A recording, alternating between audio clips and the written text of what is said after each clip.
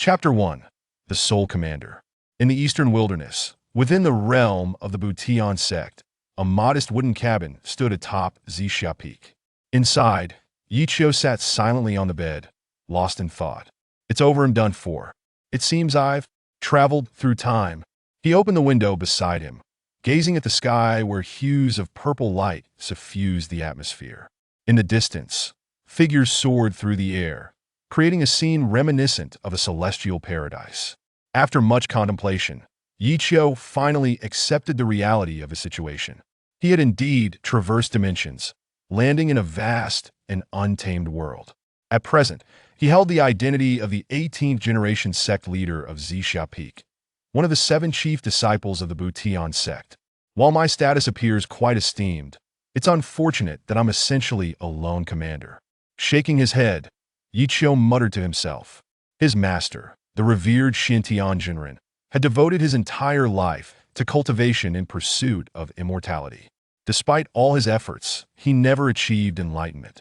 On his deathbed, unwilling to let the legacy of Zixia Peak extinguish, he had taken Yichio as his disciple.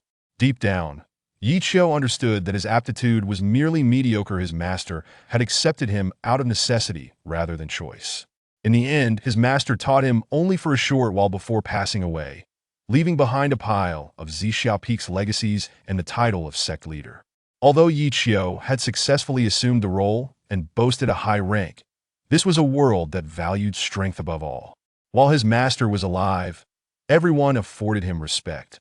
After the master's death, however, he quickly fell from grace. Yes, lack of strength is indeed a critical flaw. I must find a way to remedy this. Once he realized this, a sudden surge of determination gripped him. Ding! 10,000 times return system is binding. A system? Yichio's eyes brightened as he calmed himself to examine the situation closely. 10,000 times return system. When the host imparts or gives pills, martial techniques, or cultivation levels to disciples, he receives a substantial return, with the multiplier being random, up to a maximum of 10,000 times. After hearing this introduction, Yichio's mood lifted. Oh, interesting. With this 10,000-fold return mechanism, does this mean if I take in a disciple and pass on decades of cultivation to him, I could gain hundreds, thousands, or even tens of thousands of years of power? At this thought, Yichio felt a wave of relief wash over him. System detection. Host, Yichio. Cultivation level, Xianji second rank. Low level, akin to a small cultivator, barely noticeable among the masses. Skills none. Aptitude, mediocre, slow to achieve greatness. Attractiveness rating, 99, not bad, visually acceptable. Yichio sighed deeply. I really want to take this system out for a beating. Congratulations, host. You have received a beginner's gift pack. Will you open it? Open it. Gift pack opened successfully. You have obtained a superior quality washing marrow pill, which grants you 10 years of cultivation. As the emotionless voice of the system echoed, a mysterious energy surged into Yichio's body. Oh, this feels great. Once the energy integrated with his spiritual essence, Yichio's cultivation increased to the Xianji third rank. Only third rank? System, are you messing with me? 10 years just gives me a third rank. Host, there is no error. Any cultivation gained from time is not evaluated based on your 10 years of effort, but rather the amount of power the average person would accumulate in that time. A regular person's 10 years of cultivation results in such progress. Yichio, 10 years for just a rank, how pitiful could one be? Yet upon reflection, it made sense. In the vast wilderness, the more one progressed, the more time it took for each level. This was quite normal. Time was abundant in the Dahuang world. It was common to close oneself off for a few months or even several years. Please promptly acquire a disciple to complete the task and gain a high multiplier return. Holding the washing marrow pill in his hand, Yichio decided against consuming it for now. Who knew when it might come in handy? At that moment, knock, knock, knock. Yishirshu, are you in there? A voice called from outside, startling Yichio from his thoughts. Come in. With a creak, the rickety door swung open, revealing a remarkably handsome young man, exuding both charm and confidence. Yichio recognized him as Lu Qingfeng, the chief disciple of the Yuqing Hall. Lu Qingfeng possessed a cultivation level of Tianxiang third rank, a full rank above Yichio, making him a standout among his peers. He was affable and approachable, likely due to his status as the future heir to the sect's leadership, which fostered harmonious relations with other sect leaders, elders, and fellow disciples. Yi Shu, the sect leader summoned me to let you know that you should come to the Yuqing Hall immediately for a meeting. Given Yi Qiu's master's elevated status, Yi Qiu essentially shared a rank with the sect leader and other key figures. Thus, it was fitting for Lu Qingfeng to respectfully address him as Shu. Did sect master mention what the meeting is about? Yi Qiu asked, puzzled. In this desolate place, hardly anyone came by, so why the sudden meeting? Lu Qingfeng hesitated for a moment. It's regarding the beast rampage that occurred in the village below yesterday.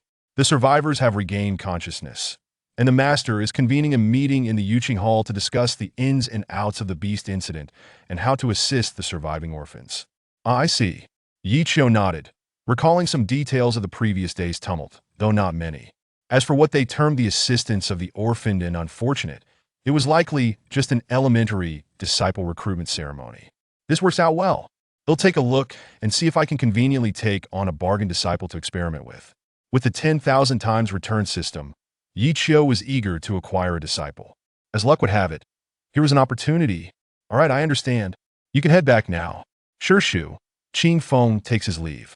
Lu Qingfeng bowed before stepping out of the small cabin, glancing back at the few humble wooden structures on Zixia Peak, shaking his head in disbelief.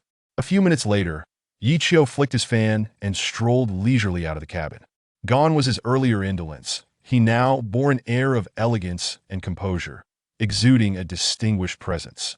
To an outsider, he might have appeared as a transcendent figure, though in reality, he was merely a small-time cultivator at the Xianji third rank. Summoning the Zixia sword, Yi Qiu executed the sword technique he had recently mastered and flew toward the Yuqing Hall. The Zixia sword, a precious artifact passed down from his master, was exceedingly rare. This might have been the only valuable possession Yi Qiu owned. In no time, Yi Qiu arrived at the Grand Hall and, upon entering, found a group of people gathered inside. These individuals were likely the surviving orphans from the recent turmoil. Yi Shidi, you sure have a knack for making us wait, Qi Wuhui, the chief of the Cangjian Peak and the sect's enforcement elder, remarked sarcastically before Yi Qiu could reach his designated seat. Yi Qiu shot Qi Wuhui a glance the elder radiated an unmistakable malice. He realized that none of the sect leaders held him in high regard. They were merely following protocol by waiting for him to arrive. Otherwise, there was no respect left for him. Aside from the snarky Qi Wuhui and the sect leader, the remaining elders avoided even making eye contact with him. Deciding to ignore their disdain, Yi Qiu turned to sect leader Meng Tianjin. Sect leader, my sincerest apologies. The journey from Zixia Peak took longer than expected. Please forgive me. It's no bother. Meng Tianzeng waved his hand in dismissal. Although he too looked down upon Yi Qiu, he responded courteously to maintain harmony within the sect. As Yi Qiu disregarded Qi Wuhui, the elder grew increasingly furious. Just a mere Xianji second-rank cultivator with no strong skills. You're rather arrogant. If it weren't for the luck of being taken in as a disciple by the late Xiantianjinren and succeeding him at Zixia Peak, you wouldn't even rank to speak in front of me. All the other elders in attendance understood how Yi Qiu had attained his leadership position, leading them to regard him with open disdain. Chapter 2. Would you be willing to take me as your disciple? All the masters have taken their seats, gazing upon the various sect leaders above. Below, a throng of youth and adolescents are filled with anticipation. As denizens of the great wasteland, the pursuit of immortality is the lifelong dream of all, yearning for the day they might truly enter the gates of the celestial sect. Master, please grant us your guidance. In the hushed hall, a young boy stepped forth from the crowd, kneeling on the ground, weeping profusely. Following his lead, others emerged one after another, beseeching Meng Tianjin to take them under his wing. After all, they had just endured the calamity of losing their families, and the pain within their hearts was unbearable. Amidst the boy's anguished sobs, his emotions spiraled out of control, inadvertently revealing a glimmer of ethereal essence concealed within his brow. A detail easily overlooked in ordinary circumstances. The masters above, witnessing this scene, were immediately struck with intrigue, as if they had discovered a precious gem. Their interest piqued. "Alas, poor child, you may rise," sighed the benevolent Meng Tianzheng. He had spent the day investigating the recent rampage of beasts at the foot of the mountain, but had found no trace. Calling upon the various sect leaders was merely to discuss the fate of these orphans. "I have been informed of your plight. Rest assured, this incident occurred at the base of my Butian sect, and we shall thoroughly investigate," he continued, glancing back at the assembled sect leaders. "However, do not rush. Uncovering the truth will require time. You may stay on the mountain to cultivate, and should any news arise, we will certainly inform you." Upon hearing Meng Tianjing's eloquent reassurances, Lin Qingzhu's heart was ashen, tears streaming down her face. The memory of her parents' final moments ignited a tempest of grief and fury within her. She longed for strength, for vengeance. Yet she comprehended that few among the masters above would genuinely assist her. Revenge could only be achieved through her own endeavors. The solitary path left before her was to seek a master, to learn, and to grow powerful enough to exact her revenge. "Brothers, what do you think?" At this juncture, Meng Tianjing cast a glance at the sect leaders behind him.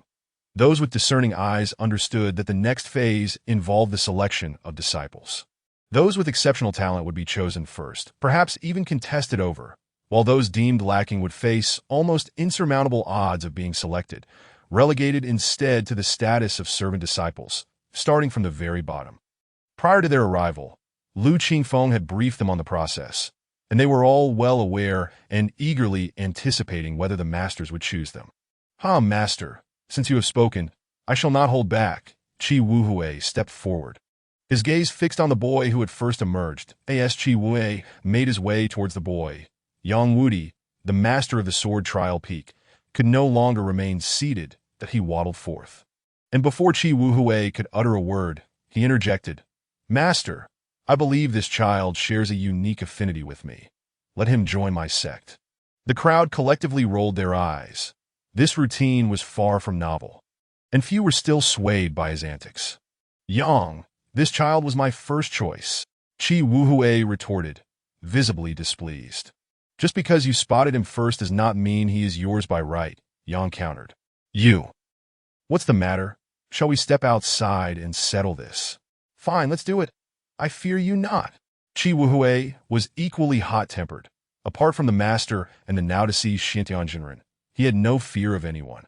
The two nearly came to blows over the dispute for a single boy.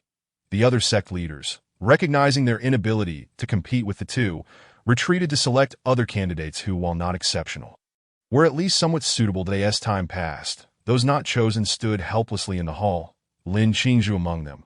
She could not fathom her shortcomings, nor why no one had selected her, that a sense of humiliation welled up within her. Her fists clenched tightly. The harsh reality had struck her a resounding blow, shattering her dreams of becoming strong. Now, with no one to choose her, she was left with but one path: to start as a servant disciple.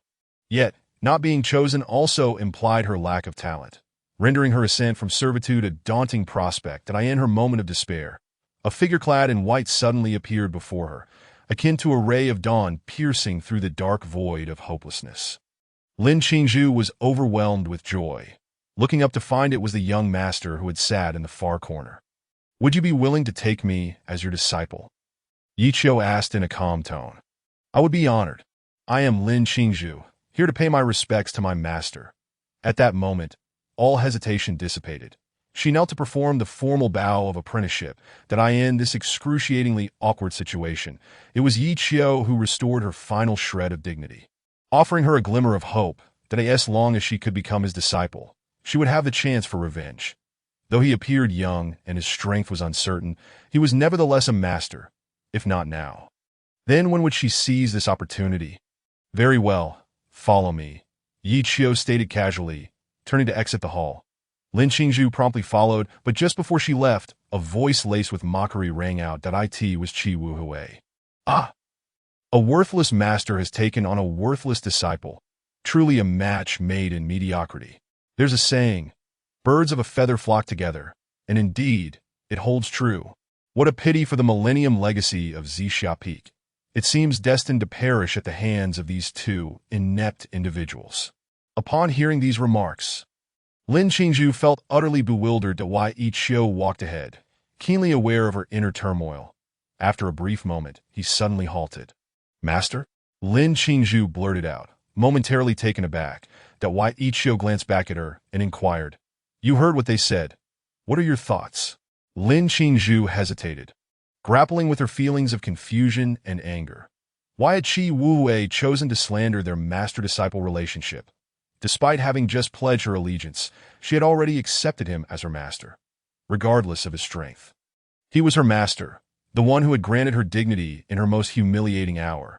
She could tolerate others disparaging her, but she would not allow anyone to insult her master. "Master, I may not grasp the profound principles of the world, but I do know one thing. Once a disciple, always a father figure.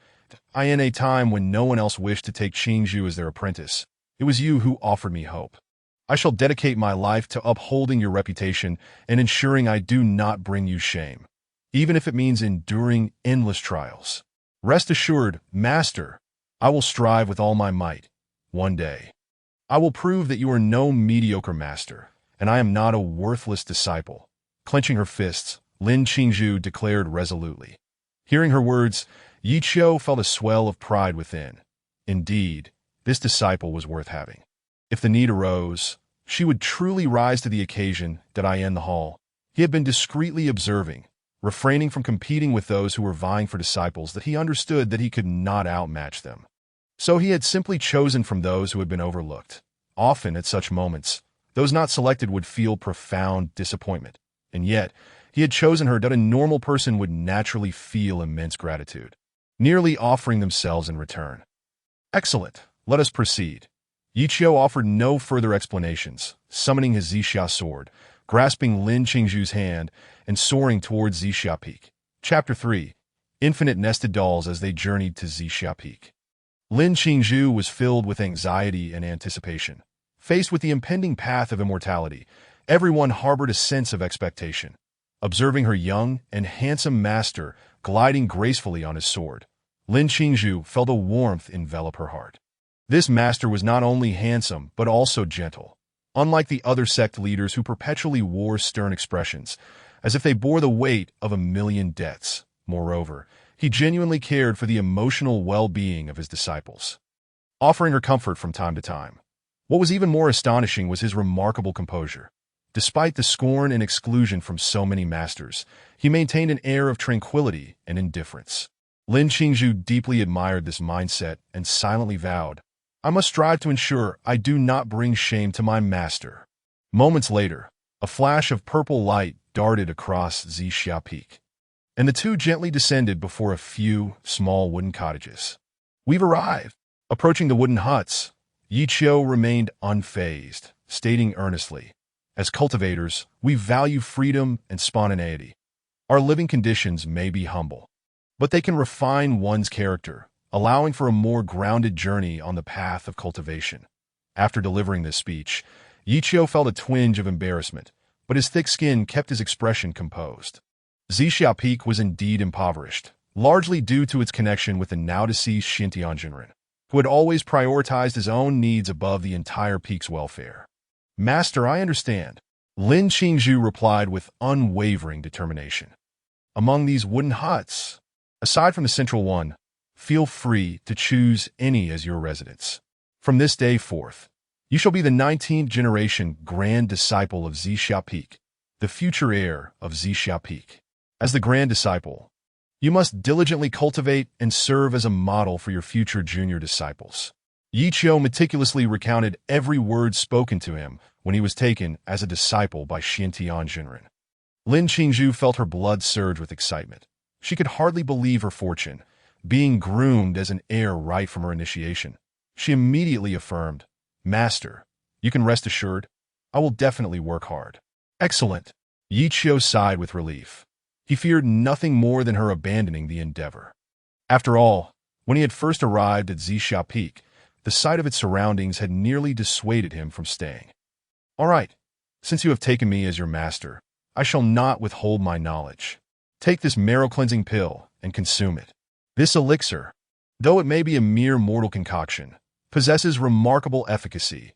capable of purging the impurities from your body, allowing you to swiftly perceive the presence of qi. With these words, Yi Qiu slowly produced the cleansing elixir he had just received as a reward from the system and handed it to Lin Qingzhu. Stunned, Lin Qingzhu accepted the pill, her heart overwhelmed with emotion. Master this. She had only just become his disciple, and yet her master had already bestowed upon her a cleansing elixir. Previously, Lu Qingfeng had informed them that in the path of cultivation, aside from personal talent and innate abilities, another crucial aspect was the possession of rare treasures and miraculous elixirs. Most of these precious resources were tightly held by the heads of various sects, who were notoriously stingy and reluctant to squander such invaluable items. This was precisely why they fervently competed for disciples with superior talents. Lin Qingzhu never expected her master to be so generous, rewarding her with a superior elixir upon her arrival. The gesture moved her so deeply that she felt as if she could offer herself in gratitude. "Thank you, master. I shall not disappoint you." Without a moment's hesitation, Lin Qingzhu consumed the cleansing elixir, but a warm sensation enveloped her body as a wondrous force surged within, swiftly expelling the impurities.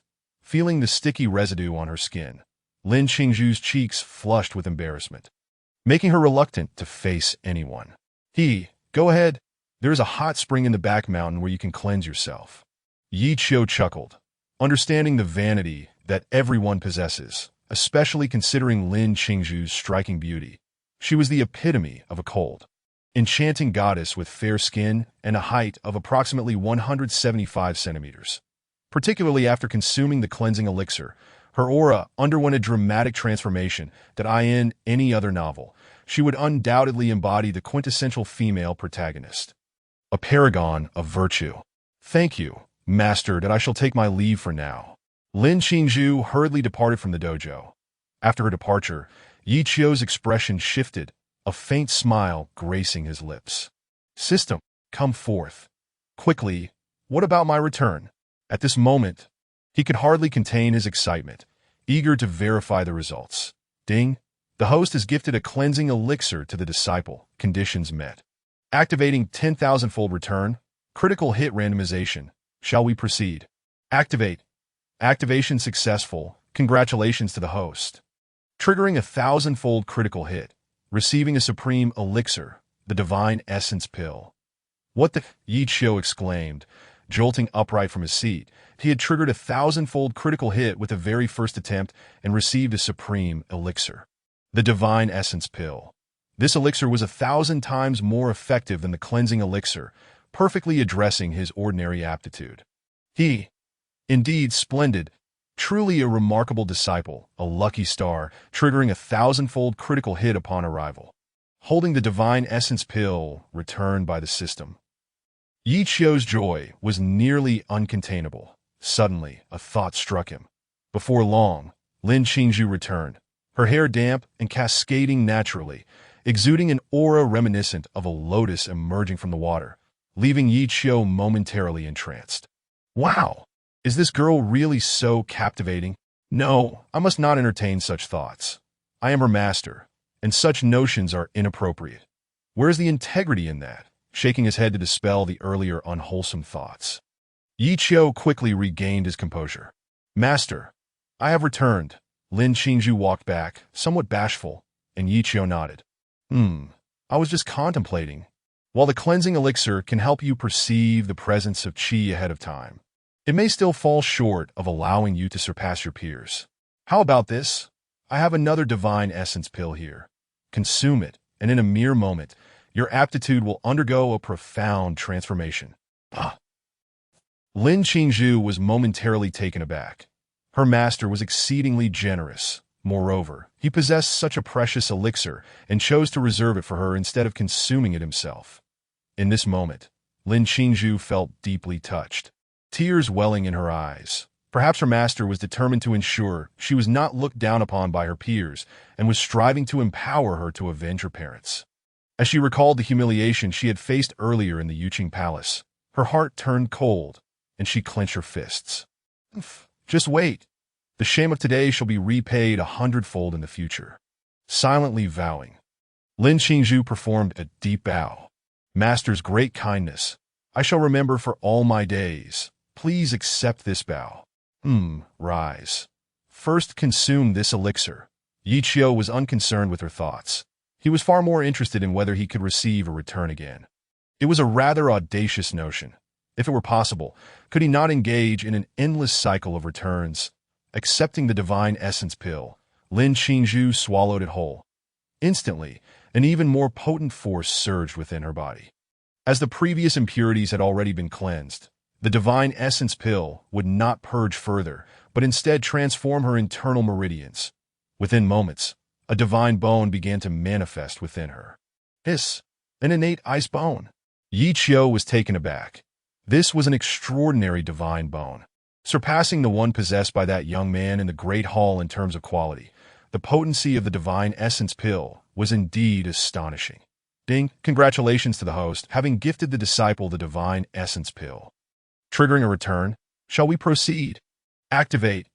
Activation successful. Triggering a hundredfold critical hit, receiving an immortal essence pill.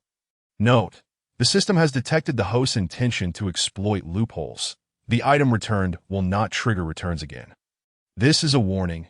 It is hereby stated that items returned by the system will not trigger returns again if gifted. Hearing the warning, Yi Qiu's heart tightened, but upon realizing it was merely a warning, he breathed a sigh of relief. Thankfully, he had not gambled incorrectly. Although he could no longer engage in an endless cycle, he had successfully accomplished it once. The gamble had paid off. The ordinary elixir had transformed into a supreme elixir. The divine essence pill directly evolving into an immortal pill. The most elite of all elixirs. Ha! I have struck it rich. Yi Qiu nearly erupted in maniacal laughter, but in front of his disciple. He quickly composed himself. Ahem, calm. This mere immortal pill is just the beginning. Chapter 4. Master will enter seclusion for a time when Lin Qingzhu awoke once more, feeling the changes within her body.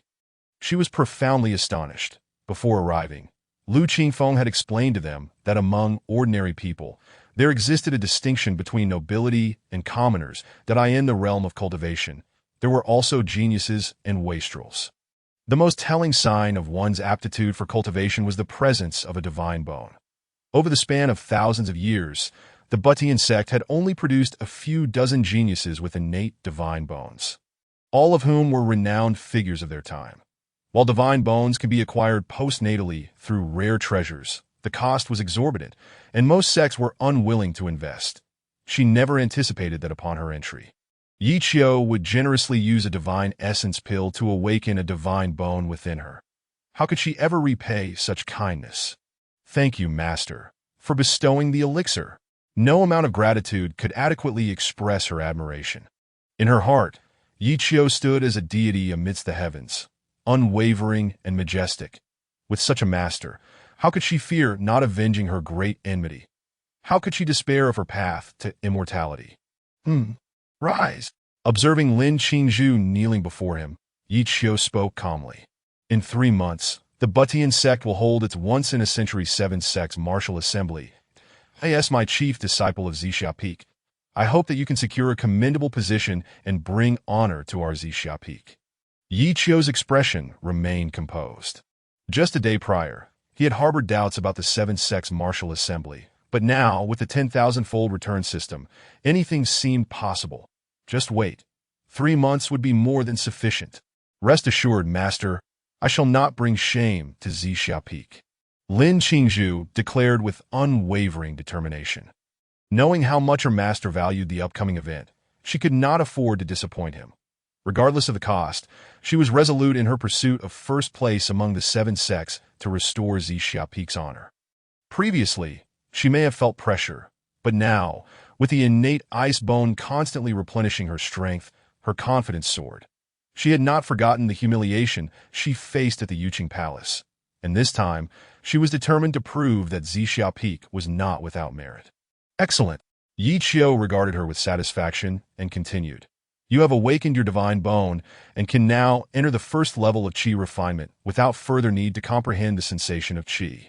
With that, he retrieved a book from behind him and handed it to her. This book is the Zixia Peak's foundational cultivation method, the Zixia Sutra.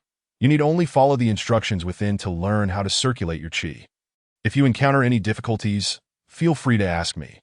I understand, Master. Lin Qingzhu accepted the Zixia Sutra as if it were a precious treasure. This marked her true entry into the path of immortality. Following this, Yi Qiu instructed her on some fundamental knowledge and specialized terminology to ensure she could comprehend the text. Very well. You may return to rest now. Starting tomorrow at dawn, you shall practice at the Wangduan Cliff. Complete 3 tasks daily. Do not indulge in play or neglect your studies. Once you reach the Xianji realm, I shall teach you the Zixia sword technique. I shall remember, Master. Yi Qiu waved his hand. Continuing, I will be entering seclusion for several days. Should you encounter any questions during your training, do not rush to resolve them. Wait until I emerge from seclusion, and I will provide you with answers. Master, you may proceed to enter seclusion. I, Qingzhu, shall not neglect my studies and will diligently cultivate. Go ahead. With a gentle wave of his hand, Lin Qingzhu departed from the temple and returned to her quaint wooden cottage. Eagerly, she opened the Zixia Sutra, yearning to explore the profound mysteries of the celestial techniques within its pages. Within mere minutes, she astonishingly found herself able to channel the qi within her body. This divine bone possesses such remarkable efficacy, she mused in wonder. Incredible! I never anticipated that my master would invest such effort to awaken my divine bone. Regardless of the circumstances, I must not disappoint my master's expectations that I shall strive in my cultivation to secure a commendable rank in the martial arts competition in 3 months. Resolute, Lin Qingzhu entered a state of cultivation without waiting for tomorrow. Her foremost desire was to swiftly break through to the profound finger realm, so that when her master emerged from seclusion, she could present him with a delightful surprise. Meanwhile, Yi Qiu had already left the temple and entered the secluded cave on the back mountain. This cave served as a designated place for seclusion on Zixia Peak, in Yi Qiu's memories. His master had spent a considerable portion of his life within these walls. Now, he too sought refuge here, for it was a tranquil space free from disturbances, perfectly suited for contemplation. Upon entering the cave and closing the door, Yi Qiu eagerly commanded, "System, initiate the return." Ding! You have imparted the Zixia divine art to your disciple, triggering a critical return. Would you like to activate it? Activate. Congratulations, host. You have triggered a 10,000-fold critical strike, obtaining a divine level heart technique and an original true understanding. Wow, divine level. Holy cow. This is truly a windfall. In an instant, a torrent of ancient runes and complex scriptures flooded his mind. Would you like to learn? Learn. Moments later, the once obscure scripture became clear to Yi Qiu. He merely needed to gradually comprehend its intricacies to master it fully. Perfectly timed, he planned to consume the celestial essence pill, which might allow him to break through to the profound finger realm and directly attain the heavenly aspect, producing the celestial essence pill that had just been returned by the system. A manic grin spread across Yi Qiu's face. Hee, I'm going to consume you now, but don't worry. I'm very gentle. He swallowed it whole, and an immense surge of power instantly coursed through his body. Within moments, his being was saturated with a piercing celestial force, nearly overwhelming his form. Holy smokes, the potency of this celestial pill is astounding. I underestimated it. Indeed, the journey must be undertaken step by step. To ascend in one leap requires a heavy toll. Yi Qiu was currently paying that price. The power of the celestial pill reverberated through his limbs, quickly staining his garments with blood as Yi Qiu's expression contorted in agony.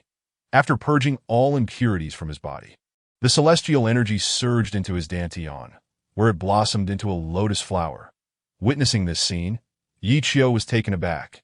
Unlike Lin Qingzhu, who was oblivious to the intricacies of cultivation, he understood the significance of this flower. The flower of the great Tao, innate Tao body.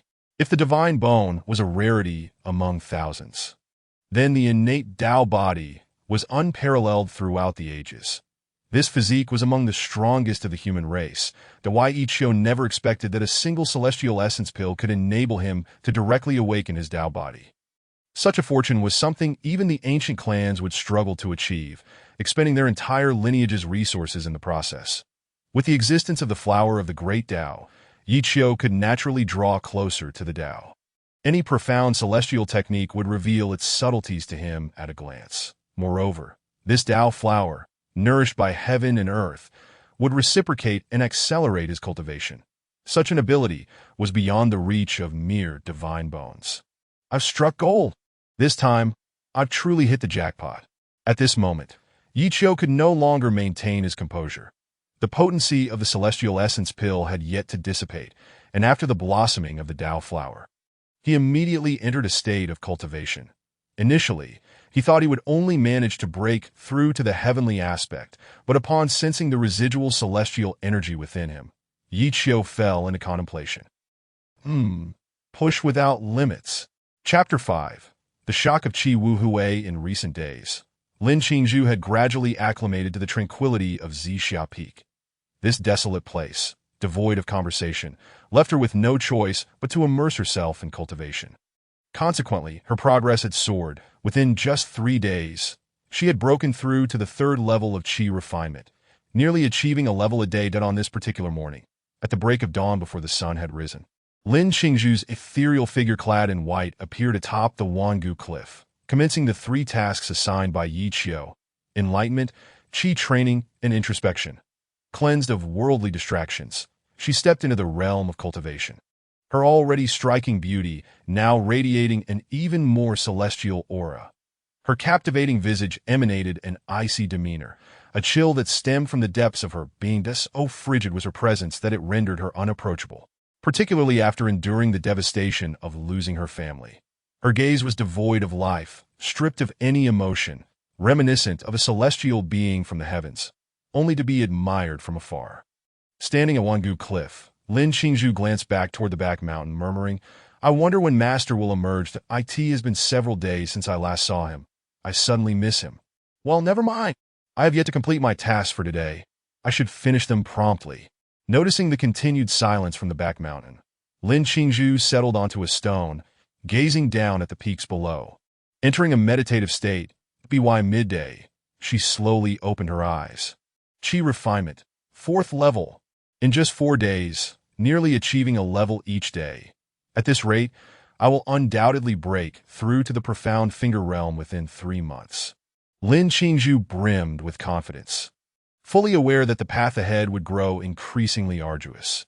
Yet her innate talent and aptitude had already surpassed the prodigious disciples of the various branches of the Butian sect.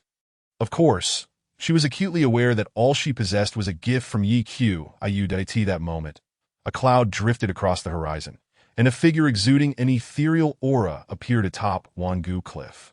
Upon seeing the elder, Lin Qingzhu's heart skipped a beat, and she hurriedly bowed, saying, "Disciple Lin Qingzhu pays respects to the sect master."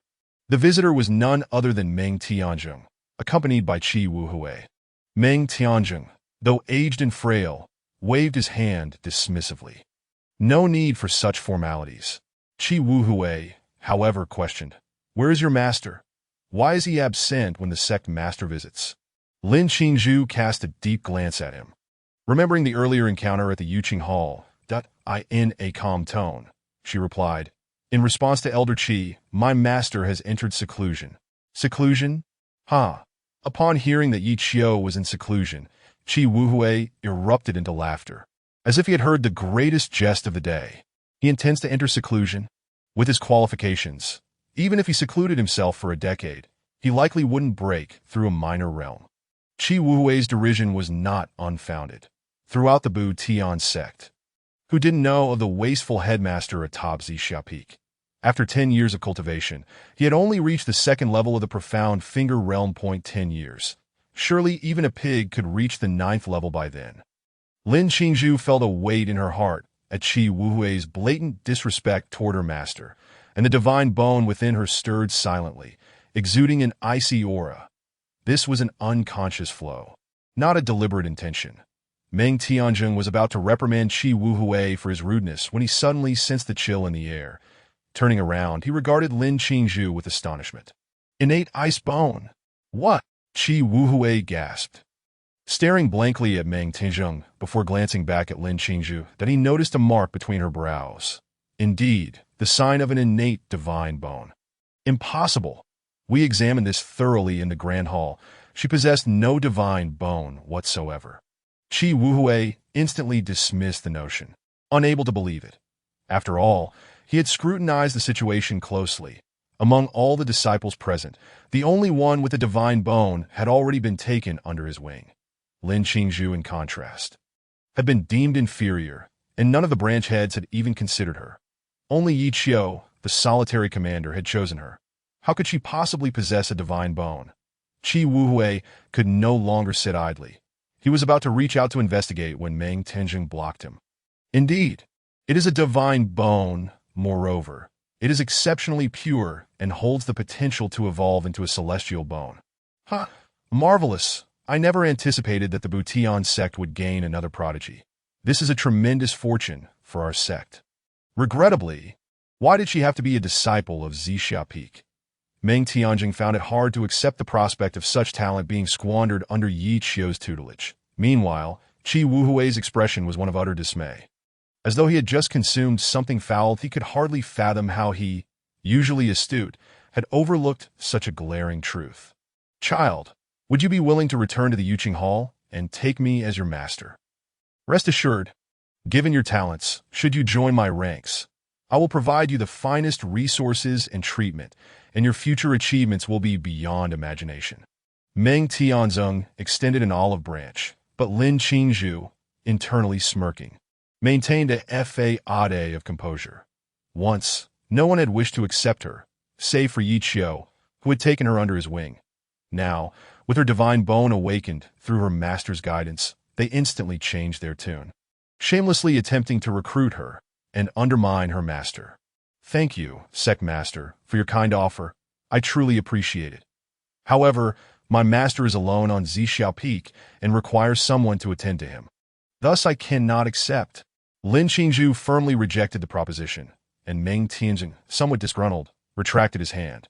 With his cunning and experience, he could easily discern Lin Qingzhu's underlying message that Yi Qiu is not a disabled person. He has spent a decade alone on Zixia Peak without any issues. Why would he need Lin Qingzhu to take care of him? Well, it is as it is. Since your master-disciple bond is profound, I shall not press the matter. By the way, before your master entered seclusion, did he impart to you any cultivation methods?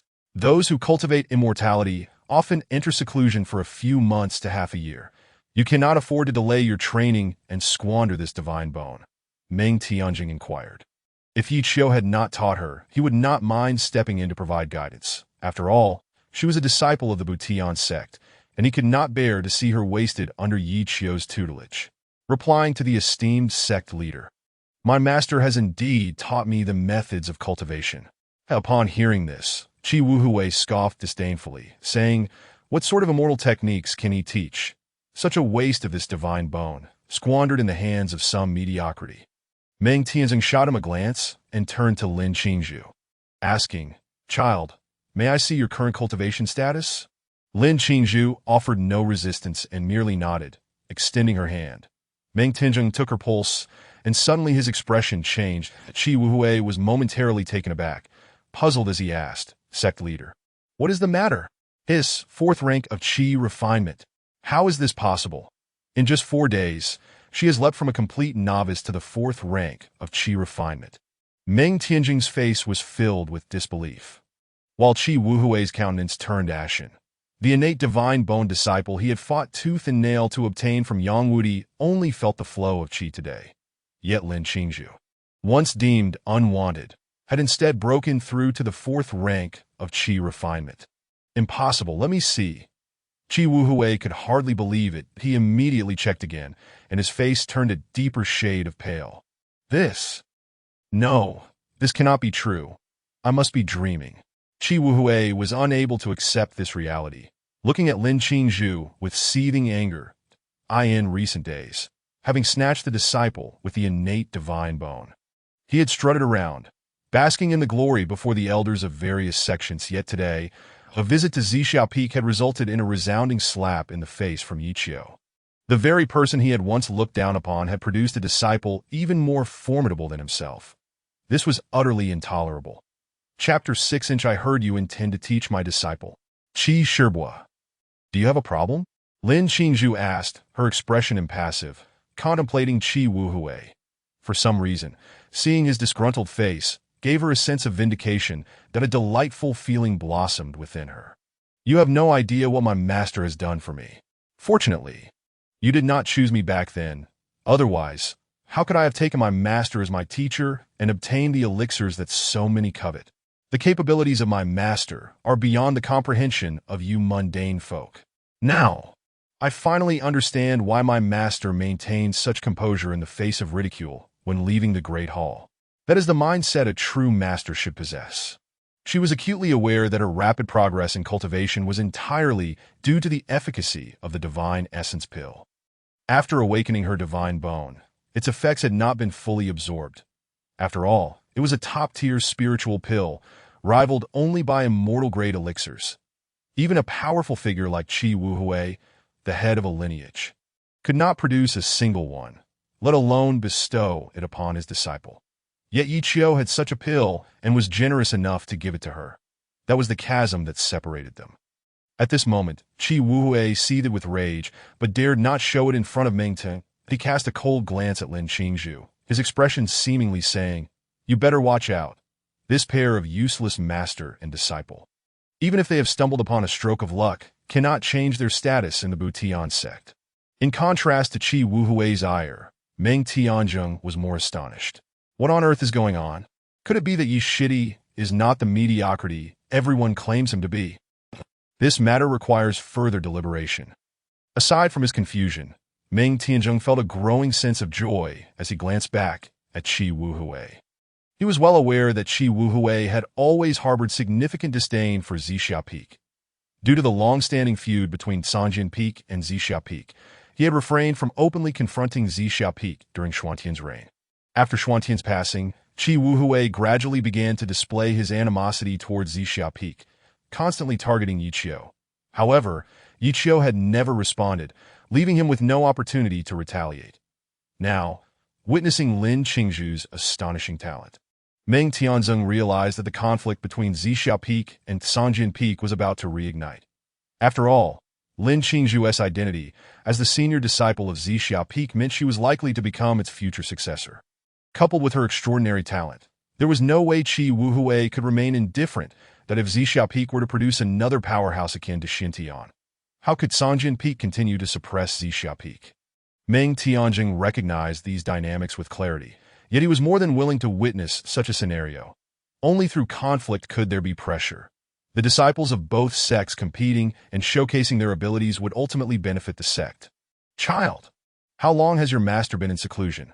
Did he mention when he would emerge?" Meng Tianzheng inquired, for his visit to Zixia Peak was not solely to observe Lin Qingzhu's cultivation. Lin Qingzhu hesitated briefly before responding. "My master did not specify. But if the esteemed sect leader has matters to discuss, I can relay them to him." It is nothing of great urgency. The IT is merely to inquire whether Zixia Peak intends to participate in the 7 lineages martial gathering in 3 months. Currently, Zixia Peak had only one disciple, yet there were 7 available slots for participation, which was indeed insufficient. However, as a lineage of the Butian sect, even with just one disciple, it was necessary to inquire about their intention to participate. This was his duty as the sect leader, ensuring no lineage was overlooked. The 7 lineages martial gathering. Upon hearing this, Lin Qingzhu's eyes lit up that Yi Qiu had already mentioned this event to her before entering seclusion. She promptly replied, "Esteemed sect leader, my master has informed me that Zixia Peak will indeed participate." Splendid. Meng Tianzheng nodded in satisfaction, eagerly anticipating how much Lin Qingzhu would progress in the next 3 months. Qi Wuhui, however, scoffed, saying, "It seems your master is quite confident about this gathering." "Qi Shibua, you jest. Rest assured, should I encounter disciples from Sanjian Peak during this gathering, I will certainly show mercy," Lin Qingzhu replied with a tranquil smile. Exuding composure, the Qi Wuhui's face turned crimson with fury. "You impudent girl, speaking such arrogant words, truly like master, like disciple. Do you genuinely believe that by following your worthless master, you can learn anything of value?" Lin Qingzhu furrowed her brow and retorted, "You need not worry about that, Qi Shibua. You should concern yourself instead that if your disciples were to lose to me, the so-called disciple of a worthless master, that would certainly be a slap in your face. You.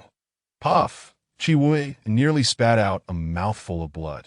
This girl, appearing quite demure, had a tongue that could sting, nearly infuriating him to death. She was just like her master. Impudent girl, showing disrespect to your elders. Today, I shall teach you a lesson on respecting your teacher and the Tao. As his anger surged, Chi Wuhui was about to strike when a tremendous sound erupted from the back mountain. What is this? Meng Tianjing exclaimed, sensing a powerful aura emanating from the back mountain. The force was astonishing. Could it be that there are still elders on Zixia Peak who have not passed away? Meng Tianjing was taken aback, and Chi Wuhui's face turned a shade of gray. Master has emerged from seclusion. Unlike the astonishment of the two, Lin Qingzhu was filled with joy. She had been startled earlier, not realizing that her words would provoke Chi Wuhui to such an extent. Now, there was no way she could be Chi Wuhui's opponent, but to her surprise, at this pivotal moment, Yi Qiu had indeed emerged from seclusion. She could sense that powerful aura, one she recognized well. It belonged to her master, who had been in seclusion for a long time. What? Yi Qiu, upon hearing Lin Qingzhu's exclamation of delight, both men's brows furrowed in shock. This was impossible. The aura was at least that of a Wujijing expert. Yet had Yi Qiu not just been at the second rank of Xianji? As the two pondered this, a streak of clouds flashed across the sky, and in an instant a white figure appeared beside them. Dressed in flowing white garments, walking leisurely, emanating an aura of immortality, he instinctively gave off an impression of being beyond reach. Hiss!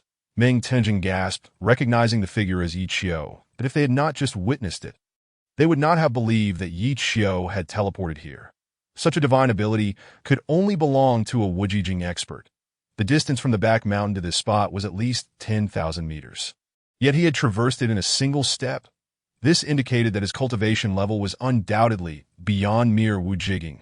In contrast to Meng Tianjing's astonishment, Chi Wuhui's face had turned a ghostly white. He could hardly believe that Yi Qiu had broken through to Wujijing, and from the distance of the teleportation, it seemed his cultivation was nearing the realm of Shinsong. No, he refused to accept this as reality. Just 4 days ago, he had been a mere novice at the second rank of Xianji. How could he have advanced to Wujijing in such a short time? Had he been concealing his strength all along? With this thought, Chi Wuhui's face turned ashen. It must be true. He has been concealing his true abilities all along, that if he were truly as worthless as the legend suggests, how could a formidable figure like Master Xiantian possibly take him as a disciple? Disciple respectfully welcomes Master back from seclusion. Upon seeing Yi Qiu again, Lin Qingzhu felt as if she had found her anchor and promptly bowed in reverence. All right, rise. Yi Qiu replied with a faint smile, assisting her to her feet, but he was already aware of the events that had transpired moments ago. Casting a glance back at Chi Wuhui, he revealed a knowing smile. Brother Chi, I hear you intend to instruct my disciple. Chapter 7. My disciple is not for you to critique faced with Yi Qiu's inquiry. Chi Wuhui felt a flicker of unease within, but he quickly regained his composure. Junior Brother Yi, your disciple is arrogant and dismissive of her elders, that if not properly guided, she is bound to cause great calamity in the future. Seeing you in seclusion, I meant no harm in stepping in to offer my assistance. Please do not take offense. Oh, is that so? Yi Qiu chuckled softly. This disciple of mine, regardless of her faults, is merely a domestic matter for Zixia Peak. I shall manage her myself. It is not for brother to meddle, is it? The people of Zixia Peak are far from extinct. As soon as the words left his mouth, a powerful aura surged forth. The expressions of the three shifted dramatically. Hiss, Master is unexpectedly strong. Lin Qingzhu was taken aback. Initially, she had believed her master to possess merely the strength of a second-tier Xianji, as the rumor suggested. Now, feeling the terrifying pressure, she was profoundly shaken. What moved her even more was that Yi Qiu had stood up to Chi Wuhui for her sake. It was common knowledge that Chi Wuhui was the most formidable figure in the entire Butian sect, second only to Meng Tianjing. Master, Lin Qingzhu felt deeply touched. gazing at the figure clad in white, who seemed to grow even more imposing before her eyes. She had thought that after experiencing the devastation of losing her family, she would never encounter someone who truly cared for her again. Yet here was her master, willing to protect her and take a stand on her behalf. Lin Qingzhu opened her mouth to persuade Yi Qiu, believing that the slight grievance she had suffered was trivial and not worth him offending Qi Wuhui. However, when the words were on the tip of her tongue, they failed to materialize that moment. As Yi Qiu's aura erupted, Meng Tianjin cast a look of astonishment. This aura, it vaguely contains a hint of celestial essence. What cultivation level does he possess at this moment? Hard to believe. His strength is not as woeful as the rumors suggest, yet he has endured a decade of humiliation without a word of explanation. This individual possesses a truly terrifying disposition. Had it not been for his disciple, he likely would have continued to conceal his strength. After observing Yi Qiu for a moment, Meng Tianjin chose not to intervene. This was a long-standing conflict between Sanjian Peak and Zixia Peak. And as the sect leader, he could not afford to show favoritism to either side. Qi Wuhui, meanwhile, wore a grim expression, his face devoid of emotion as he regarded Yi Qiu, but he had come to realize that Yi Qiu's strength was not merely the second tier of Xianji, as the rumors had indicated. From the aura he was currently exuding, his strength was at least above the Wujing level. However, this revelation did not instill fear in him. Junior brother Yi, your disciple shows no respect for her superiors and disregards the rules of the sect. As the elder in charge of discipline, am I not permitted to intervene? Qi Wuhui retorted coldly, his own aura gradually erupting to counter Yi Qiu's overwhelming presence. The rules of the sect. Yi Qiu dissipated his aura and strolled leisurely to the edge of the cliff, gazing towards Sangjian Peak. Since Brother Qi wishes to discuss the rules of the sect, let us delve into this matter. What do you mean? Qi Wuhui's countenance darkened. He was uncertain of Yi Qiu's intentions. Brother Qi, as the elder in charge of discipline, you are surely well versed in the regulations of our sect. Let us consider a scenario. If a disciple of our sect were to oppress the common folk, forcibly abduct maidens, and take the lives of innocent citizens, according to the rules, what should be the consequence? Without a moment's hesitation, Qi Wuhui replied, by the rules, their cultivation should be abolished, and they should be expelled from the sect. Upon hearing this, a subtle smile played at the corners of Yi Qiu's mouth, revealing a knowing expression. That moment, Qi Wuhui felt an ominous premonition. Indeed, when Yi Qiu replied with a calm smile, he said, it seems Brother Qi is quite familiar with the rules. If I recall correctly, there exists a disciple under your Sangjian Peak who, relying on his formidable strength, has oppressed the common people, repeatedly abducting women from the foot of the mountain only to toy with them to their deaths. Exhibiting a truly ruthless nature. According to the rules, should he not be stripped of his cultivation and expelled from the sect? Oh, I just remembered. That disciple happens to be your son, Brother Qi, does it not? No wonder he has been able to roam freely on the mountain. That certainly makes sense. Yi Qiu feigned a look of enlightenment. Lin Qingzhu's eyes widened in surprise as she observed Yi Qiu's cunning side. It was evident he had set a trap for Qi Wuhui, compelling him to dig his own grave. Upon hearing this, Qi Wuhui could no longer hide the turmoil within him as the fuse had been lit, leading directly to his beloved son. Junior brother Yi, one must speak with evidence. Although our two factions have always been at odds, there is no need for you to resort to slander. Evidence? Yi Qiu regarded Qi Wuhui's treacherous expression with a cold smile. What if I were to produce evidence? As the elder in charge of discipline, surely you would not turn a blind eye to misconduct. The moment these words left his mouth, Qi Wuhui was drenched in cold sweat, casting a desperate glance at Meng Tianjin. Witnessing his state of disarray, Meng Tianjin shook his head in disappointment that he could not fathom that the elder in charge of discipline, Qi Wuhui, could be outmaneuvered by a mere youth. Yet he could not help but admire Yi Qiu, who outwardly appeared quite innocent, yet was so cunning beneath the surface. Meng Tianjin was aware of the issues concerning Qi Hao, but, due to his unique position, chose to turn a blind eye. After all, in the eyes of cultivators, the death of a mortal was of little concern. This was a world where myriad races competed for supremacy. Survival of the fittest prevailed, and only the strong held sway. As he gazed at the violet clouds in the sky, Meng Tianjing suddenly spoke. Junior brother Yi, your Zhixiao Peak is indeed picturesque, rich in spiritual energy. Beneath our feet, there is surely a spiritual vein. No wonder Master Xintian has never left Zhixiao Peak all these years. It all makes sense now. Yi Qiu scrutinized him for a moment, understanding that he was deliberately diverting the topic to suppress the current issue. With a cold smirk in his heart, he felt it was time to acquiesce. Provoking Qi Wuhui would yield no benefits, as he too was a formidable sect leader. Should conflict arise, Yi Qiu was not yet his match, that it was better to go with the flow and grant Meng Tianjing a favor. Moreover, as long as this leverage remained, Yi Qiu could hold Qi Wuhui's fate in his hands. Truly worthy of being the sect leader, you have effortlessly discerned the secrets of Zhixiao Peak. I, as a junior, am in awe, Yi Qiu replied with a smile, following his lead. Meng Tianjing cast a satisfied glance at him and continued, time is of the essence. Let us return to the main topic.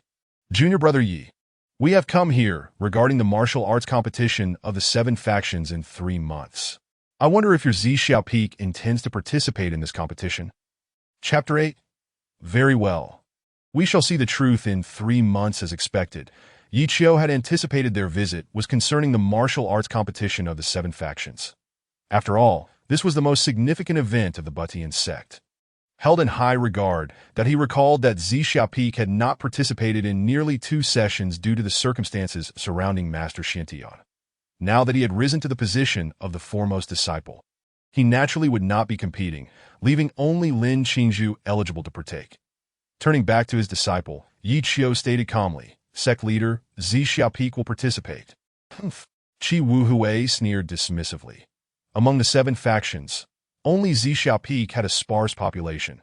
The other factions selected their participants through rigorous elimination processes, ensuring only the most talented disciples emerged. Their strengths were undoubtedly formidable, a true gathering of prodigies that in contrast, Zhixiao Peak had but 1 disciple. There was no selection process at all. Moreover, she was merely a novice. Even if she were to participate, what sort of ranking could she possibly achieve?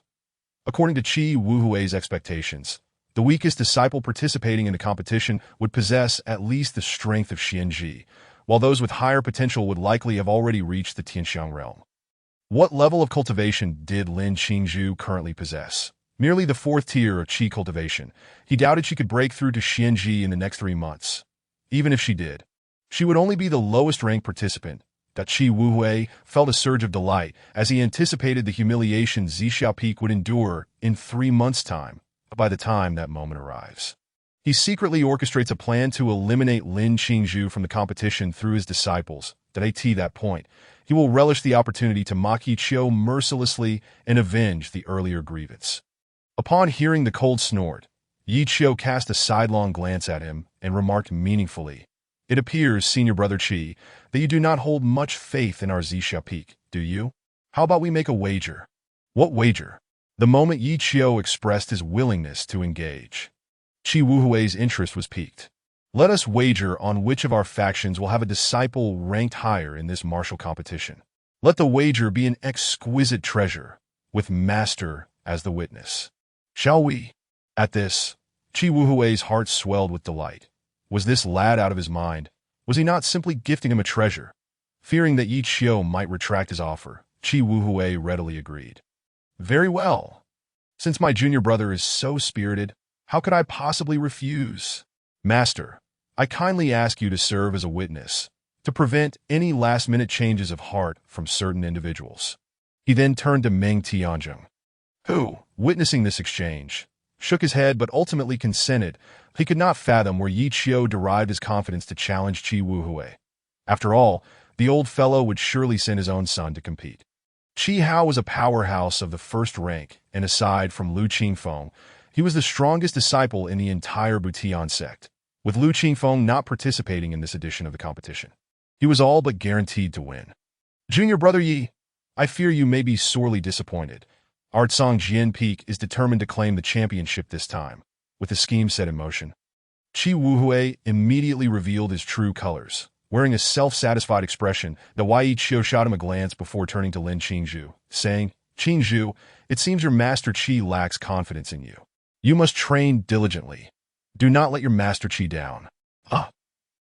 Suddenly called out by her master, Lin Qingzhu became tense. She understood that all of Yi Qiu's hopes rested on her shoulders. The pressure intensified. If she were to fail, it would surely bring disgrace to her master. "Master, rest assured, I will do my utmost to ensure that Master Qi is not disappointed." Lin Qingzhu spoke with unwavering determination.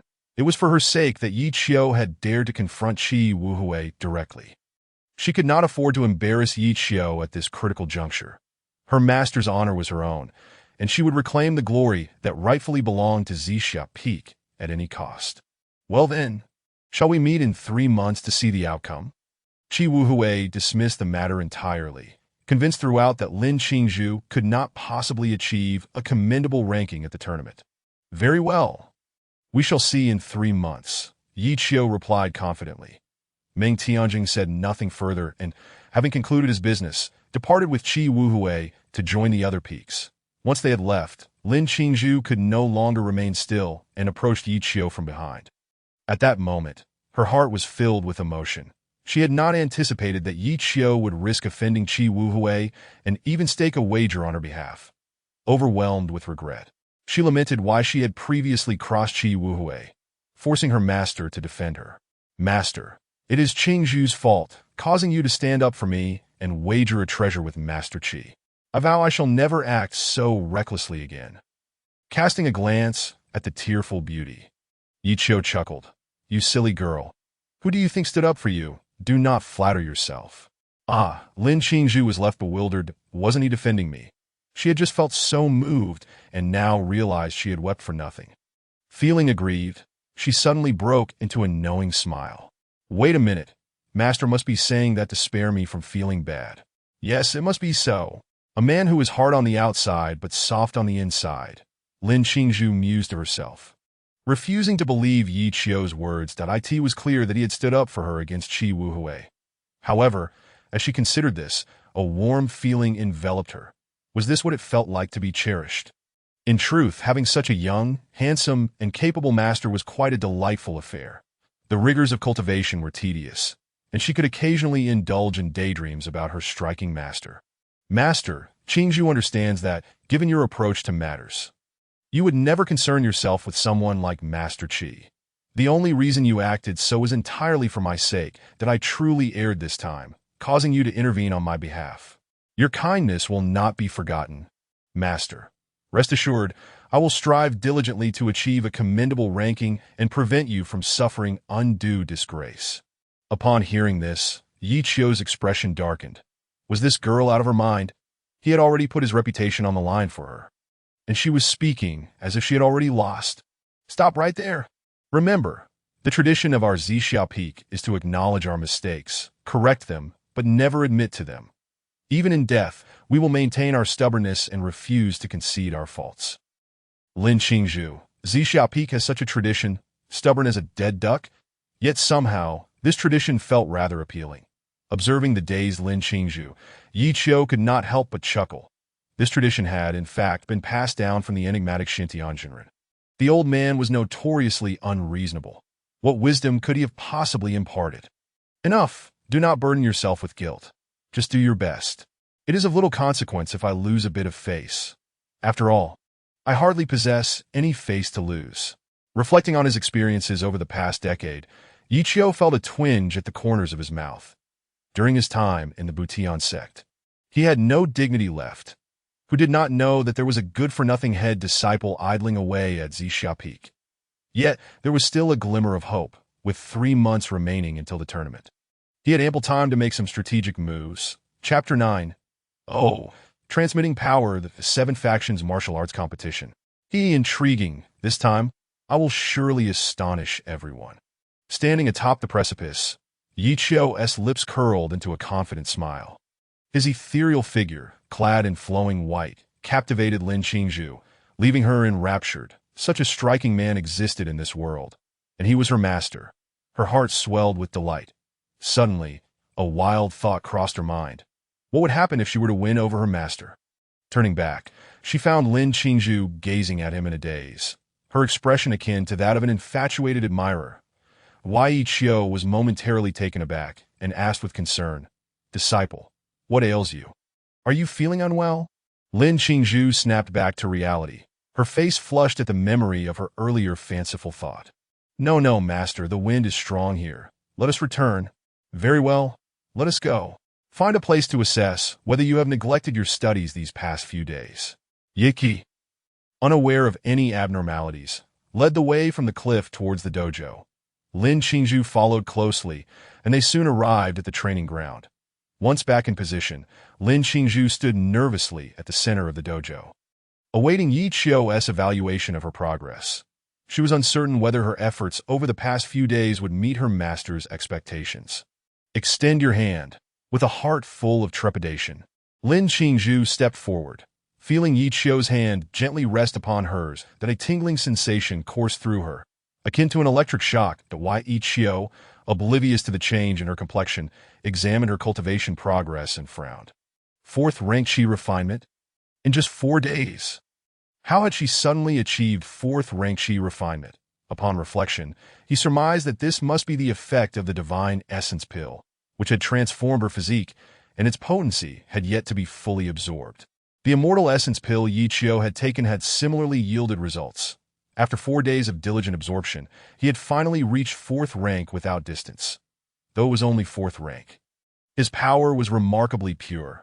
Under the purification of the immortal medicine, his 4th rank cultivation was comparable to 9th rank, even reaching the realm of divine storage. Moreover, his aura was complex, a mixture of spiritual and immortal energy, leaving others baffled. This complexity was also why Yi Qiu had felt emboldened to confront Qi Wuhui earlier. Qi Wuhui could not discern his true cultivation level. "Master, Qingzhu's aptitude is lacking. I have only attained 4th rank Qi refinement, failing to meet your expectations." Seeing Yi Qiu remain unfazed, Lin Qingzhu felt a twinge of disappointment, believing she had fallen short of his ideals. To her surprise, Yi Qiu suddenly shot her a glance. "In just 4 days, you have broken through to 4th rank Qi refinement. What more do you desire?" "That sort of talk is only suitable for me. Do not go around saying such things, or someone might just take you down." How infuriating! Just 4 days ago, that prodigy from Songjian Peak had yet to reach 1st rank Qi refinement, while she had already achieved 4th rank and was still dissatisfied, claiming her aptitude was poor. What utter nonsense! If he had cultivated at such a pace back in the day, would he have endured years of humiliation? Lin Qingzhu was left dumbfounded by Yi Qiu's sudden shift in demeanor. It was the first time she had seen him exhibit such an expression, akin to discovering a new world. It turned out her master was not so stern after all. She suddenly thought, "This master is quite amusing." Lin Qingzhu felt a surge of joy, initially fearing that her performance would disappoint him. Yet, it was not the case, which relieved her greatly. Yes, 4th rank Qi refinement. To reach the Xianji realm, it will take at least a few months. Time may be running short. Muttering to himself, Yi Qiu suddenly had an epiphany. Of course, I can transmit my power. How could I have forgotten this? Yi Qiu jolted awake. He possessed the 10,000-fold return system. Unlike others, he was not afraid to transmit power, fearing a decline in his own cultivation. "Master, what is the matter?" As Yi Qiu stood frozen in place, Lin Qingzhu curiously inquired. Yi Qiu quickly regained his composure, instantly donning a mischievous smile, his gaze fixated on Lin Qingzhu as he scrutinized her from head to toe. A shiver coursed through Lin Qingzhu's heart, her body tensing involuntarily. That smile, those eyes. Could it be that my master harbors feelings for me? What should I do? If he desires something, should I acquiesce or not? If I agree, might he perceive me as too casual? If I refuse, given how kind he is to me and his handsome demeanor, how could I bear to turn him down? In that fleeting second, countless thoughts raced through Lin Qingzhu's mind. Observing her lost in thought, Yi Qiu's lips twitched, bemused by the antics of this foolish girl. "My disciple, I have been contemplating, and you bear the dignity of our Zixia Peak. In this martial gathering, you must secure the championship. However, 3 months is far too brief. At your current pace, it seems unlikely you will be ready in time. After much deliberation, I have decided to impart my skills to you. Upon hearing this, Lin Qingzhu felt a sudden wave of disappointment, reluctantly responding. She had built up her expectations, only to find it was merely a transmission of skills. Noticing her crestfallen expression, Yi Qiu's mouth twitched in frustration. What expression is this? I offer you the chance to receive my skills, and you are displeased? This is something many would covet. After a moment, Lin Qingzhu suddenly regained her senses. Wait, master, are you saying you wish to impart your skills to me? She had been lost in her thoughts earlier, and had not been paying attention. Now, realization struck her, leaving her utterly astonished that Yi Qiu was actually going to transmit his skills to her. She could hardly believe it, knowing that cultivators value their own martial prowess above all else. Such an act would only occur with someone they hold dear. Lin Qingzhu never anticipated that Yi Qiu would choose to bestow his skills upon her. Did this not signify that, in his heart, she was the one closest to him? With this thought, Lin Qingzhu's heart swelled with joy and excitement. She was deeply moved to discover how much her master cared for her. His repeated insistence on the dignity of Zixia Peak was merely a pretext. The mere notion of dignity paled in comparison to the power he was willing to share. Indeed, Yi Qiu replied nonchalantly. After careful consideration, I have concluded that only through imparting my skills can you achieve rapid growth. This martial gathering concerns the dignity of Zixia Peak. I do not wish for you to lose. Do you understand? Lin Qingzhu solemnly nodded. She was acutely aware that this was not merely about the peak's honor, and he was evidently worried about her safety in the competition, hence his decision to transmit his skills. A man who feigns toughness, yet harbors a tender heart, he is clearly concerned for me, yet insists it is for the sake of Zixia Peak. Very well. Come here and sit before me. Enter a meditative state.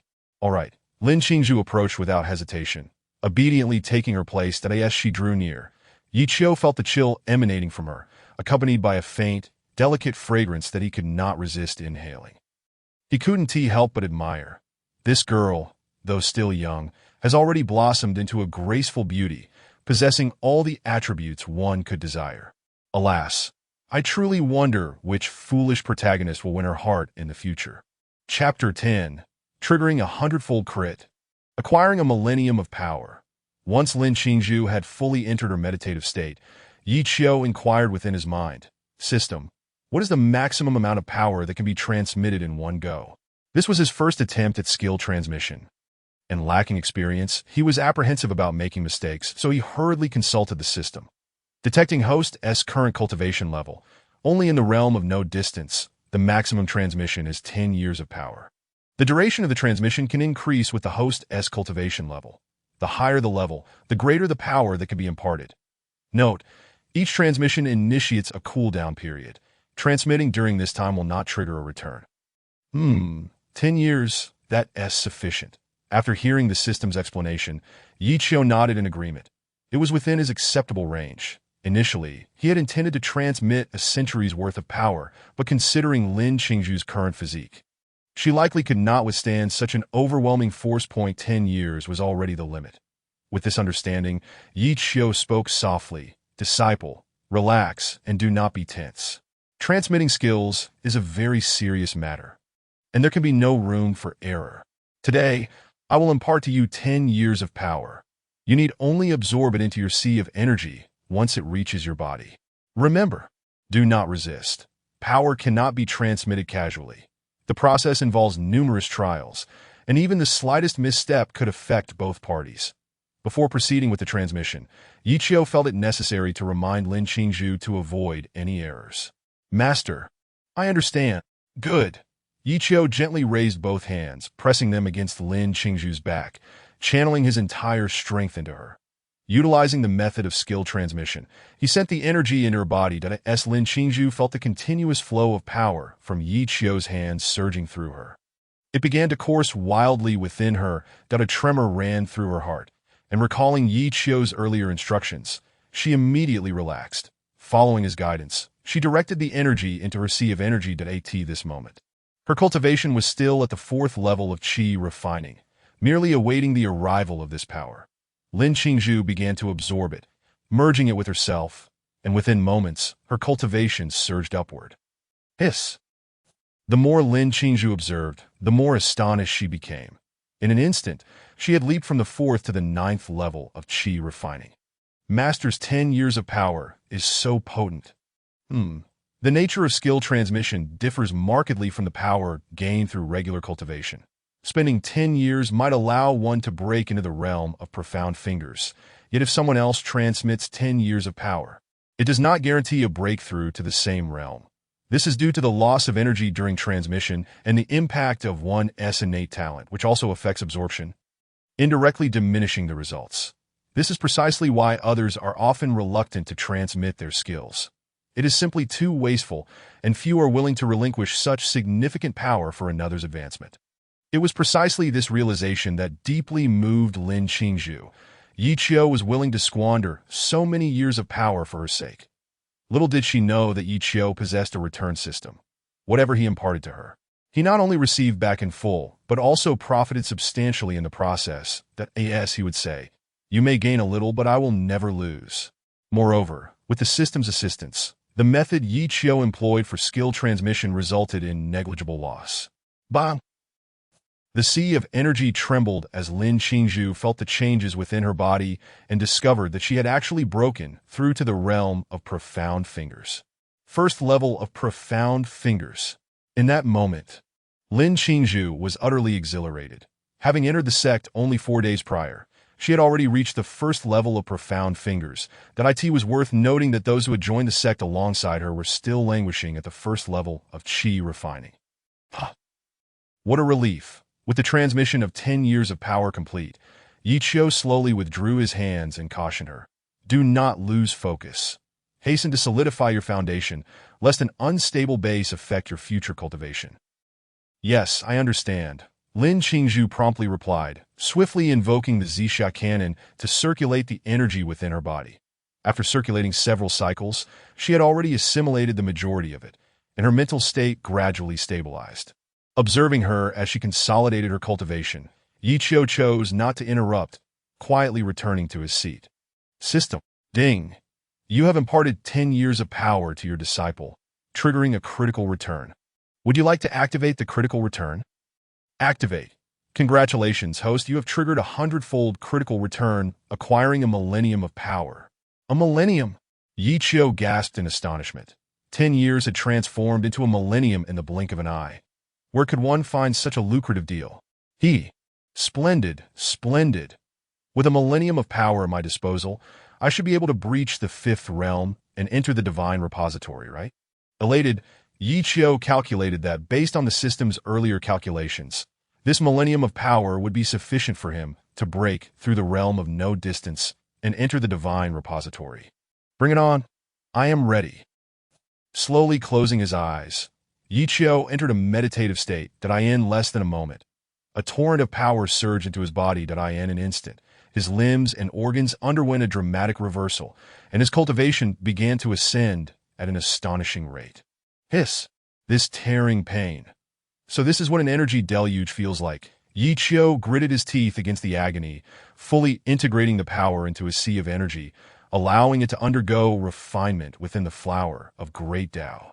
After some time, the flower of Great Tao began to yield that pure power in a frenzied feedback loop. His cultivation soared rapidly. Realm of no distance, 5th level, 6th level, 7th level, 8th level, 9th level. Almost there. Almost there. I'm about to breach the 5th realm. His cultivation was nearing the divine repository, and the spiritual springs within his sea of energy began to disintegrate. The power within him grew increasingly difficult to control. And Yi Qiu bore the pain, continuing to suppress it. After a lengthy struggle, he evolved the life spring within his body, 5 distinct points where all the energy surged forth. Boom! A cataclysmic change erupted within him, accompanied by a resounding explosion, akin to a butterfly emerging from its chrysalis. Yi Qiu successfully stepped into the divine repository. From this day forth, those 5 points in his body would become the wellspring of his power. His energy became contained, and his essence concealed within that spring. What a relief! With the breakthrough in his cultivation, Yi Qiu let out a long breath at this moment. he was no longer the powerless elder of Zixia Peak, but a formidable master in the divine repository. Henceforth, he stood merely a step away from becoming the sect leader. Everything unfolded precisely as Yi Qiu had envisioned. The millennium of power was just enough for him to breach the fifth realm and enter the divine repository. Although he did not ascend to the position of the master in one fell swoop, Yi Qiu was already quite content. After all, one must savor their meal bite by bite. Overindulgence can lead to discomfort. Upon awakening once more, Yi Qiu appeared completely rejuvenated. His entire demeanor transformed dramatically, that if he had previously exuded a somewhat conspicuous brilliance, now he emanated a deeply restrained aura, indistinguishable from an ordinary person. Yet, distinct from the mundane, he was enveloped in an inexplicable ethereal charm, reminiscent of a celestial being casually visiting the mortal realm. According to the effects of the divine sanctuary, such an aura should not exist.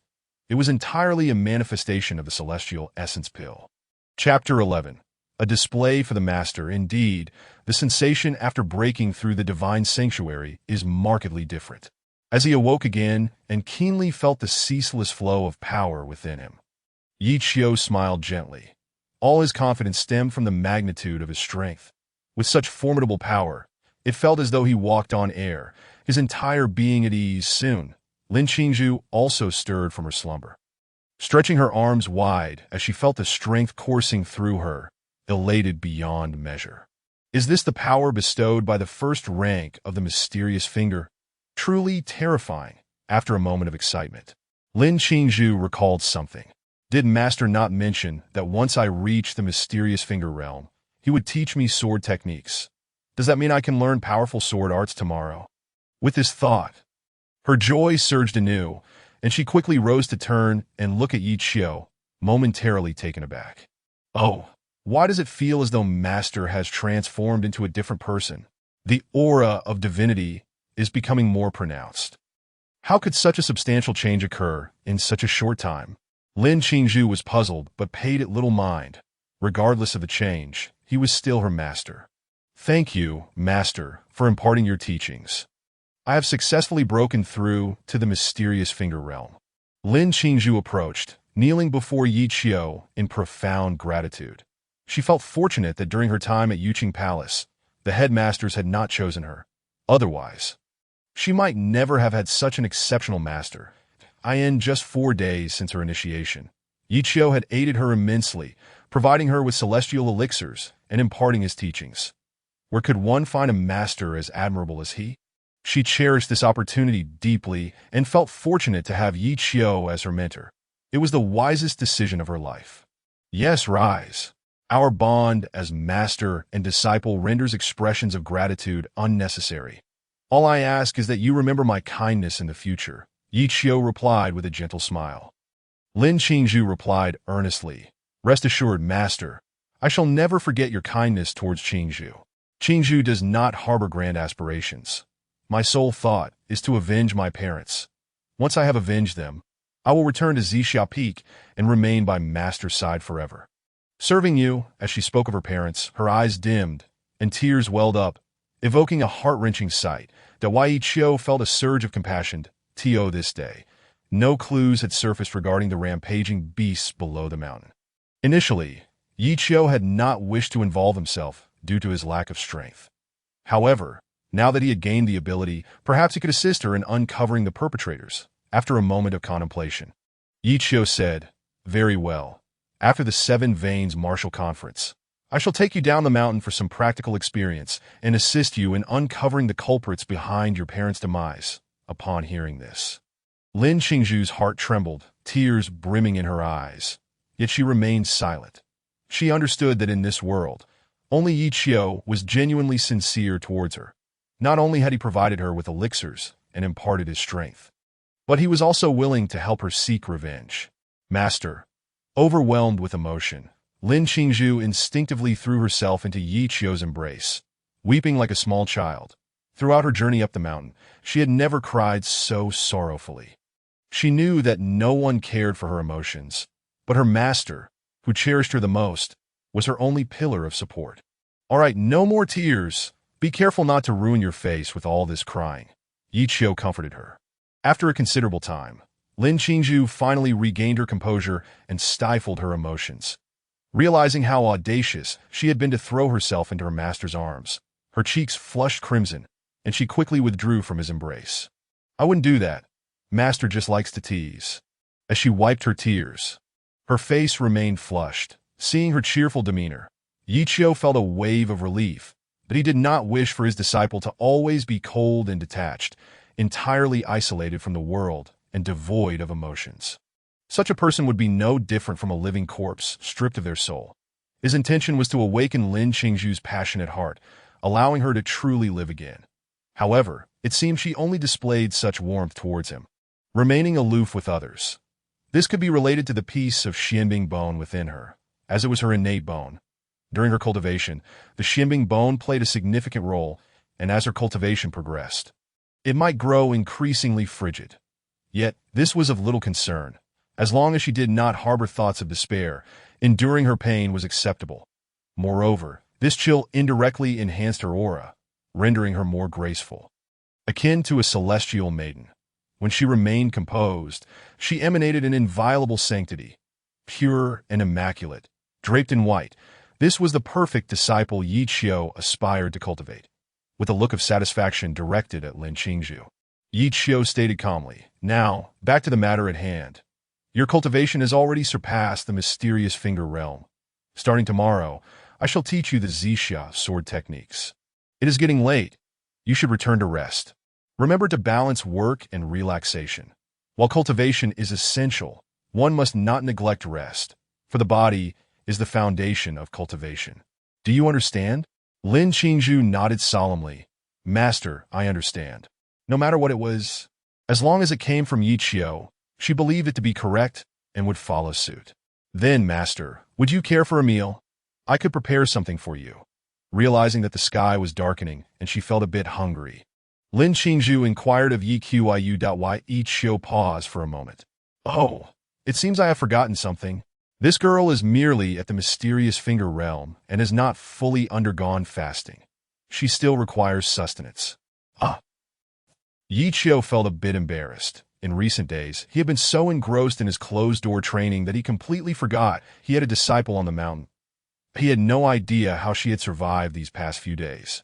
Unlike other mountain ranges, Zixia Peak had only 2 disciples, and they had to rely on themselves for their daily needs. For many years, Yi Qiu had cooked for himself. Suddenly having a disciple and neglecting to give her clear instructions before retreating was rather irresponsible. Fortunately, the girl was resourceful enough to seek food on her own. Otherwise, she might have truly starved. Periodically, supplies from the mountain gate would be delivered, accumulating in the kitchen. Perhaps she had been so hungry that she ventured there to find something to eat. Very well. Just make something simple. Yi Qiu found the situation amusing and was somewhat curious about his disciple's culinary skills. In truth, he no longer required food. Once one's cultivation reached the heavenly alignment level, they could initially undergo fasting. Upon entering the boundless stage, eating would become entirely unnecessary. However, if he felt a craving, it would not be an issue, nor would it have any adverse effects. "All right, Master, please wait a moment. I will prepare it right away." Upon hearing that Yi Qiu wished to eat, Lin Qingzhu excitedly dashed to the kitchen, eager to showcase her culinary prowess and repay her master. Seeing her enthusiastic departure, Yi Qiu felt an ominous premonition. This girl can really cook. Surely it won't be fatal. Suddenly, he felt a twinge of regret. Chapter 12. The Grandmaster of Tinshui Peak. Meanwhile, sitting in the hall, Yi Qiu felt increasingly uneasy. After an indeterminate amount of time, Lin Qingzhu brought a table full of dishes one by one. The spread was visually appealing and fragrant. Yi Qiu mused. It looks quite appetizing. It should be decent, right? Hesitating, "Master, the dishes are ready. Please give them a try." Lin Qingzhu sat beside him, resting her chin on her hands. Her expression brimming with anticipation, Yi Qiu felt a pang of guilt. If he did not taste the food, it would surely diminish his disciple's heartfelt intentions. "Well, here goes." Gritting his teeth, Yi Qiu picked up a piece of meat, closed his eyes, and swallowed it whole. Oh, with one bite, Yi Qiu's eyes lit up. The meat was tender and juicy, bursting with flavor, and the texture was exceptional. IT was far from the dark culinary disaster he had envisioned. Instead, it was extraordinarily delicious that Wei Chio was genuinely surprised. This girl possessed such culinary skills. Did this mean he could indulge in her cooking in the future? Master, how is it? Is it good? Lin Qingzhu asked eagerly, as this was her only impressive skill. Indeed, your skills are commendable. Both the presentation and flavor are quite impressive. I never anticipated you had such talent. I must say I am quite impressed, Yi Chio remarked seriously, causing Lin Qingzhu to beam with delight as she proudly declared, I learned for a long time with my mother when I was at home. My skills are certainly top-notch. My mother always said that to capture a man's heart, one must first capture his stomach.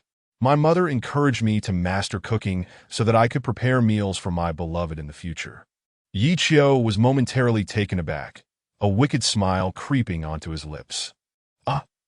It seems your mother has imparted quite a wealth of useful wisdom to you. However, one must not become arrogant. As the saying goes, reviewing the old and learning the new. Starting today, you shall be responsible for the daily meals at Zixia Peak. It's essential to reinforce what you've learned each day and see if you can make further progress. I never expected that by taking on a disciple, I would also secure a top-tier chef for free. Quite splendid. It seems I shall indeed enjoy delectable meals in the future. Lin Qingzhu, upon hearing this, felt no sense of abnormality. After all, her master still acknowledged her culinary skills, which brought her immense joy. Oh, why did it appears my mother was right. As long as my master is pleased, I will prepare delicious dishes for him every day. I still have many signature dishes yet to make. Yiki no dit insatisfaction. Curious about what other specialties she might have. Well then, let's eat. Finish quickly, so we can rest. We must cultivate tomorrow. All right. Lin Qingzhu picked up her chopsticks. Having cultivated all day, she was quite hungry. Thus, the two began to feast heartily. After finishing their meal, Lin Qingzhu tidied up the dishes and returned to her room for sleep. That a peaceful night ensued. The following morning, Lin Qingzhu stretched languidly, gently pushed open her door, and stepped outside. After a night of rest, her cultivation had completely stabilized. Despite not practicing yesterday, her cultivation level remained at the first tier of the profound finger. Glancing towards Ichio's room, she noticed the door was still tightly shut. It seems my master has yet to rise. Lin Qingzhu thought little of it, and went straight to the kitchen to prepare breakfast for Ichio. By the time the sun had fully risen, she had completed the breakfast and was about to wake Ichio when suddenly a flash of light streaked across the sky. Lin Qingzhu paused for a moment, wondering who might be visiting Zixia Peak so early in the morning. Could it be Qi Wuhui again? As the light drew nearer, she finally discerned the identity of the visitor, that a breathtaking woman clad in red slowly descended, her gaze lingering on her ample bosom. Lin Qingzhu instinctively felt a twinge of insecurity. She muttered to herself, what kind of elixir has this person consumed to possess such proportions? Surely she does not intend to seduce my master. No, this woman is dangerous. I must ensure she does not see my master.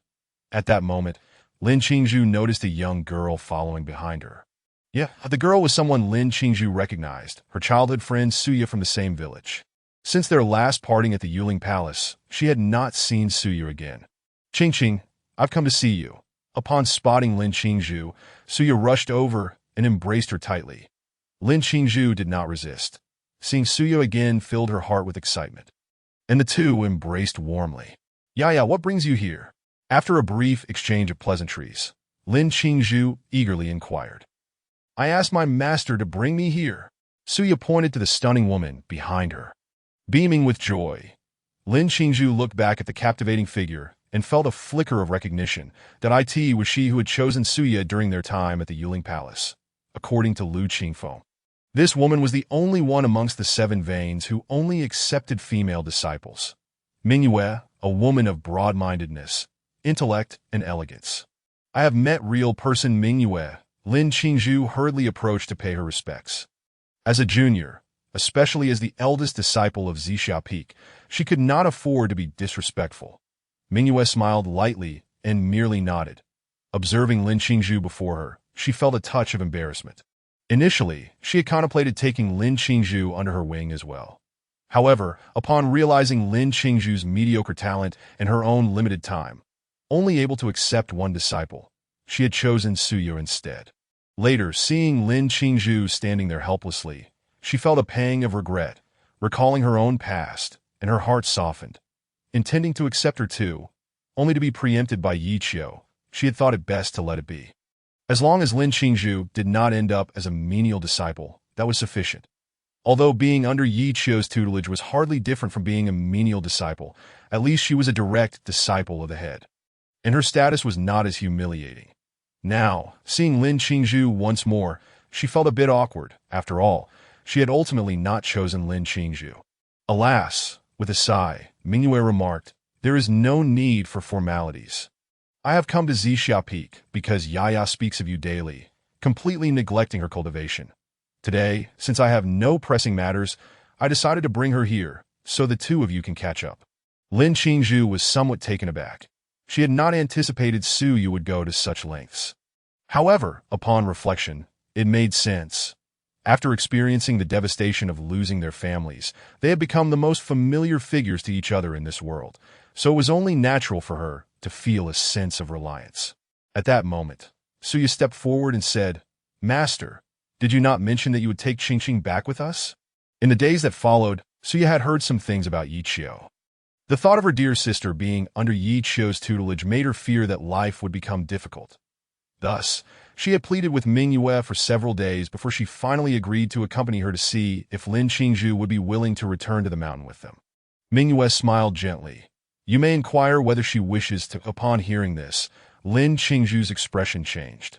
"Yaya, what do you mean by wanting to take me back?" Suya leaned close to Lin Qingzhu's ear and whispered, "I begged my master for several days before she agreed to come with me. Come back with us. My master is a powerful being at the fifth realm of the divine concealment and can teach you many things.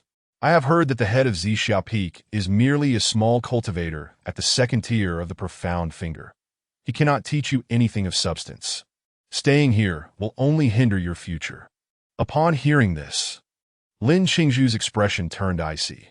However, she understood that Su Ya's intentions were well-meaning, so she refrained from lashing out. Yet hearing her disparage her master left her feeling quite upset. "Yaya, I appreciate your good intentions, but I have already taken my vows. I cannot turn my back on her. My master treats me well, and I genuinely enjoy my time at Zixia Peak. This is my second home." Lin Qingzhu stated resolutely. Upon hearing this, Mingyue's expression turned cold. Chapter 13. Take the Zixia sword and play with it. Today, she had lowered herself to accompany Suya here to offer Lin Qingzhu a chance. One must understand how many sought her as their master, yet she had never entertained such requests, and Lin Qingzhu dared to refuse her. Mingyue felt anger welling within her, yet seeing Lin Qingzhu as a junior, she chose not to confront her. More so, she was astonished at what Yi Qiu had instilled in Lin Qingzhu, compelling her to forsake such a rare opportunity. Mingyue's expression darkened, and upon noticing her demeanor, "Qingqing, what are you doing? I begged my master for a long time before she agreed to come with me. You have always been so clever. How can you not grasp this simple truth? If you do not return with us today, one day you will surely regret it." Lin Qingzhu gazed calmly at Suwai in their eyes. Her master had always been a laughingstock of the Butian sect. Little did they know that this so-called laughingstock was the finest master one could wish for. Which master could achieve what Yi Qiu did, being both a miraculous elixir and a teacher of profound knowledge? Could Mingyue? Though she understood this, Lin Qingzhu had no intention of explaining. She merely replied coldly, "I will not regret my decision. I appreciate the real person's kind intentions. That it is a pity that I am destined to have no affinity as a disciple with you. Alas!" Suya stomped her foot in frustration, yet deep down, she knew that once Lin Qingzhu made up her mind, no amount of persuasion would alter it. Just as she was about to plead with Mingyue, the latter interrupted her. Waving her hand dismissively, she said, "Since you are unwilling, I will not force you." Finally, she glanced at the wooden houses ahead and asked, "Where is your master?" "Master has yet to awaken," Lin Qingzhu replied, feeling somewhat awkward. Just then, a door creaked open, and Yi Qiu emerged slowly, holding a sword, the Zixia sword. "Master." Upon seeing Yi Qiu, Lin Qingzhu immediately approached to pay her respects, to Yi Qiu merely nodded lightly. Out of the corner of his eye, he unexpectedly noticed Ming Yue standing at a distance, momentarily taken aback. "Oh, what brings this woman to my Zixia Peak?" Yi Qiu pondered, confused. Just as he was lost in thought, Ming Yue approached, a meaningful smile gracing her lips. "Brother Yi, it has been a few days since we last met. How I have missed you." Yi Qiu's lips twitched. As the head of Zixia Peak, he had worked alongside Ming Yue for many years and was well aware of her cunning ways. Despite her seemingly innocent demeanor, she was a woman with a dark heart, capable of scheming in ways that even Qi Wuhui would respect her. I wondered why a magpie was chirping endlessly at my window this morning. It turns out I have a distinguished guest. "Qingzhu, serve the tea," Yi Qiu replied coolly, his demeanor unyielding. "Yes, master." Lin Qingzhu responded promptly and hurried to prepare the tea. Yi Qiu felt somewhat bewildered by Ming Yue's arrival. This woman seemed to have no significant connection to him. In the 10 years they had worked together, they had barely exchanged a few words. Their interactions had been limited to polite nods, a mere formality between heads. Why had she suddenly come to Zixia Peak? Casting a glance at her broad-minded demeanor, Yi Qiu felt a surge of mischief. It must be said that while Ming Yue had her dark side, her beauty was undeniable. Sophisticated, mature, and voluptuous, she was nothing like the youthful Lin Qingzhu. Anyone would be captivated by her presence. Within the Butian sect, she was the dream girl of countless admirers. Once seated in the hall, Yi Qiu inquired, "Sister, what brings you to my Zixia Peak today?" The bright moon cast a glance around the austere surroundings of the Zixia Peak's dojo, shaking her head subtly in disapproval. The conditions here were exceedingly rudimentary. After all, this was the domain of a sect's foremost leader, yet they lacked even a respectable dojo. However, upon further reflection, it made sense. Given the eccentric persona of the Zixia Peak's past leaders, possessing these few small wooden cabins was already rather commendable. "Junior brother Yi, I have come primarily to introduce my little disciple to the place," she declared. "My disciple is a close friend of yours, and it would be a fine opportunity for them to reminisce." "Oh, is that so?" Yi Qiu responded, realization dawning upon him. Before long, Lin Qingzhu approached with a tray of tea, while Suya felt a pang of discomfort in her heart. Her dear friend was at Zixia Peak, yet here she was performing menial tasks such as serving tea. Could not the chores be entrusted to the servant disciples? "Master, esteemed one, tea." Upon presenting the tea, Lin Qingzhu spoke with utmost respect, displaying no hint of impropriety. The bright moon nodded in quiet approval. That moment, Yi Qiu suddenly handed her the Zixia sword, saying, "I had intended to teach you swordsmanship today, but it seems the timing is not right. Since your friend has come to visit, I grant you the day off to catch up with her." He continued, "Take this sword and play with it. From this day forth, it belongs to you." This sword, named Zixia, has been wielded by the leaders of Zixia Peak throughout history. I hope you will not let its former glory fade into obscurity. Yi Qiu spoke these words with remarkable composure, and an immediate hush fell over the surroundings. The Zixia sword. The bright moon's expression shifted dramatically as she glanced between Yi Qiu and Lin Qingzhu, her heart racing in astonishment. She was well aware of the Zixia sword, a treasured relic passed down through generations at Zixia Peak. It was indeed a rare gem, a top-tier artifact that only the foremost leader was worthy to wield. How could Yi Qiu so casually bestow it upon his disciple? Goodness! Has he lost his mind? The bright moon was bewildered. Was he deliberately showcasing this to her, or did he genuinely wish to pass it on to his disciple? Suya was equally taken aback. Wasn't Zixia Peak supposed to be impoverished, with anyone who ascended its heights doomed for life? Yet now, it appeared to be quite different from her expectations. That a wave of envy washed over her. She had yet to acquire even a single ordinary artifact, while Lin Qingzhu had already received a top-tier one. "Master, this," Lin Qingzhu stammered, slightly dazed as she trembled while accepting the Zixia sword. She knew her master never jested in matters such as these. If he said it was hers, then it was indeed so. Compared to various elixirs and a decade of cultivation, this Zixia sword seemed trivial. "Thank you, master, for bestowing this sword upon me. I shall not let its renown fade, and I vow to use it to restore the glory of Zixia Peak in the future." Once she had gathered her thoughts, Lin Qingzhu skillfully accepted the precious sword and performed a flourish with it. Her movements fluid and serene. Unbeknownst to her, she inadvertently revealed the spiritual energy within her, and at that moment, the bright moon was utterly astonished. Xianji realm. How is this possible? She has only been initiated for 5 days. How could her cultivation possibly reach the Xianji realm? The bright moon was rendered speechless.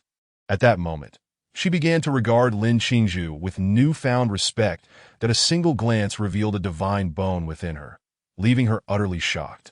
A naturally born Xian Bing bone, this. The bright moon was completely flabbergasted. Her mouth agape as she stood from her seat. Confusion swirled within her. They had all examined her previously, and Lin Qingzhu had shown no signs of possessing a divine bone. How could such a thing suddenly manifest? Could it be that this was a concealed divine bone activated by Yi Qiu? Or had Yi Qiu somehow aided her in forging it through some miraculous elixir?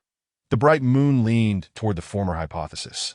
For Zixia Peak had always been impoverished and could not possibly possess such elixirs that no, this individual was merely playing the fool. Chapter 14. Endurance, a naturally born Xian Bing bone. Haha, junior brother Yi. You have indeed stumbled upon a treasure, the bright moon remarked with a smile, her heart filled with regret, but if only she had been more resolute in her decision to choose Lin Qingzhu back then. This gifted disciple would have been hers. Alas, the divine bone had fallen into Yi Qiu's hands instead. Discontent brewed within her.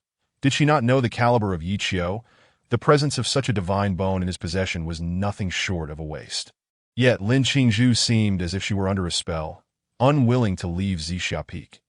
The more she pondered, the more incensed she became. How infuriating it was that amidst so many witnesses, not a single one had discerned the hidden divine bone within her. In response to the bright moon's remarks, Yi Qiu squinted slightly, offering no explanation. From beginning to end, he had no intention of clarifying anything. However, there is one thing I find perplexing. How has she achieved the Xianji realm in just 5 days? The bright moon inquired curiously. While divine bones were formidable, they should not enable one to ascend to the Xianji realm so swiftly. There must be some underlying secret, and her curiosity compelled her to ask. Xianji? Suya gasped in astonishment. She had struggled for 5 days merely to reach the first tier of qi refinement. She had intended to boast about her progress to Lin Qingzhu, but now she found herself thoroughly embarrassed. What was there to boast about now?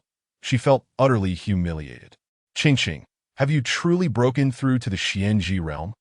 In disbelief, Suya rushed over, grasping Lin Qingzhu's hand. Observing her shock, Lin Qingzhu secretly chuckled. Everyone believed her acceptance in a Zixia Peak had sealed her fate, yet they were oblivious to the fact that she had a selfless master. Nodding, Lin Qingzhu replied calmly, My master has been exceptionally kind to me. Yesterday, he transmitted 10 years of cultivation to me, allowing me to break through to the Xianji first tier.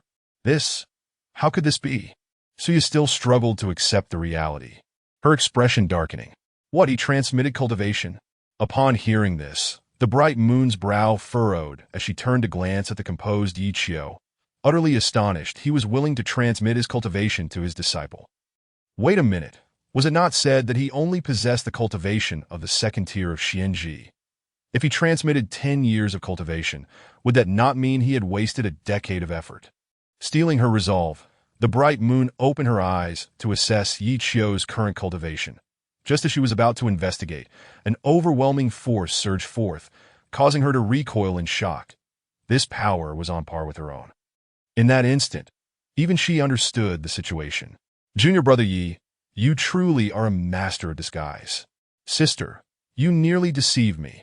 I thought you genuinely possessed only the second tier of Xianji. Yi Qiu chuckled softly. I never claimed to be at the second tier. It was you who assumed so. And that has nothing to do with me. The corners of the bright moon's mouth twitched. Indeed, that was the case that if so, then this visit had been entirely unnecessary. Did Lin Qingzhu's future require her unwarranted concern?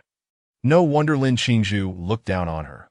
With such a powerful master who was so generous to his disciple, it was no surprise she felt superior.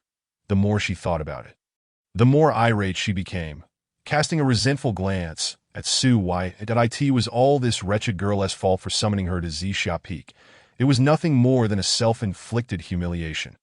Did Lin Qingzhu need her pity? She certainly did not. Such a master, willing to transmit cultivation, was something one could only dream of.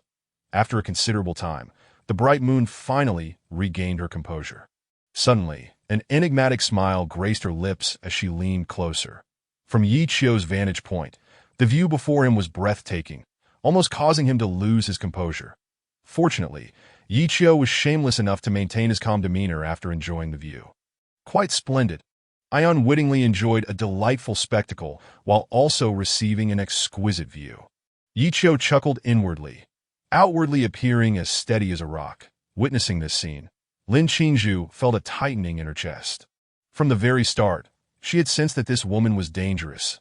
And indeed, Master, you must not be bewitched by her. If you are interested, I would be more than willing. She felt a sense of urgency in her heart, but was left powerless. Gazing directly at Yi Qiu, the bright moon's lips curled into a beguiling smile.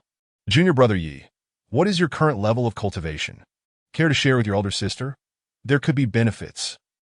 She sought to extract information, even willing to leverage her beauty, knowing that few men could withstand her allure.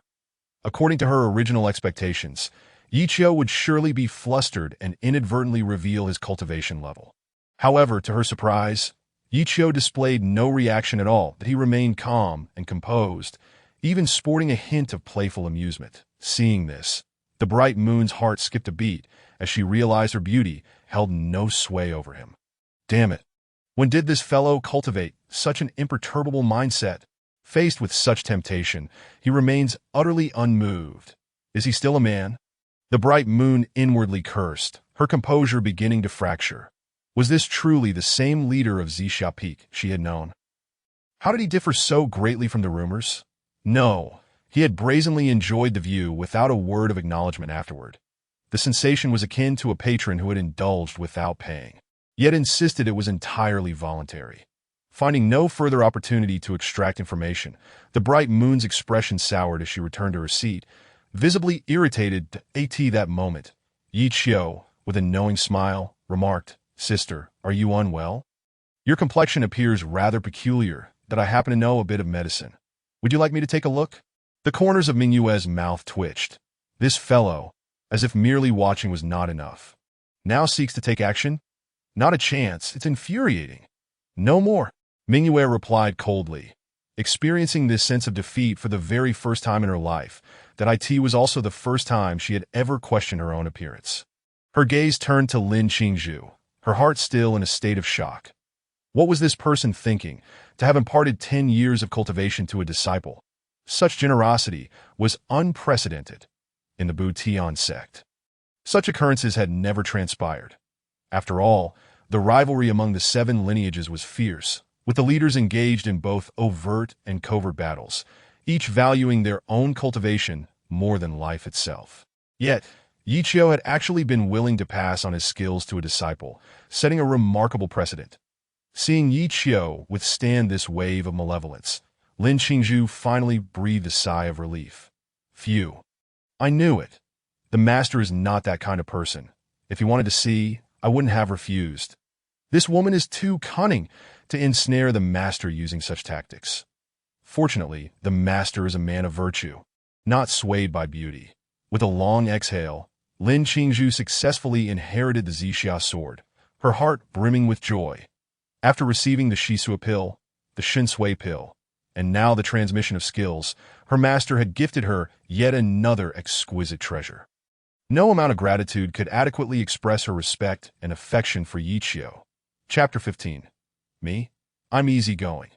However, she now felt a twinge of concern that why Yi Qiu had bestowed the Xixia sword upon her. What would he use? This sword could be regarded as the pinnacle treasure of Xixia Peak. Now that it was given to her, it implied that Yi Qiu was left without a sword. With lingering doubts, Lin Qingzhu approached, saying, Thank you, Master, for the sword. It fits me perfectly. But now that you have given me the Xixia sword, what will you use in the future? Once this question was posed, Mingwei also looked over with curiosity. The Xixia sword was already the most formidable treasure of Xixia Peak. Previously, Even Master Xintian valued it above all else, that if Yi Qiu had given it to his disciple, what would he use? Without a sword, how would he compete with other leaders in the future? Yi Qiu was momentarily taken aback. Me? At that moment. Ding. You have gifted your disciple an exquisite treasure, the Zixia sword, triggering a critical return. Would you like to activate it? Yi Qiu smiled faintly. Finally, it had come. Activate. Ding. Congratulations, you have triggered the highest multiplier, a 10,000-fold return, and received the Immortal Sword Yuntian. Yi Qiu was momentarily stunned, looking at the returned Immortal Sword in the system, utterly astonished. 10,000-fold. An Immortal Sword? What in the world? Just like that, it transformed into an Immortal Sword. This was the highest grade of celestial treasures. Everyone was watching Yi Qiu, awaiting his response. After a considerable pause, Yi Qiu finally regained his composure, gazing at the crowd with a faint smile, saying, Me? Well, I'm easygoing about it. With that, he pulled the Immortal Sword from the system. And in an instant, an aura of celestial energy enveloped him, the entire dojo radiating with a piercing sword intent. That overwhelming power left everyone breathless, unable to catch their breath. This, in a split second. Mingyue stood up from her seat, her face filled with astonishment. It is actually an immortal sword. How could this be? Why did he possess an immortal sword? Moreover, judging from its tier, it was indeed an exquisite one. My goodness! Mingyue was utterly flabbergasted. The Zixia Peak leader she had always looked down upon held such a precious treasure. Furthermore, his cultivation was not as lacking as she had imagined. Was he even human? Throughout the past decade, he had endured various rumors and humiliations without ever deigning to rebut them, silently bearing the weight. What was he truly thinking? Mingyue suddenly felt a twinge of admiration. Yi Qiu's temperament was astonishingly formidable. Perhaps this was the mindset a cultivator ought to possess. Overlooking the world, embracing all beings, disregarding the foul words spoken around him. This was a benevolence towards mortals, a disdain for their trivialities. Even more astonishing was the fact that he possessed an immortal sword, yet spoke to them with such nonchalance. I am easygoing about it. When had he ever treated her with such casualness? This was an immortal sword, a celestial treasure that even the most ancient sacred grounds and grand clans could scarcely produce. How could he so earnestly declare that he was indifferent? Mingyue's composure nearly shattered. Nearly bursting into expletives that in contrast to Mingyue's restraint. Lin Qingzhu and Siya's reactions were far more direct. Especially when they heard Mingyue declare it an immortal sword, their mouths fell agape. Heavens, is this the legendary sword that can slay emperors with a single strike? How is this possible? Why does he possess an immortal sword? Suya exclaimed in shock.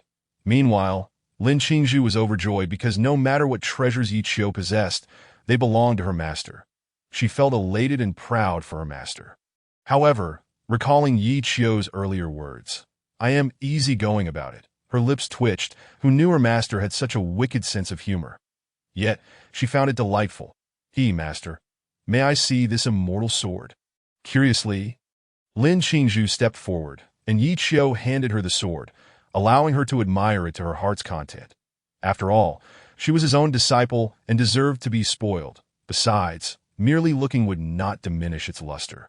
As she delicately traced the sharp sword intent emanating from the Yuntian, Lin Qingzhu felt immensely shocked. Just this single immortal sword possessed enough power to overwhelm any sect leader.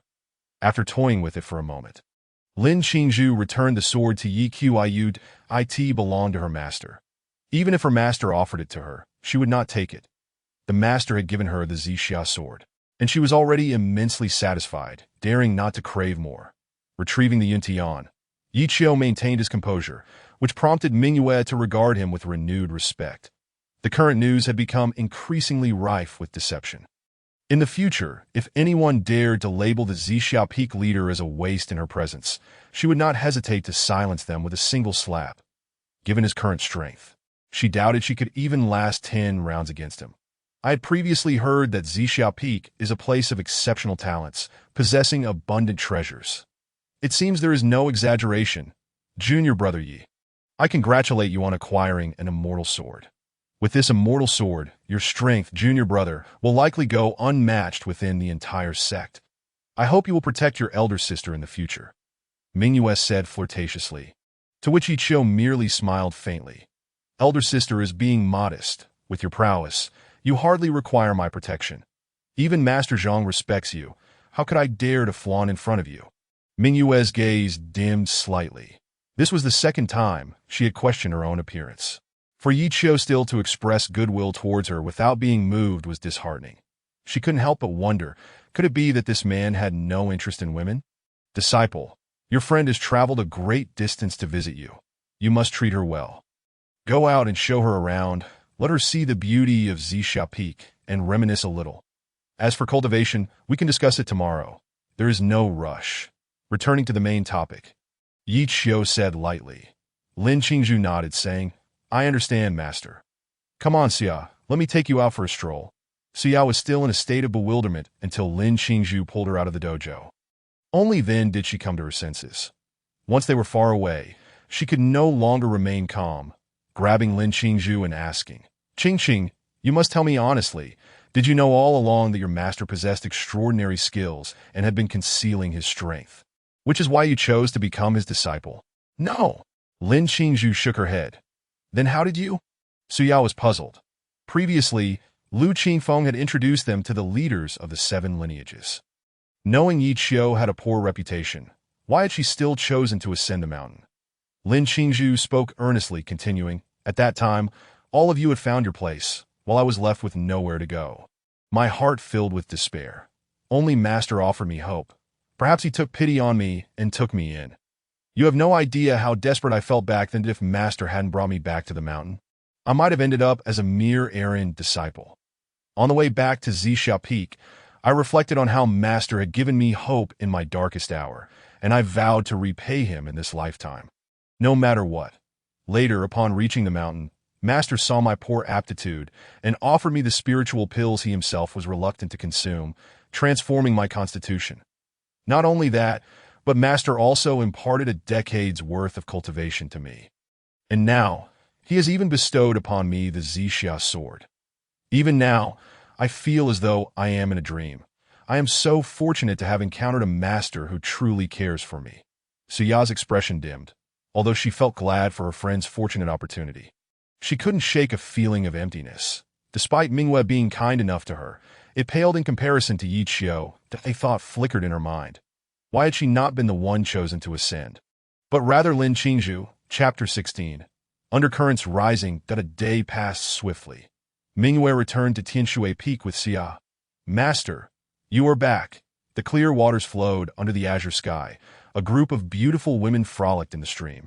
And upon seeing Mingyue return with Xia, they hurriedly rose to pay their respects. Strangely enough, such daily occurrences at Tianshui Peak seemed entirely normal. Yet after her visit to Zixia Peak, Mingyue's mindset had gradually shifted. Especially upon witnessing Lin Qingzhu's breakthrough to the first level of Xianji, the pressure only intensified that a newly initiated disciple had already reached the first level of Xianji, while her own treasured disciples, aside from a few older ones, had yet to show any promise. Have you all completed your assignments? Mingyue inquired with a serious tone, causing her foremost disciple, Lu Ruyan, to tremble slightly in confusion. Wasn't this their usual behavior? Master, we have finished, Lu Ruyan stammered, feeling a twinge of fear. She rarely witnessed Mingyue's stern demeanor. It was clear to her that the master might have faced some setback, leading to her current discontent. All you know is how to play. In 3 months? It's the 7 Peaks Martial Arts Conference, the deal you all think you can afford to slack off and neglect your training. Disciples from other peaks are diligently preparing for the conference, while you lot squander your days in leisure. Do you all believe yourselves to be so exceptionally gifted that you need not train? Each of you, proud and conceited, fails to recognize that there are greater talents beyond your own. In terms of talent, the first peak boasts Lu Qingfeng, and Songfeng Peak is Qi Hao.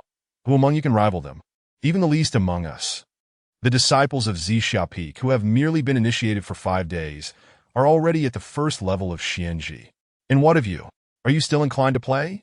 The more she spoke, the angrier she became, feeling increasingly aggrieved. When had Mingyue ever endured such indignity? In her time, every disciple from her batch was beneath her. Now, her own disciples were falling short compared to others, and her strong sense of pride made it hard for her to accept. Master, We acknowledge our mistakes. We shall begin our training at once. Lu Ruyan replied, feeling wronged. Ruyan, as the eldest disciple, I expect you to self-reflect, to set a good example for your junior sisters. I do not expect you to secure first place, merely to avoid bringing disgrace upon me. With that, Mingyue departed quietly, leaving Suya standing alone. Once she was out of sight, the elder sisters immediately gathered around. Little junior sister, what transpired? Why did the master suddenly become so furious? In all my time here, I have never witnessed the master in such a rage. What could have provoked her? Watching Mingyue's forlorn figure fade away, Suya lamented. Today, Master took me to Zhixiao Peak for an introduction. To my surprise, the head of Zhixiao Peak was not as incompetent as the rumors suggested. His strength is formidable. Moreover, his disciples, having only been initiated for 5 days, are already at the first level of Xianji. What? At this revelation, the entire gathering was struck with shock. Xianji first level? In just 5 days? What did this imply? The elder sisters, some of whom had been training for 3 years and were still struggling at the qi cultivation stage, suddenly found themselves questioning their lives. How is this possible? Everyone was astounded, that I in their understanding. Zhixiao Peak had always been the weakest among the 7 peaks, and its head was deemed a failure. Who could have anticipated such astonishing news that shattered their previous perceptions of Zhixiao Peak? Lu Ruyan pondered deeply and remarked, even the bottom of the 7 peaks, Zhixiao Peak, seems to have surpassed us. It's no wonder the master is so enraged. Junior sisters, it seems we must strive harder in the future, lest we bring shame upon the master in front of other elders.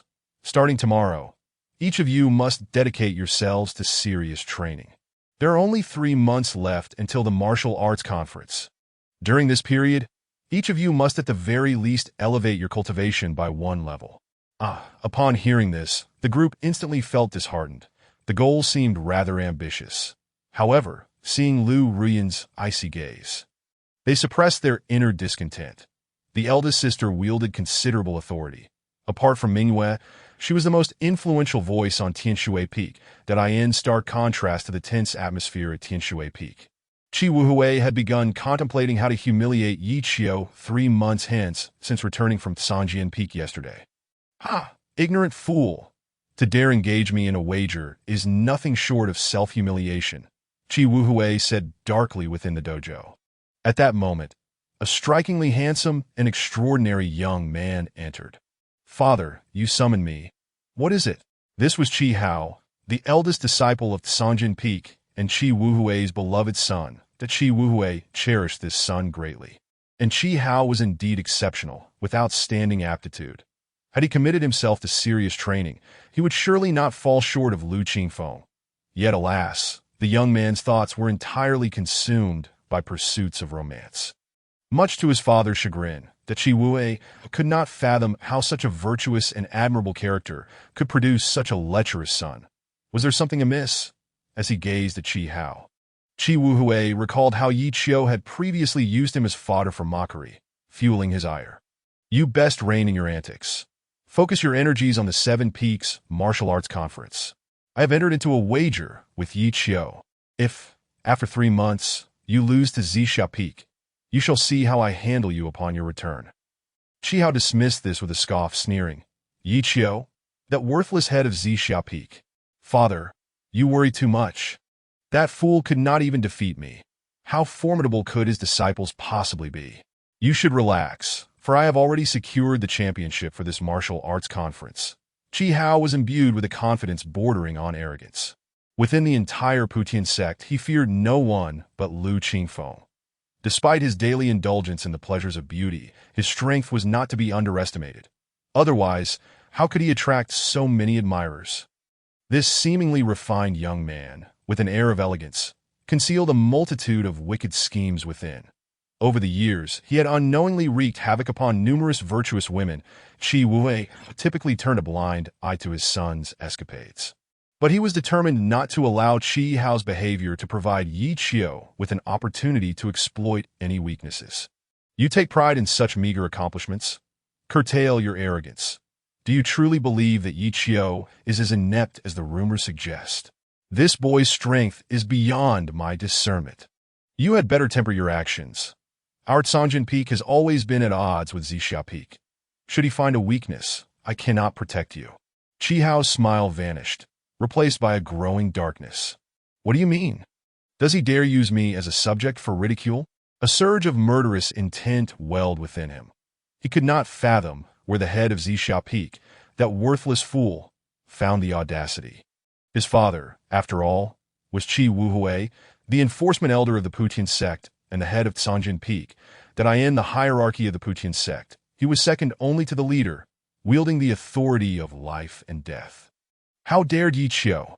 Had I not visited Zixia Peak with the sect leader yesterday, I would not have realized how deeply this boy had concealed his strength. We have consistently underestimated him. After enduring 10 years of humiliation, he has silently transformed into a variable beyond our control. However, no matter how he conceals his prowess, it will be of no avail. This wager will serve as a public spectacle, a chance for me to thoroughly humiliate him before all the disciples of the peaks, stripping him of his dignity. With only 3 months remaining until the martial arts conference, you are to remain here and devote yourself to rigorous training.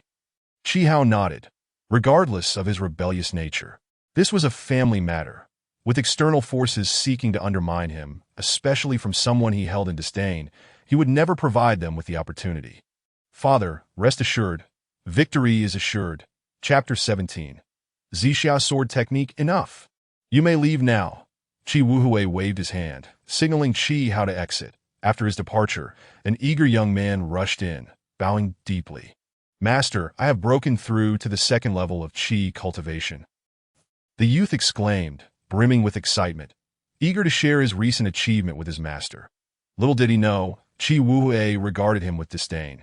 Recalling Lin Qingzhu, his expression growing increasingly contemptuous. This young man was none other than Li Kaishu. The disciple Chi Wuhui had fought fiercely with Yang Wudi over. Initially, he believed he had struck gold, but now, in comparison, he felt as though he had ingested something foul, achieving the second level of Qi cultivation in just 5 days. While Lin Qingzhu had already reached the 4th level. What is there to be proud of? Chi Wuhui replied coldly. Upon hearing this, Li Kaishu felt utterly deflated. He could not comprehend how, in the span of a single day, his master's attitude had done a complete about-face, becoming so unfamiliar. Had his performance disappointed his master? A minor achievement, and you are already basking in self-satisfaction. With such a mindset, how can you achieve greatness? Chi Wuhui continued, pondering why Li Kaishu, despite possessing the same innate talent, could only reach the second level of Qi cultivation while others soared to the 4th. Could it be that he was inferior to Yi Qiu? Impossible. He would rather believe he had taken on a useless disciple than accept that Yi Qiu was a superior teacher. Li Kaishu felt a profound sense of dejection. He had expected his master to be pleased upon hearing his breakthrough, only to find that Chi Wuhui was not only unimpressed, but also quite angry. Master, understand my errors. I will double my efforts to reach the heights you expect of me. You may leave, Chi Wuhui replied, devoid of any expression, speaking only matter-of-factly. He had lost all hope for this disciple, wishing only for Chi how to demonstrate some merit, as he was, after all, his biological son and the future heir. The following day, as dawn broke and the sun gradually ascended within Zixia Peak, the day begins with the morning. It is a time brimming with vitality, the most suitable period for training. Disciple, you must understand, in the wilderness, your sword is your only ally for survival. Only by becoming sufficiently powerful will your words hold weight. In the bamboo grove, Yi Qiu articulated confidently, while Lin Qingzhu listened intently. Today, I shall impart to you the Zixia Sword Technique. This sword technique is the ancestral swordsmanship of my Zixia Peak, derived from the foundational principles of the Butian. It has since been refined by your grandmaster, maximizing its power.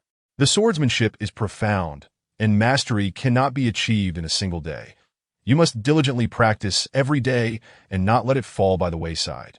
Lin Qingzhu listened attentively, nodding solemnly as she replied, Master, I understand that I will certainly train diligently and strive to master the unique skills of our lineage as soon as possible. Excellent. The Zixia sword technique emphasizes ethereality and graceful movement. It may appear as mere swordplay, but it resembles a slow dance amidst the clouds, seemingly light, yet immensely powerful, often capable of sending opponents fleeing with a single, decisive strike. As he spoke, Yi Qiu casually picked up a bamboo stick and said, "I will demonstrate it for you. Shortly, I will impart the sword manual to you. You may then practice according to it. Should you encounter any questions, feel free to ask me directly." Yi Qiu refrained from using the Yunxiao sword, primarily because its power was too great and he feared it would cause destruction. With his current strength at the divine concealment level, combined with the Yunxiao sword, even a leader-level expert would not stand a chance against him. Yi Qiu held this confidence, largely due to the divine-level techniques he cultivated, which endowed him with pure spiritual power and astonishing strength. Additionally, with the enhancement of the celestial sword, it would indeed be embarrassing if he could not defeat even a single leader-level opponent. Lin Qingzhu, her expression tense, watched Yi Qiu in the bamboo grove with unwavering focus. "Master, I am ready." Yi Qiu nodded and immediately began to wield the sword. The bamboo in his hand twirled, instantly blossoming into a beautiful sword flower. Forming a lotus pattern beneath his feet, that in a moment, Yi Qiu leapt into the air, dancing gracefully, his white attire billowing as if he were a celestial swordsman from the heavens. Wherever the sword energy swept through, the bamboo grove swayed in response. Lin Qingzhu was entranced. The ethereal sword technique, coupled with Yi Qiu's otherworldly demeanor, was truly captivating. Soon, she found herself immersed in it, gradually grasping some of the intricacies as Yi Qiu performed. Suddenly, the previously unremarkable sword technique transformed into something fierce, its murderous intent surging. With a single bamboo staff, Yi Qiu manifested a terrifying sword intent, executing a decisive strike that in an instant, the ground cracked open beneath them. "What?" Lin Qingzhu gasped in astonishment, completely unprepared for the terrifying moves hidden within what seemed to be a delicate sword technique. Before long, Yi Qiu completed his demonstration of the sword technique, descending slowly with the bamboo resting on his back, truly resembling a celestial swordsman. "Disciple, did you see clearly?" Yi Qiu asked, feeling somewhat guilty that he had only learned it a few days prior, hastily grasping it. Thanks to the enhancement from the flower of the Great Path, he learned quickly and mastered the subtleties of the Zixia sword technique in just a few days that he was uncertain whether Lin Qingzhu could comprehend it. If she couldn't, it would be quite embarrassing. As he himself was still exploring its depths to his surprise, Lin Qingzhu smiled slightly and said, "Yes, I saw clearly. Although Master demonstrated only once, I have memorized everything." Yi Qiu was taken aback. Could this girl truly possess such an extraordinary memory? "Did you really memorize it all?" he asked in disbelief. To which Lin Qingzhu replied with a proud smile, "It's not difficult. Not only these few sword moves, but even a thick tome of scriptures. If I glance at it, I can grasp the general idea." Yi Qiu's eyes lit up. This girl truly had an exceptional memory. He had underestimated her, having not realized it over the past days. "Wonderful. Since you have comprehended it, take this sword manual and practice according to it, along with the demonstration I just provided. If you encounter any confusion, feel free to ask me at any time." Yi Qiu smiled with relief and continued, "Although your memory is impressive, in swordsmanship, comprehension is of greater significance. There are myriad sword techniques in the world. Yet regardless of their form, their ultimate essence will lead to a singular goal. That is sword intent. Only by comprehending sword intent can one unleash the true power of the sword techniques. However, grasping sword intent is not a simple task. Even the most gifted prodigies may take at least a year, if not several years, to comprehend it. For those with lesser comprehension, they may never grasp sword intent in their entire lives." Lin Qingzhu listened attentively. Hearing her master describe the difficulty of sword intent instilled a sense of purpose within her.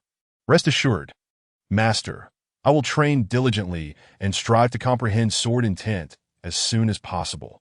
"Very well. Go forth. I have great faith in you." Lin Qingzhu's heart soared with joy as she clutched the sword manual and walked away happily. The fact that her master had confidence in her meant he was satisfied, and it seemed she had not disappointed him. Chapter 18. The Grass Character Sword Technique. After imparting the sword technique, Yi Qiu returned to the dojo. System. Ding. You have taught your disciple the Zixia sword technique, triggering a critical return. Would you like to activate it? Activate. Ding. Congratulations on triggering a 10,000-fold critical hit. Obtaining the divine level sword technique, the Grass Character Sword Technique. The Grass Character Sword Technique. Yi Qiu was momentarily taken aback. The name sounded rather unimpressive. Would you like to learn it? Learn. As soon as he confirmed, a golden scripture surged into Yi Qiu's mind. After calming himself to examine it, he gasped sharply. Wild winds whirl, all plants rise as soldiers.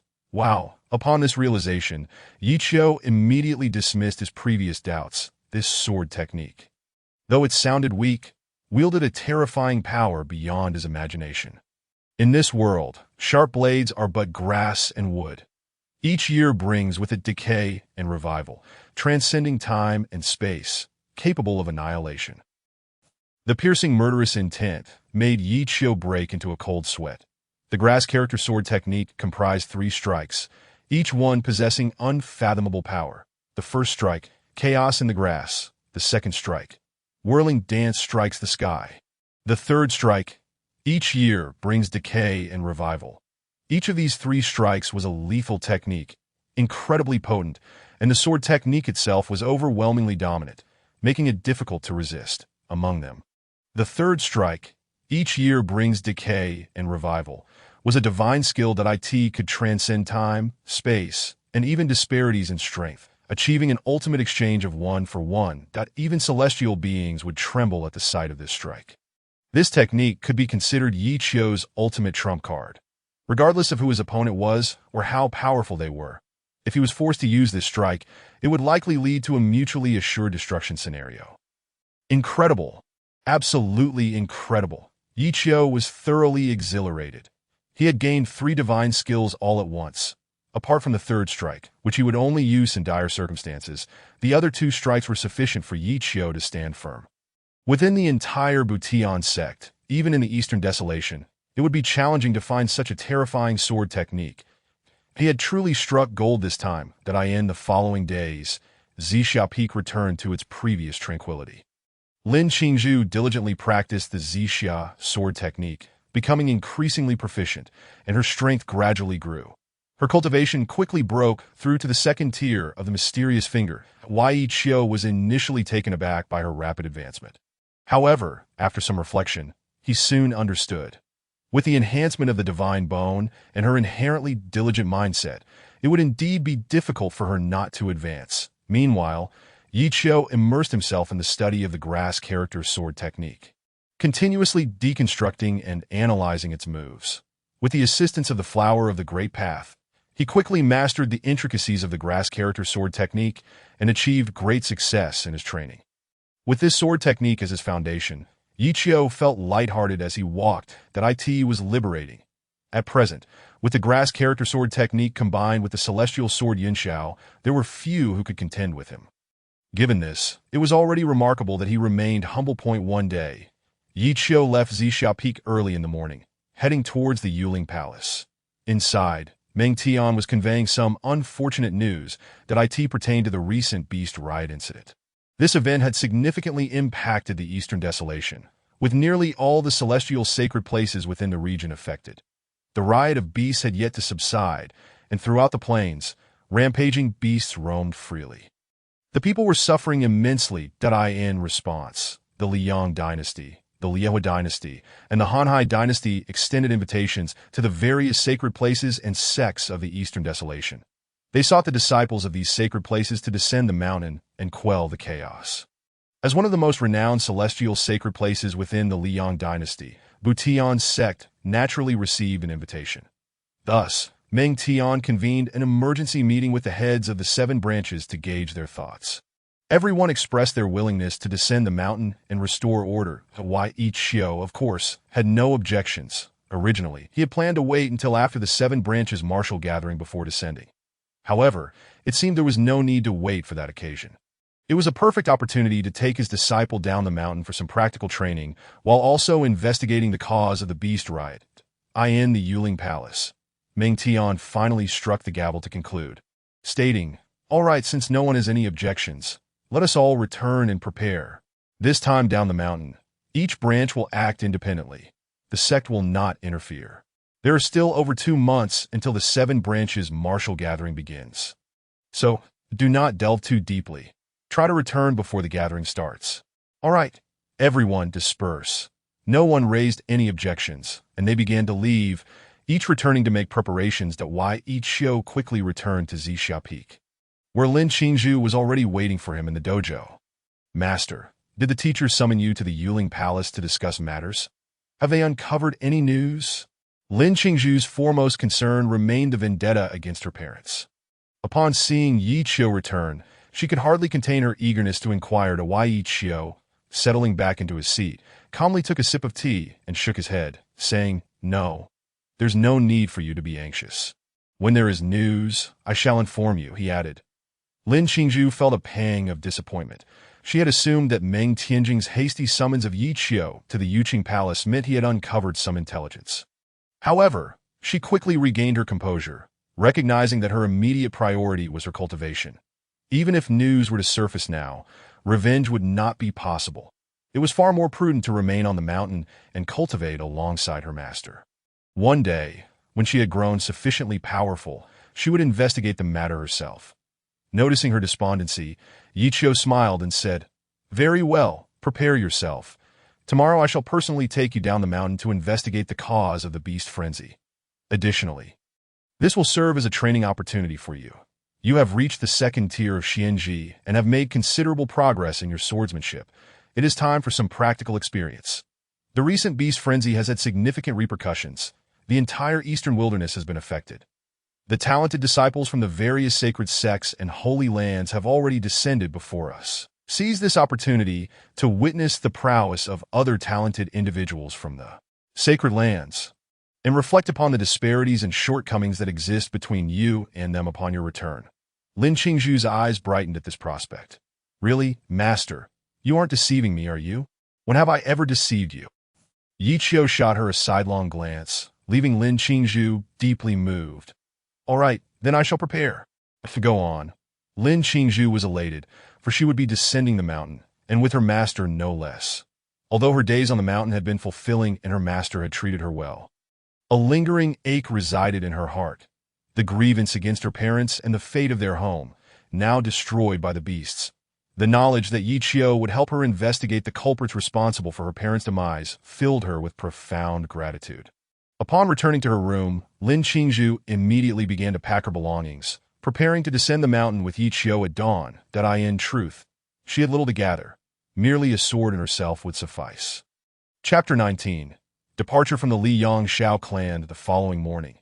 In the clearing before the wooden cabin on Zixia Peak, Lin Qingzhu awaited eagerly. Upon finally seeing Yi Qiu emerge, she promptly greeted him, "Master." "Good morning, Imogen."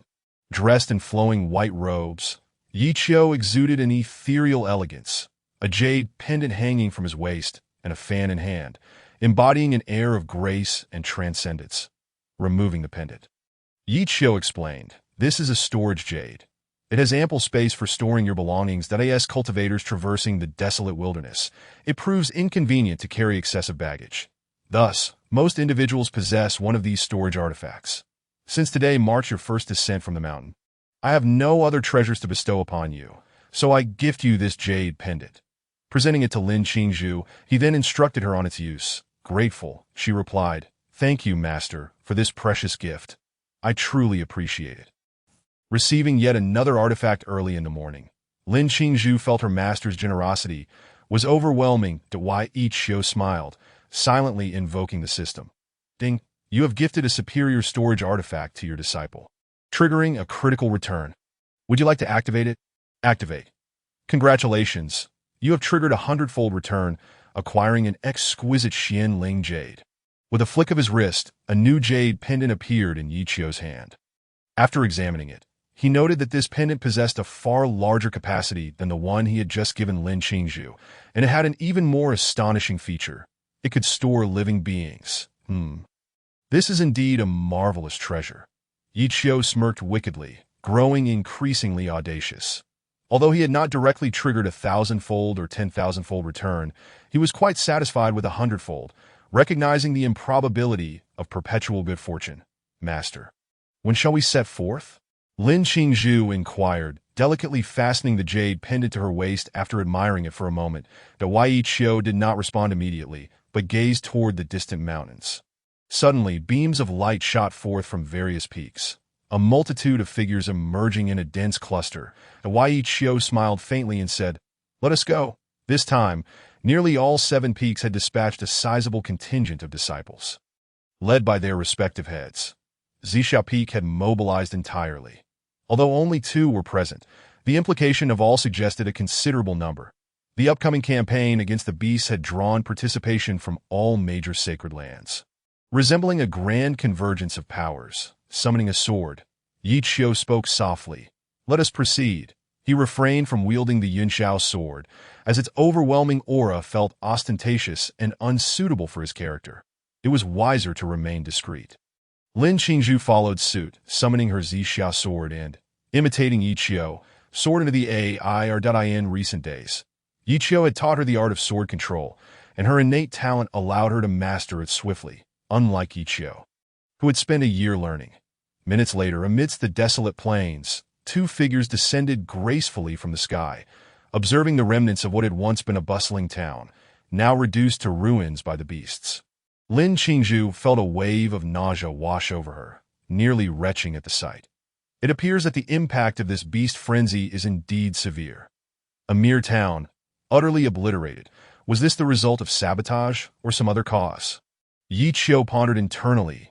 Considering the incredibility of such devastation occurring in the eastern wilderness, the domain of humankind, under the governance of various sacred lands and dynasties. Tap, tap, tap. Footsteps approached from behind, and Lin Qingzhu turned to see a group of individuals emerging from the ruins. The leader, a young man clad in green, wore an expression of haughty disdain. How tragic, truly tragic.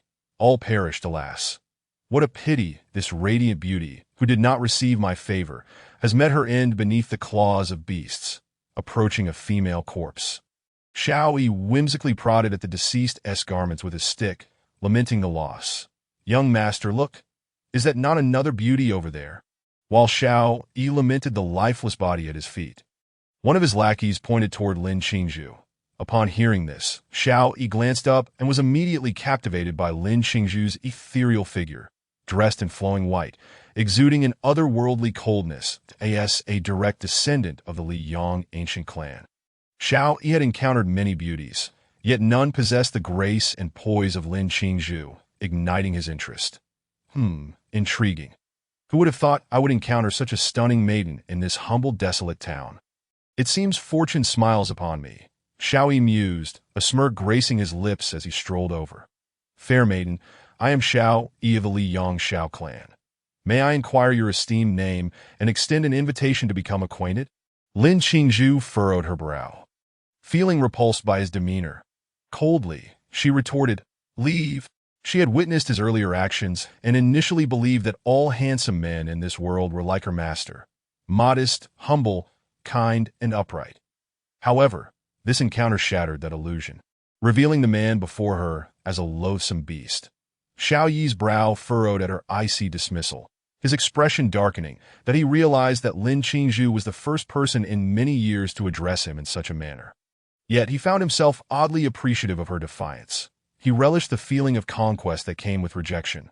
"Wild girl, do you know who you are speaking to? How dare you address my young master in such a manner? You seek death." Xiao Yi chose not to retaliate, but his lackeys were less restrained and prepared to take action. Xiao Yi smiled faintly, gesturing for them to refrain. "It would be unwise to harm such an intriguing beauty." My fault. It was my oversight." One lackey chuckled, completely disregarding Yi Qiu, who stood behind Lin Qingzhu, as if they had already ensnared her. Fury surged within Lin Qingzhu, but upon hearing the name of the Li Yang Xiao clan, she hesitated. Knowing they were likely a prominent family, she suppressed her murderous intent. With no powerful backing of her own, her only reliance lay with her master. She did not wish to embroil him in trouble, and chose to endure her indignation. At that moment, Yi Qiu, who had been assessing the situation, suddenly turned. Liang Xiao clan? Xiao Yi paused, finally noticing Yi Qiu. Observing that Lin Qingzhu had obediently positioned herself behind him, a chill ran through him. This was a woman he coveted. He could not allow her to slip away. Taking a closer look at Yi Qiu, he noted the youthfulness that suggested a lack of strength, not recognizing him as a member of any notable family. Xiao Yi assumed that a mere intimidation would suffice to drive him away. After all, not everyone could afford to provoke the Xiao clan, especially considering the skilled guards accompanying him. With this in mind, Xiao Yi taunted, "Oh, have you heard of the illustrious reputation of the Xiao clan?" Yi Qiu pondered for a moment before responding earnestly, I do not recognize you." Instantly, Xiao Yi's expression shifted dramatically. Was this lad daring to provoke him? Or was he challenging the Xiao family? Chapter 20. Yihei Impudent. One of Xiao Yi's lackeys, upon hearing this, erupted in fury, swiftly drawing his sword and preparing to strike. However, Xiao Yi once again intervened, but he scrutinized Yi Qiu intently. Attempting to discern the true nature of the individual before him, in the eastern wilderness, numerous formidable families wielded considerable power. Though he might be a scion of privilege, it did not imply he lacked wit. After careful observation, he was certain he had never encountered Yi Qiu before. "Pray tell, which family do you hail from? Might I have the honor of knowing?" Yi Qiu replied with a faint smile, "I come from humble beginnings and cannot possibly be compared to young Master Xiao." Upon hearing this, Xiao Yi's countenance darkened as he made a swift decision. "Very well. You wretch, prepare to face my wrath. Seize him and teach him a lesson." With a grand gesture, Xiao Yi commanded his skilled subordinates to spring into action. The palpable aura of two formidable heavenly manifestation realm guardians surged forth first. Xiao Yi held great confidence in these protectors, as they had been appointed by his father and had aided him in many misdeeds over the years. Avant la manifestation, Yi Qiu felt a twinge of embarrassment. He had anticipated encountering a true master. Yet this was all they had. He stood unmoved, merely smirking. Lin Qingzhu remained steadfast behind him, her expression devoid of any emotion.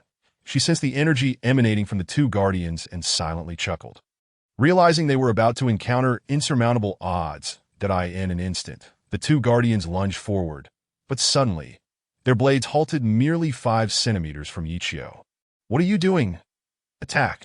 Xiao Yi roared, presuming his guardians had developed a sense of pity. At that moment, an astonishing force erupted from within Yi Qiu.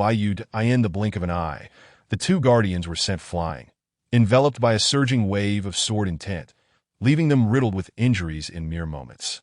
Silence engulfed the atmosphere, leaving Xiao Yi incredulous as he gazed at the lifeless bodies of his guardians on the ground, then turned his attention to the unyielding Yi Qiu before him.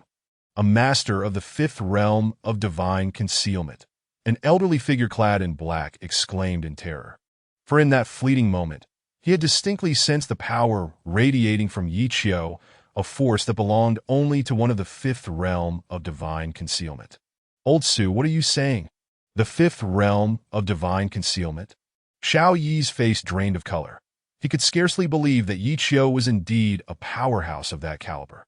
Even within the vast Xiao family, they could barely boast 2 such masters. How could someone so young, who had claimed to come from a modest background, possibly be of the 5th realm? "Young master, I fear we have stirred a great calamity," Old Su remarked, his complexion ashen. Although his own cultivation was at the boundless realm and he held a high position within the Xiao family, he did not dare to provoke a formidable opponent of the 5th realm. He could not fathom how such a master could exist in this small, desolate town, and the destructive sword intent Yi Qiu had just unleashed would be difficult for even the family patriarch to withstand. Too powerful.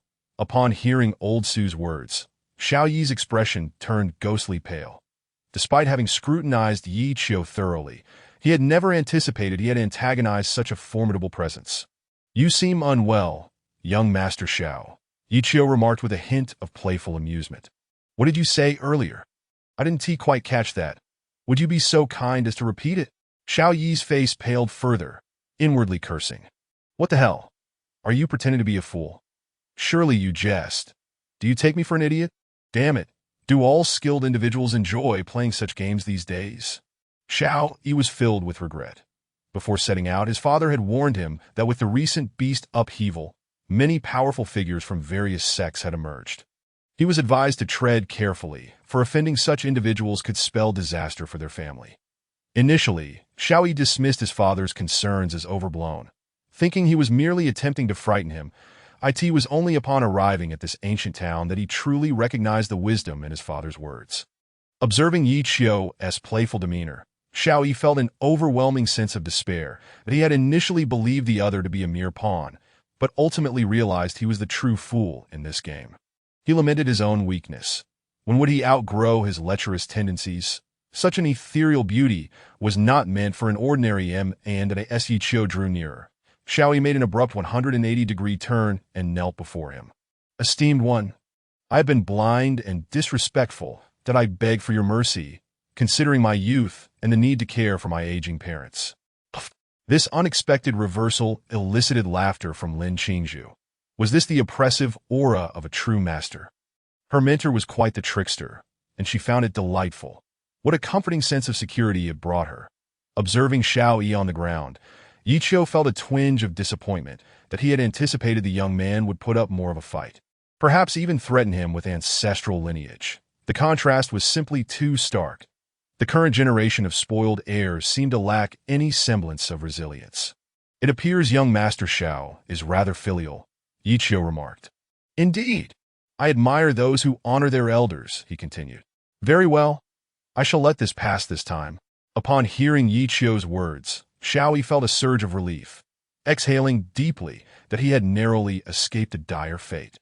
Yet, Yi Qiu suddenly added, when I find the time, I shall pay a visit to the Li Yang Xiao family to see how young Master Xiao honors his father.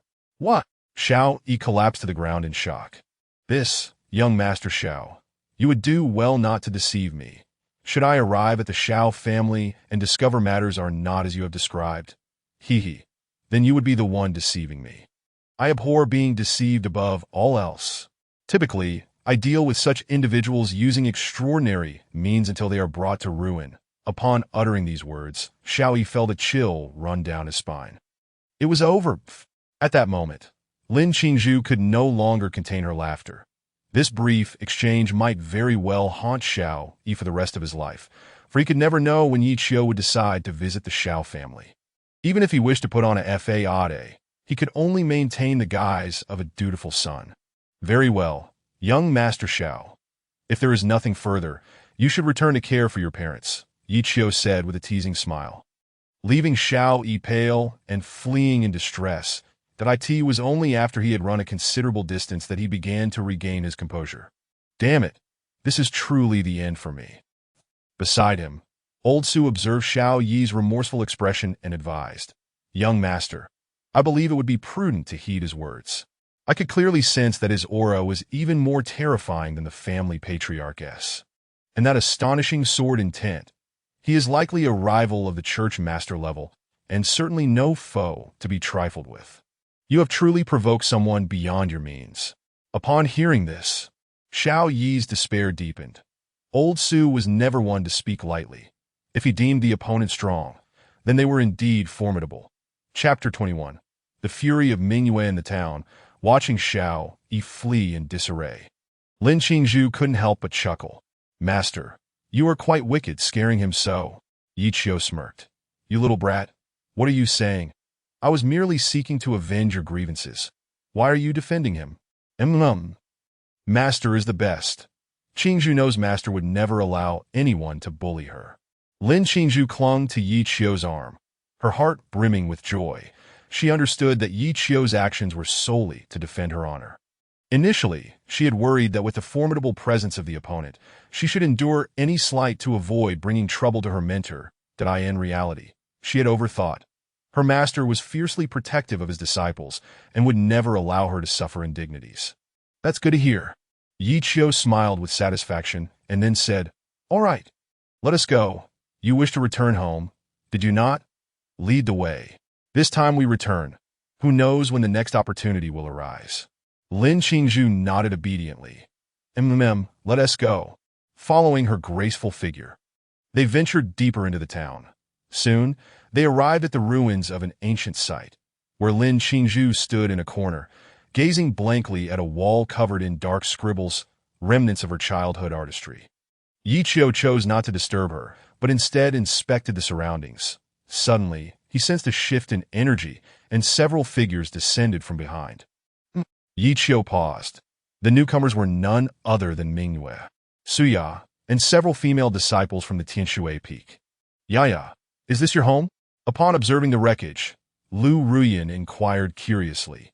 Suya, with tears in her eyes, searched the remnants of her family's legacy, seeking something.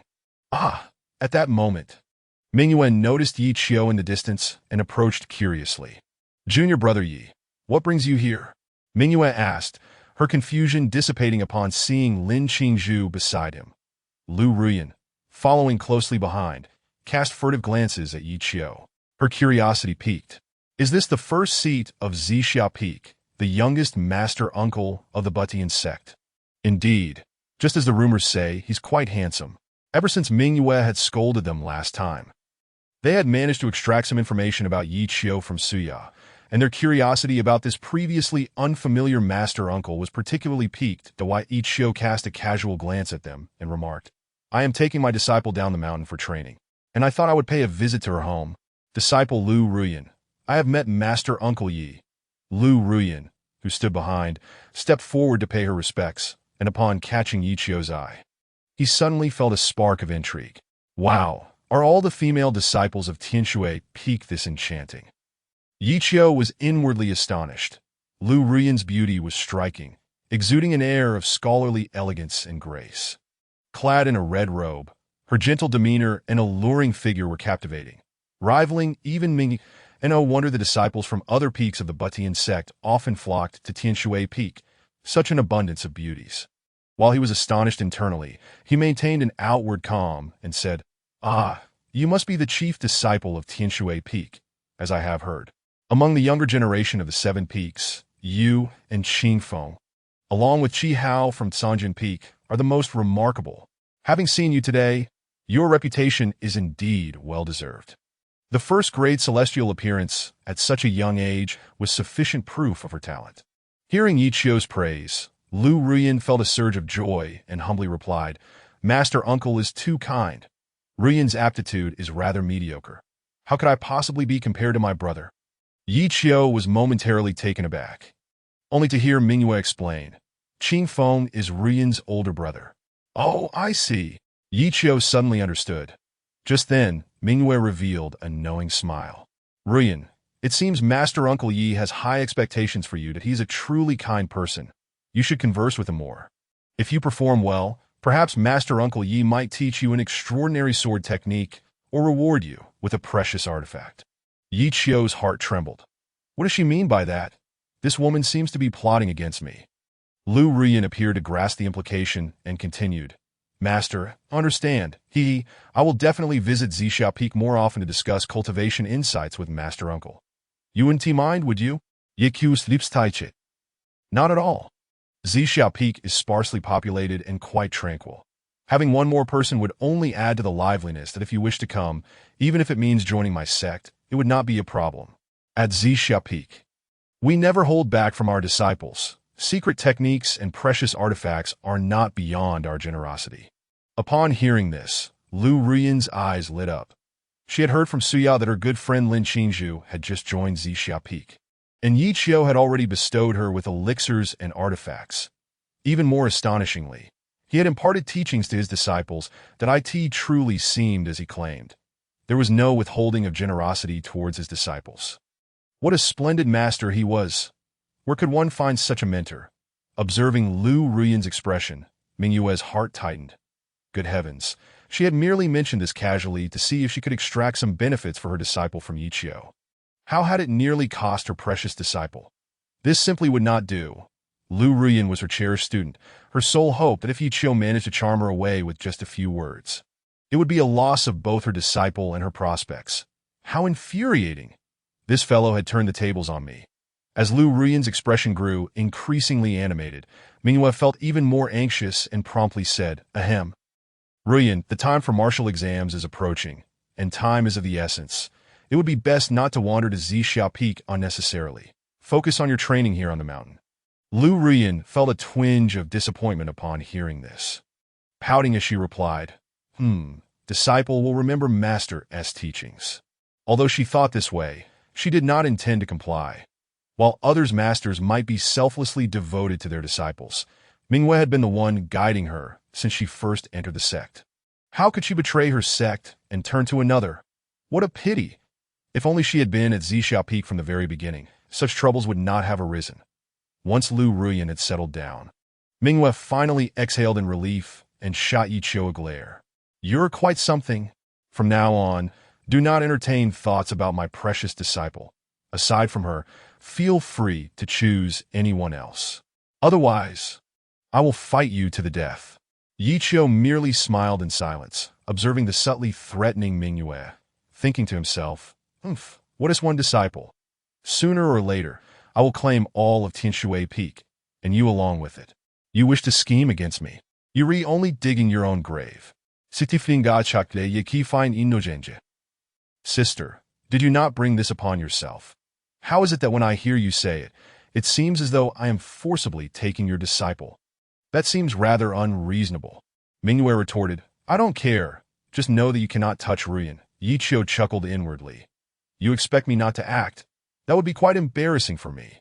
With this thought, Yi Qiu playfully smiled and slowly produced a lotus flower pendant. Disciple Ruyan, it is a pleasure to meet you. As a token of our first encounter, please accept this lotus flower pendant as a gift. This is a superior artifact. Wearing it will greatly aid your cultivation. As soon as he finished speaking, Mingwei shot him a murderous glare.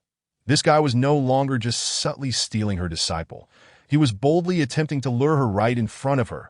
At this moment, Lu Ruyan was completely dazed. Accepting the lotus flower pendant Yi Qiu offered with a sense of confusion. Upon careful examination, it indeed contained a potent energy, just as Yi Qiu had claimed, making it a highly beneficial artifact for cultivation. This. Thank you, Master Uncle. Lu Ruyan, her thoughts uncomplicated, gratefully accepted the pendant. Looking at Yi Qiu's handsome face, she felt an overwhelming urge to kiss him as a token of her appreciation.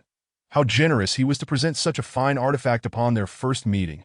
Truly, just as the legends had stated, he was selfless towards his disciples. Oh, how she adored him. I wish I could have a master like him. Chapter 22. Sister, what is wrong? You don't look well. Are you unwell? Yi Qiu feigned ignorance. Reveling in Mingwei's discomfort. 1 cannot deny that while Xintianjinren was quite the trickster, having taught Yi Qiu for only 3 days before passing, the treasures he left behind were indeed quite useful. Just this one pendant had brought Lu Ruyan such joy. While it held little practical use for Yi Qiu, it seemed quite effective for charming maidens and gifting to disciples. Mingwei shot him a fierce glare and stormed off in a huff. Lu Ruyan was elated, watching her master leave with reluctance. Master Uncle, I must take my leave. When I have time, I will visit Zixia Peak for a tour. Lu Ruyan blinked playfully, her demeanor utterly adorable. Yes. Of course, should you wish to come, you are always welcome. Yi Qiu nodded calmly. Lu Ruyan finally sighed in relief and said, Then I will take my leave now. Farewell, Master Uncle. Waving goodbye, Lu Ruyan quickly caught up with Mingwei. At that moment, ding, you have gifted your disciple a superior artifact, the lotus flower pendant, triggering a 10,000-fold return. Is this even possible? Yi Qiu chuckled. Lu Ruyan wasn't even his disciple. How could this trigger anything? System. Have you made an error? Replying to the host, the system has not made an error. Lu Ruyan is a disciple under the Butian sect, and the sect to which you are bound is also Butian sect. Any disciple under the Butian sect can trigger the 10,000-fold return.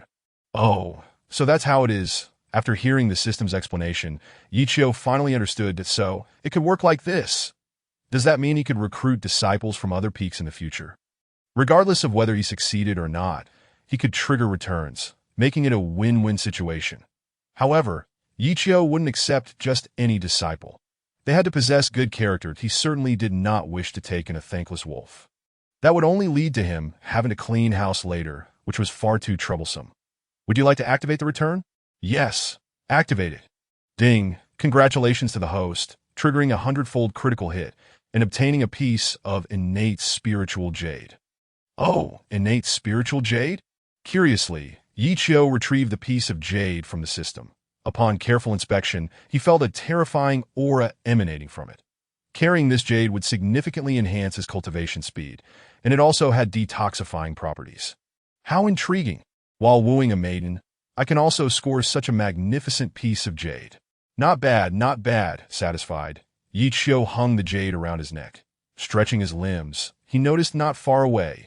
Lin Qingzhu had spent a long time rummaging through the ruins of her home and finally unearthed a few items. Though they were not particularly valuable, they held significant sentimental value as they preserved her memories of her parents. Having found what she needed, Lin Qingzhu glanced back at the remains of her home before returning to Yi Qiu's side.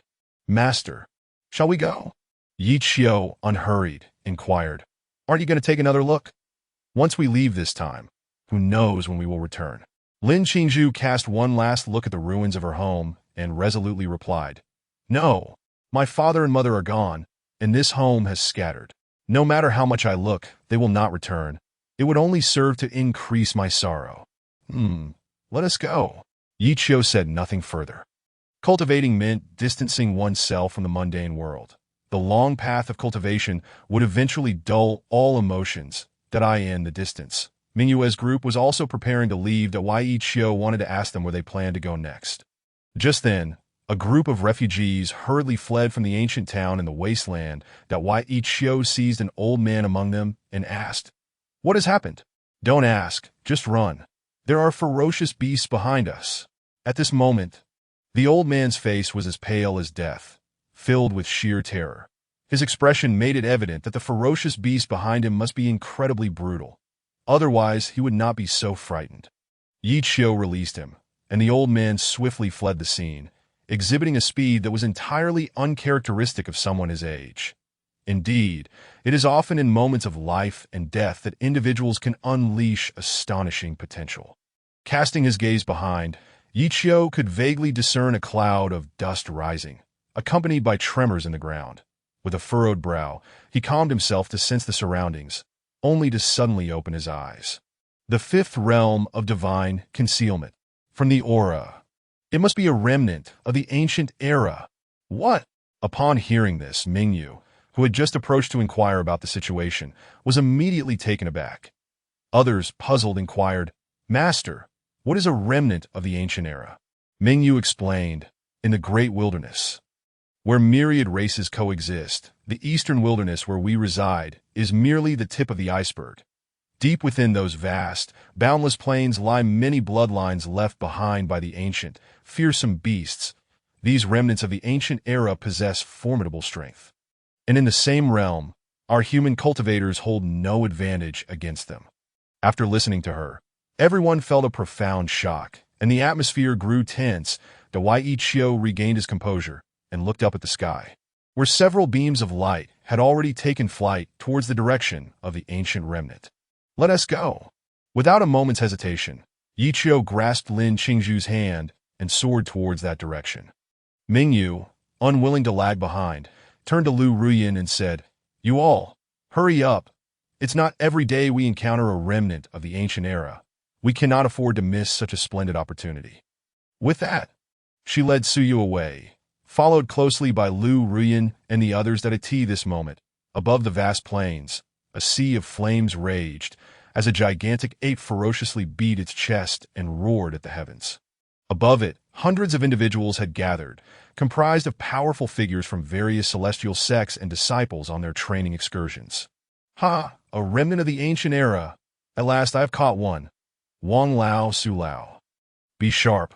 When the giant ape is besieged and severely injured, seize the opportunity to snatch its precious bones.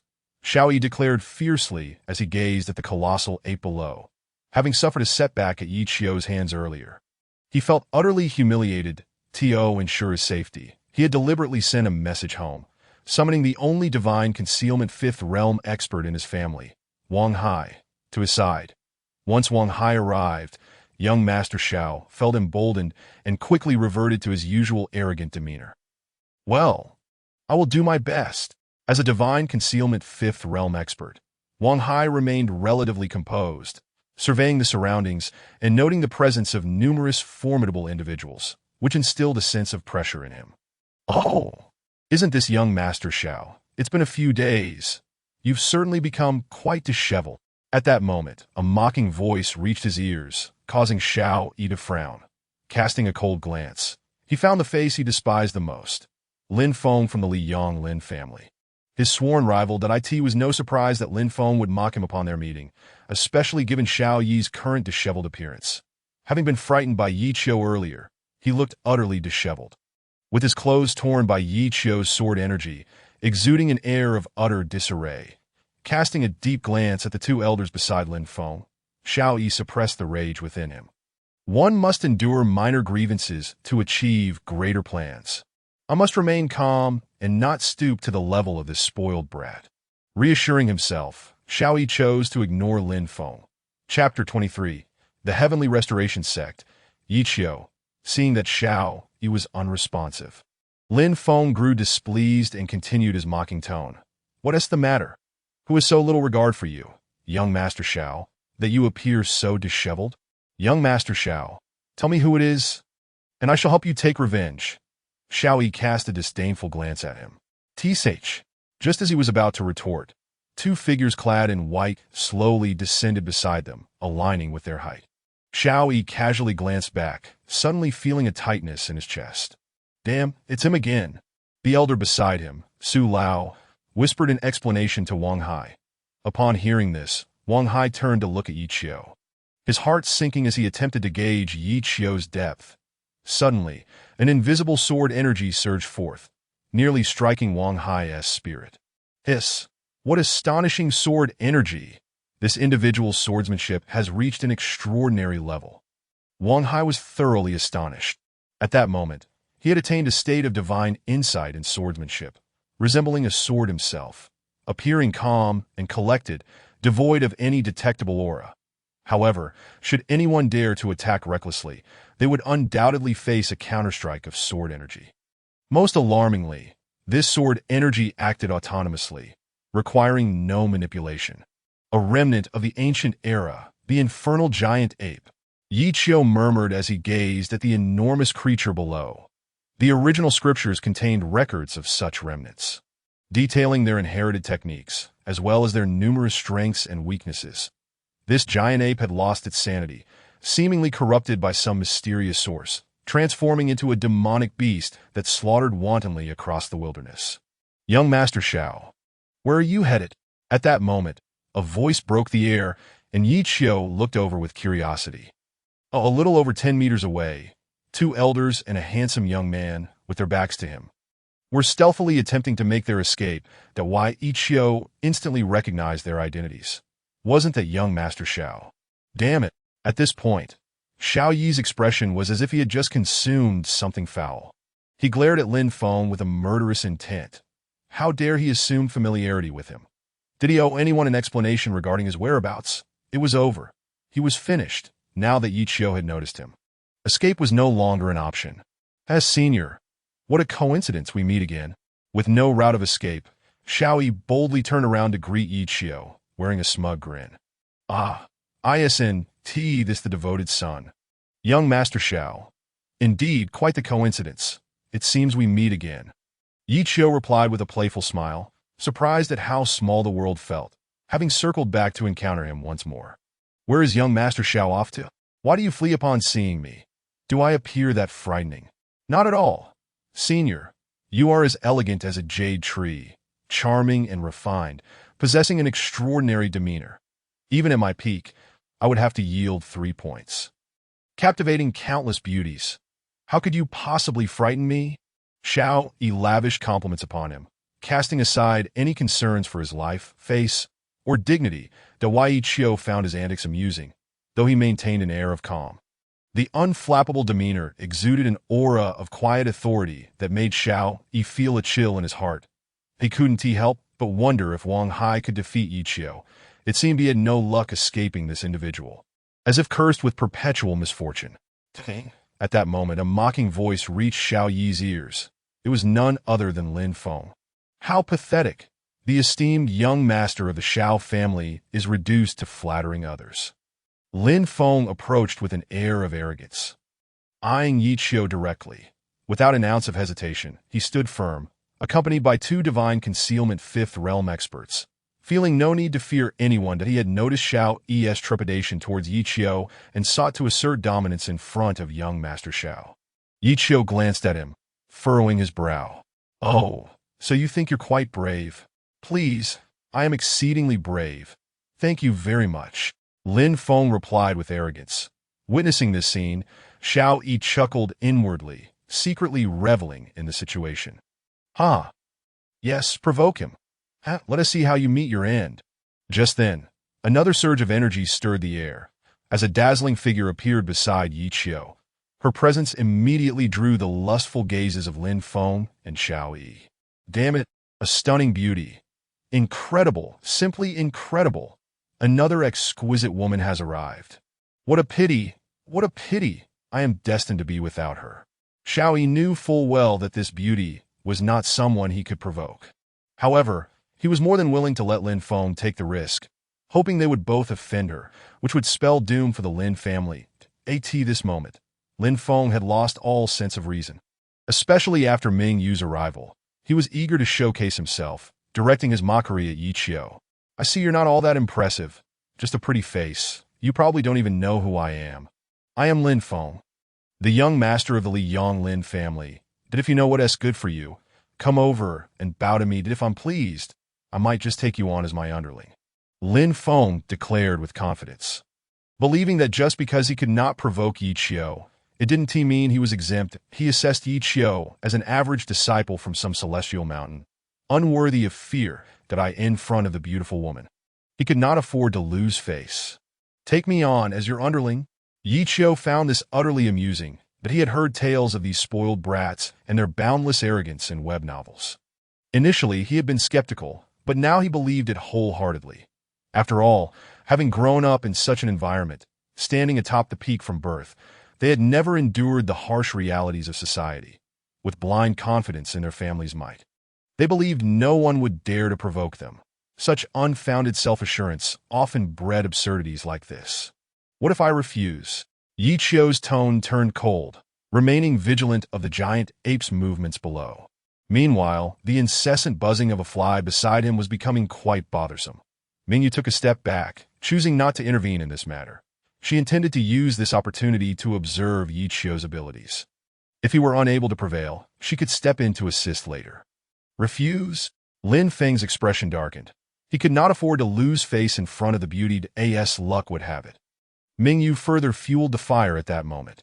"Oh, how frightening. This young handsome man won't back down, will he?" Upon hearing this, Yi Qiu's lips twitched. The woman is truly unafraid of trouble. Indeed, Mingyu's words ignited a fierce blaze, setting ablaze the dry tinder that was Lin Feng. "Am I cowardly? What a joke! It seems today I must display my true capabilities," Lin Feng, with a darkened expression, declared. "I shall see who possesses such power that Xiao Yi dares not even utter a sound. Young man, let me tell you without fear, the one Xiao Yi fears, I might not shy away from provoking. In my life, I have truly never known what it means to be afraid. Have the audacity to reveal your name." "Me?" Yi Qiu pondered for a moment before saying, "Bu Xianzhou." "Ye Qi." "Bu Xianzhou," Lin Feng gasped, and the others looked on in astonishment. Bu Xianzhou is a colossal presence in the eastern wilderness. Even a behemoth like the Liang dynasty would not dare to provoke it lightly. What to do now? He finds himself in a precarious position that Tio provoke them. It seems Bu Xianzhou is indeed beyond his reach. That Tio let it go. Absolutely not. If he were to cower now, not only would Xiao Yi use this incident against him, but he would also lose face in front of the two beautiful women nearby. Lin Feng felt a pang of regret, still clinging to a sliver of hope that if the opponent were merely an ordinary disciple, killing him would be inconsequential, for Bu Xianzhou would hardly pursue the matter. "Do you think invoking the name of Bu Xianzhou can intimidate me?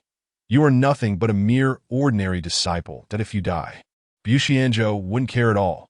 At that moment, Mingyu's audacious voice rang in his ears. "Oh no, handsome. He is not just any ordinary disciple. He is one of the 7 leaders of Bu Xianzhou, the head of Zixia Peak.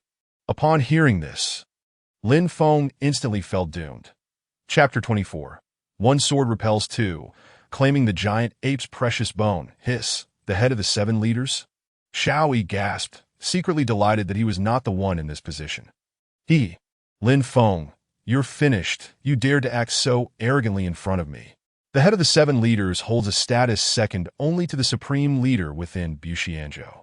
To provoke him is tantamount to provoking the entire Buxianzhou. Your insignificant Lin family is not even worthy of being a mere snack for them. Although secretly pleased, Xiao Yi felt a pang of discomfort. The more terrifying the opponent's background, the more solidified his own image as a dutiful son became. He could not afford to be unfilial. Otherwise, if one day he suddenly lost his mind and approached the Xiao family, he would be doomed to this day. He has not forgotten the words Yi Qiu once spoke to him, and fear gnawed at his heart. Young master, upon hearing that Yi Qiu was the head of the 7 leaders of Buxianzhou, 2 elders behind Lin Feng immediately stepped forward, pulling him back. One elder, with a grave expression and an apologetic tone, said, "My friend, my young master is young and ignorant. He has offended you, that I hope you can overlook his transgressions and forgive him this once." Yi Qiu replied with a hint of amusement, "That statement should be mine. Shouldn't it? I was just contemplating how to seek forgiveness from the esteemed Lin Gongzi, yet now the roles have reversed." The elder's expression darkened, clearly understanding the implications of Yi Qiu's words.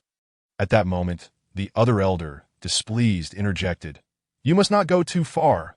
We have already apologized. The Lin family is not without temper. Do not push your luck." Yi Qiu chuckled, spreading his hands to signal Lin Qingzhu to step back, saying, "So, there is nothing to discuss then? Very well. You have some spirit. I like that." As his words fell, an overwhelming aura surged forth, the power of the 5th realm of Shun Tsang erupting completely. The 2 elders' expressions changed dramatically as they quickly pushed Lin Feng back, positioning themselves in front of him that a battle was imminent. Yi Qiu stood alone in the air, lightly pointing his right hand, and the surrounding trees and grass began to sway, a tempest swirling around them. Hiss! Such astonishing sword energy! Mingyue marveled inwardly, having anticipated that Yi Qiu was formidable, yet she had not expected his swordsmanship to have ascended to such heights. As she felt the sharp sword energy flowing around, her astonishment only grew. Once this aura was revealed, all present were drawn to it. Curiosity filled the crowd as they murmured, "Who is battling?" "It seems to be the 2 powerful figures from the Lin family. And a young man? Who is that person?" While the crowd was puzzled, they could sense the terrifying nature of the young man's sword energy. The surrounding vegetation responded to his sword energy, becoming razor-sharp. And in the tumultuous winds, any misstep could result in injury from the flora. With the revelation of this sword energy, the giant ape below became increasingly agitated. Roar! With a furious roar, the giant ape began to rampage against the surrounding cultivators. Above, Yi Qiu kept a vigilant eye on the giant ape's movements, noticing that it sought to break free from the encirclement and escape, unwilling to engage with the 2 elders. "I have limited time. I will see if I can slay you with a single sword. That if I cannot, then so be it." Having said this, Yi Qiu drew his hand across the air, a phantom giant sword descending from above. Like a tempest, the grass and trees across the 100-mile wasteland stirred. The 2 elders, sensing imminent danger, turned pale but did not dare to retreat, for if they did, Lin Feng would surely perish. "Now!" The 2 exchanged glances, deciding to withstand this strike together. They believed Yi Qiu had proclaimed that he would use only one sword. If they could endure it, they would survive. In an instant, 2 powerful forces erupted. And as the 2 elders braced against the might of the giant sword, all their precious artifacts emerged, one massive circular shield meeting it head-on. Boom! It was as if the sky had unleashed a rain of swords, under the tremendous force. The 2 5th realm cultivators were sent flying. A mouthful of blood was spat out, having been severely wounded by just one sword strike. How is it possible that we cannot withstand even a single sword?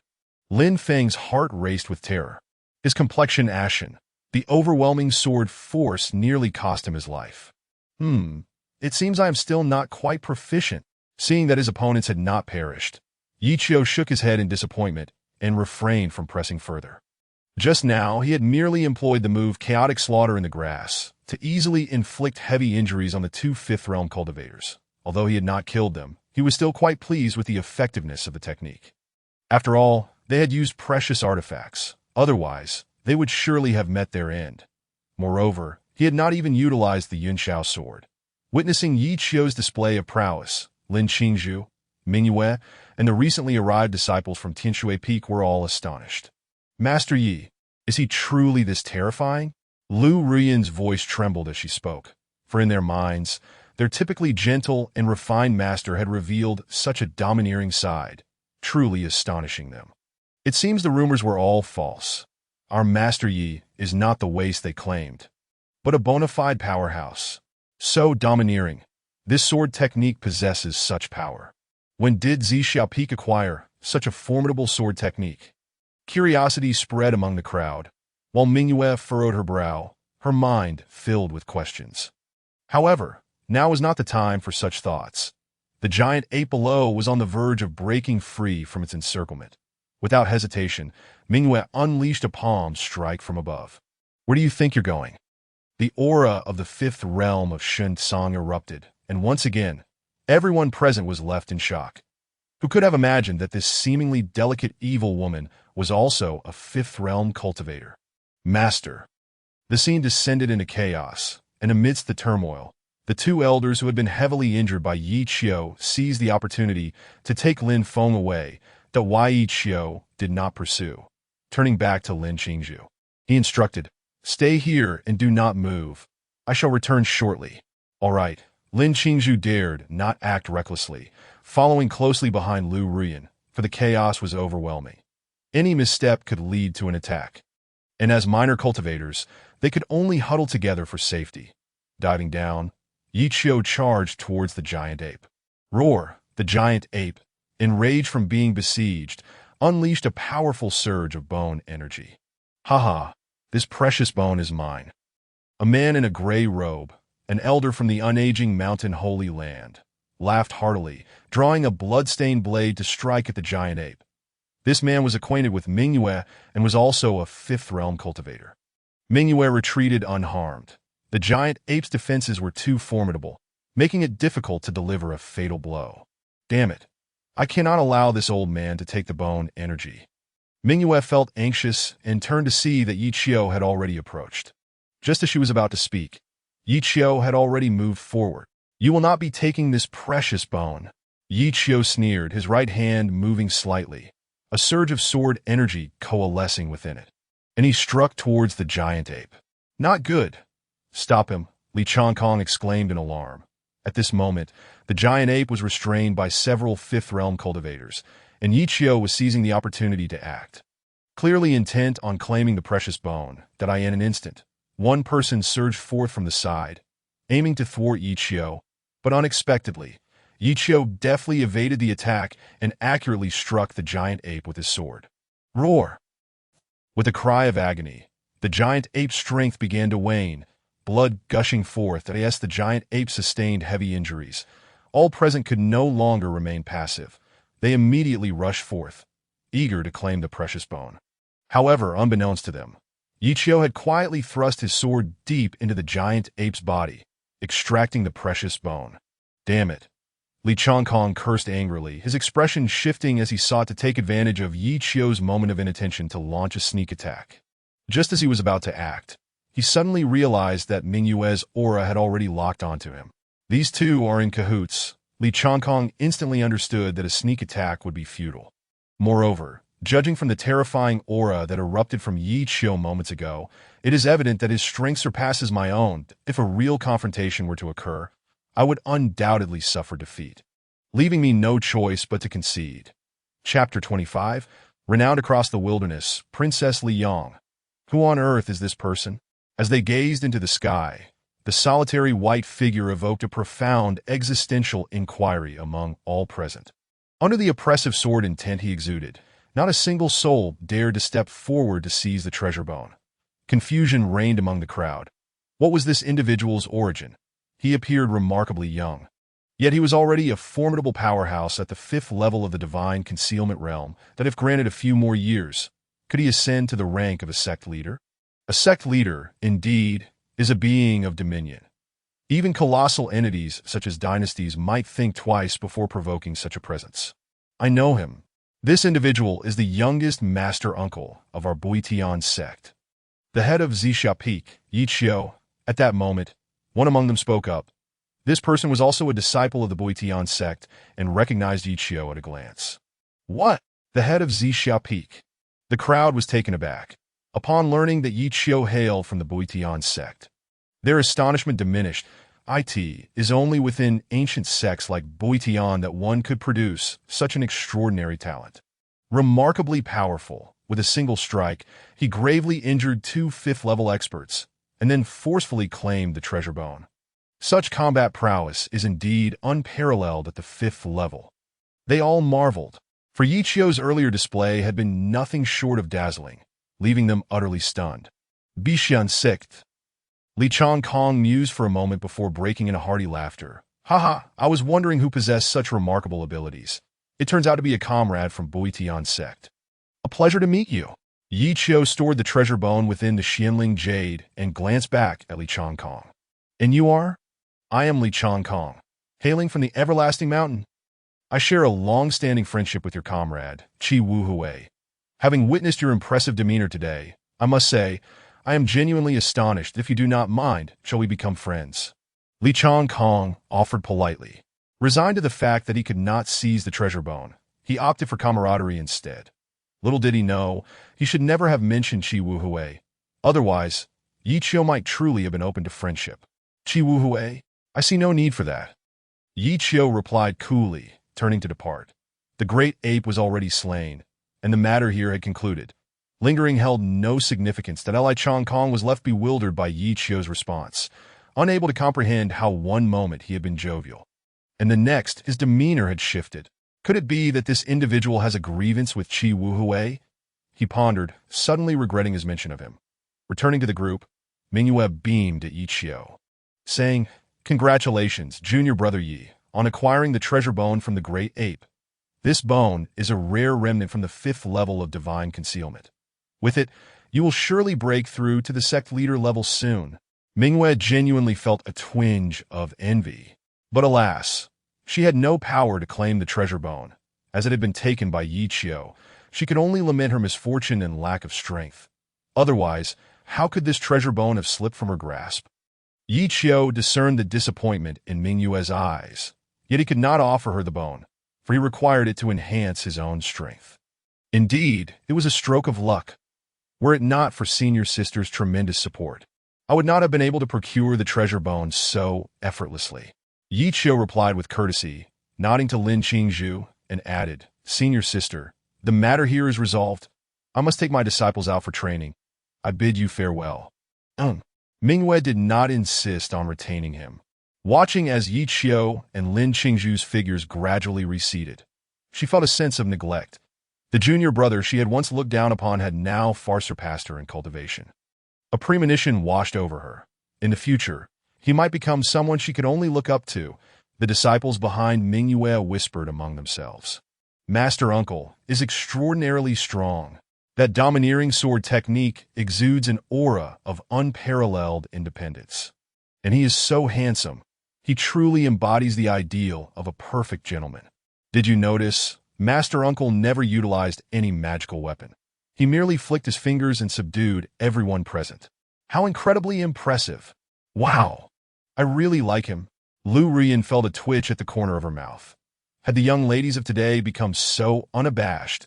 Yet she could understand their sentiments, having dwelled in the mountains for so long and trained at Tianshui Peak. They seldom encountered men, let alone one as exceptional as Master Uncle. It was only natural to be captivated by his charisma in that moment. Even she felt a flutter of youthful infatuation, embarrassed by her thoughts. Lu Rian's cheeks flushed slightly. Before long, Mingyue led them away. Following this battle, Yi Qiu's name resounded throughout the wilderness. Many were learning for the first time that in addition to Meng Tianjing and Qi Wuhui, the Buitian sect had another such formidable master. This moment Within a tavern nestled along the ancient roads of the wilderness, a throng of people had gathered. Alas, have you heard? The Boetion sect has produced yet another unparalleled powerhouse. Their strength is unfathomable. With just one sword strike, he severely injured two fifth-level experts from the Lin family, who are among the most formidable in the entire Liang realm.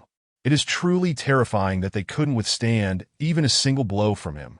The discussions within the tavern grew increasingly fervent. This Zixia Peak head, Yi Qiu, seems quite young, often clad in white, accompanied by an exceptionally beautiful woman. His attire features a piece of spiritual jade, a pendant, making him quite recognizable. If any of you encounter him, remember to be wise and avoid provoking him. Your lives may depend on it. In a private booth on the second floor, a stunning woman clad in a red robe and veil leisurely examined the cup in her hand, murmuring, "Bun sect, Yi Qiu. Princess, what are you pondering?" Zhao Wan'er inquired curiously as she observed her deep in thought. A hint of a smile graced Zhao Wan'er's exquisite face, her demeanor exuding elegance as her fair fingers glided over the teapot. But if not for the screen obscuring her, she would have surely bewitched every man in the tavern with her beauty. Zhao Wan'er replied in a calm tone, "Nothing much. I am merely curious if this Yi Qiu is truly as formidable as they claim." Xiao Ling tilted her head, pondering for a moment before responding. The two experts from the Lin family we encountered were indeed quite strong. If he could injure both with a single sword, he must possess some remarkable abilities. "Princess, haven't you been troubled about which immortal mountain to seek for cultivation?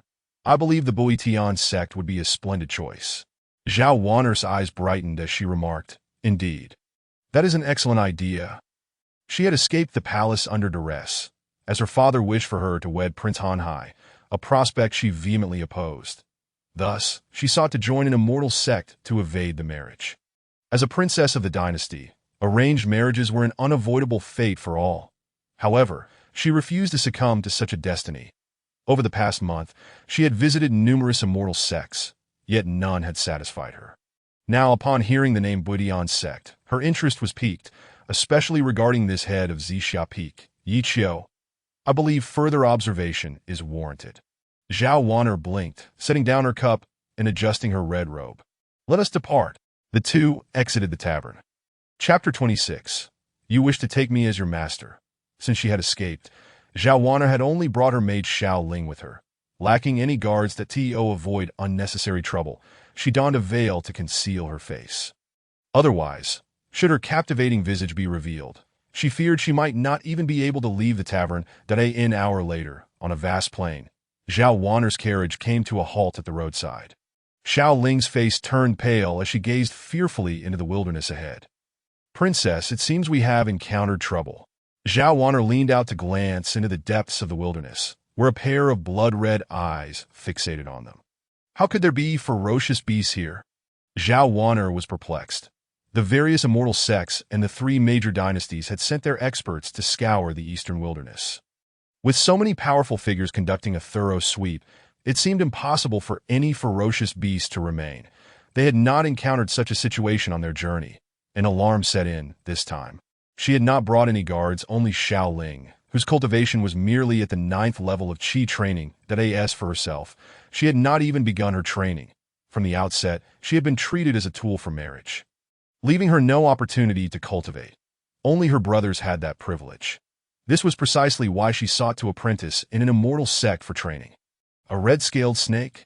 She spotted a snake with crimson patterns in the wilderness, flicking its tongue as it coldly stared at them. Zhao Wan'er's heart trembled, sensing the gravity of the situation. "Princess, hurry and flee. I will hold it off," Xiao Ling declared resolutely, fully aware that she could not defeat the red-scaled snake, yet determined to protect the princess's safety.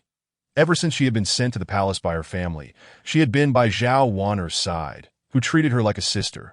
She felt immense gratitude and understood that this was her moment to repay the princess.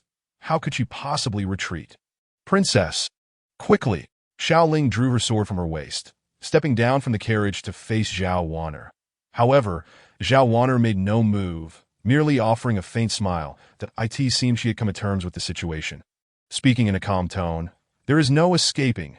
The red-scaled snake is extremely venomous and moves with incredible speed. Once it is locked onto its prey, there is no chance of escape. She harbored no regrets. Rather than returning to that frigid palace and succumbing to fate through a forced marriage, perhaps death would offer a form of liberation. Xiaoling, you should leave.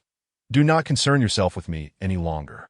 With her cultivation at the 9th rank of qi refining, Xiaoling stood a chance if she exerted herself fully. However, for Zhao Wan'er, such a possibility was nearly non-existent. Resolutely, she chose to stay and hold off the threat, striving to secure Xiaoling's escape, not wishing her loyal companion's prolonged service to be in vain. No, princess, even in death, Xiaoling shall not abandon you. Xiaoling's emotions ran high. Her sword trembled in her grasp, fear coursing through her veins, yet she stood defiantly in front. Whoosh! The grass rustled ominously as the red serpent advanced swiftly toward them. Xiaoling's expression grew grave. Just as she prepared to strike, a flash of white light surged from the distance, slicing accurately toward the serpent. As Zhao Wan'er braced herself for the end, she was startled to observe a graceful figure approaching, swiftly overcoming the distance. Upon closer inspection, she realized it was a stunning beauty, her appearance rivaling even her own. Zhao Wan'er felt a flicker of hope. This enchanting woman emanated an aura of pure, chilling elegance, entirely distinct from her own.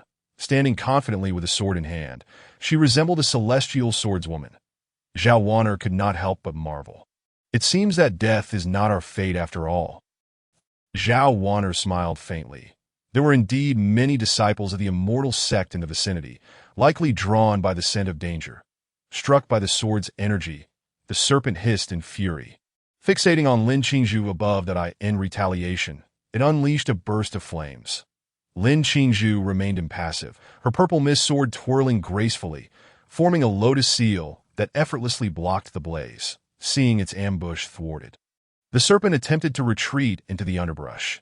Yet Lin Qingzhu would not allow such an escape. This was her first true opponent since beginning her training, a test set forth by her master. "Where do you think you're going?" she called sharply, charging forward as the sword aura resonated, engaging the serpent in battle. That moment, another figure emerged, swiftly approaching the carriage, intrigued by the unfolding conflict.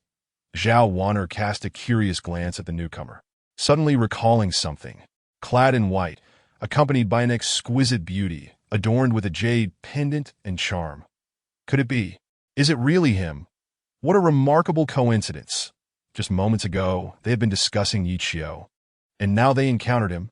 Might you be Yi Qiu, the esteemed leader of the Purple Mist Peak of the Celestial Restoration Sect? Zhao Wan'er elegantly removed her veil and, with a slight smile, inquired with genuine curiosity that why Yi Qiu turned to her, a hint of confusion in his eyes. Have you heard of my tale?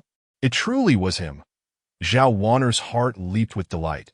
She had merely speculated, never expecting to find Yi Qiu in the flesh. As she scrutinized him, she found herself increasingly astonished. He fit the legendary description perfectly, possessing a striking visage and an extraordinary presence, resembling a celestial being descended from the heavens. Truly exceptional and singular.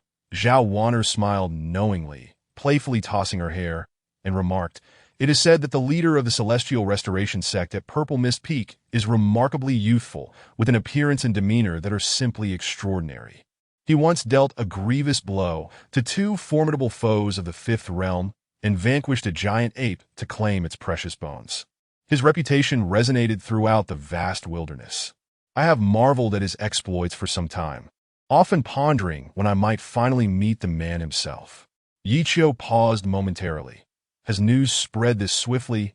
Just a few days have passed, and already this tale has reached here. Well, now that you have met me, what are your thoughts? Yi Qiu replied in a neutral tone, revealing no trace of delight. Zhao Wan'er was taken aback. How could someone so praised exhibit no hint of pride?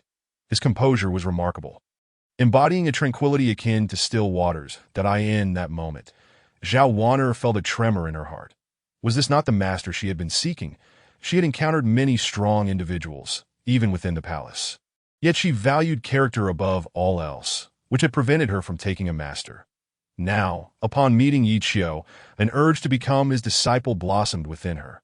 Blinking her eyes, she sighed softly. As for my thoughts, they align with the legends. You are indeed dazzling. Might I inquire if you have any intention of accepting disciples? Yi Qiu was taken aback, turning to scrutinize Zhao Wan'er's eyes. You wish to take me as your master?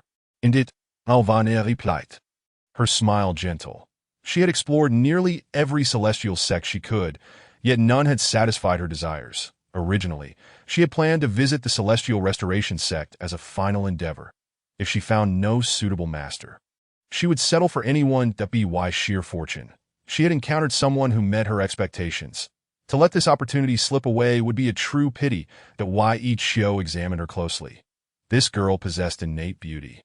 Her demeanor refined and graceful, with the potential to outshine even Lin Qingzhu in certain aspects. Her aptitude seemed decent enough. With a little refinement, she could become a worthy disciple. That why each Qiu responded coolly, very well. Though your aptitude is rather average, it is not beyond the realm of teaching. Zhao Wan'er felt a surge of joy within her, but was puzzled. Might you not inquire about my background? She was confused. Why did Yi Qiu not ask about his disciple's origins? And why did he seem unconcerned about her aptitude? Yi Qiu replied, when I accept disciples, I do not consider their backgrounds. I only regard fate. Even if one's origins are humble, as long as they possess a sincere desire to learn, I will teach them. Upon hearing this, Zhao Wan'er felt a deeper admiration. Throughout her journey, she had encountered many masters with varying degrees of arrogance. Some were overly concerned with lineage, while others prioritized talent. Yet Yi Qiu placed no emphasis on either in that moment.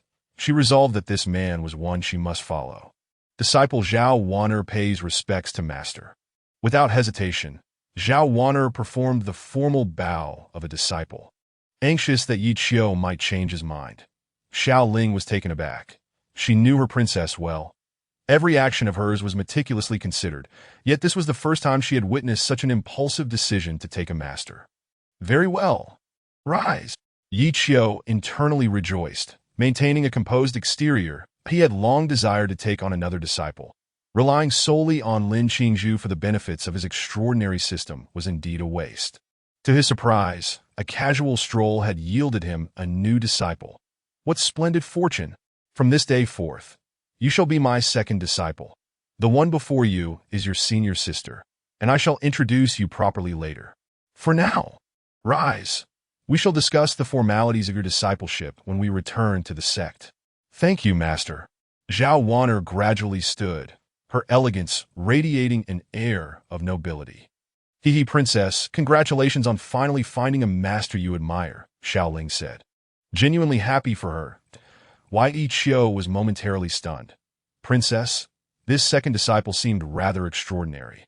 Despite his curiosity, Yi Qiu chose not to inquire further, remaining true to his belief that he would not judge a disciple by their background. The battle had reached its conclusion.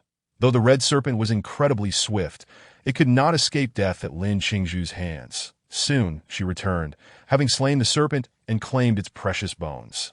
Master, how did I perform? She approached, bowing respectfully, her eyes glimmering with anticipation as she awaited Yi Qiu's approval of her efforts. Your swordsmanship was commendable. However, your combat experience is lacking, and you missed several opportunities. But it is not a grave issue. Practice against more ferocious beasts, and you will gradually gain proficiency. Yi Qiu offered a sincere assessment, causing Lin Qingzhu to feel a touch of disappointment. Yet upon his words, she recognized her shortcomings more deeply. Now, allow me to introduce you. This is my newly accepted disciple, and from now on, she shall be your junior sister. At this moment, Yi Qiu suddenly paused, turning to Zhao Wan'er. What was your name again? She had mentioned it earlier, but he had not paid attention and had forgotten. Zhao Wan'er stifled a laugh, maintaining her composure as she explained. Greetings, senior sister. I am Zhao Wan'er. It is a pleasure to meet you, and I hope for your guidance in the future. Lin Qingzhu regarded Zhao Wan'er with surprise. Unable to suppress her admiration, this girl was breathtakingly beautiful. A wave of pressure washed over her. Yet upon reflection, it made sense. The purple mist peak was rather solitary, with no one else to be found in the entire mountain range.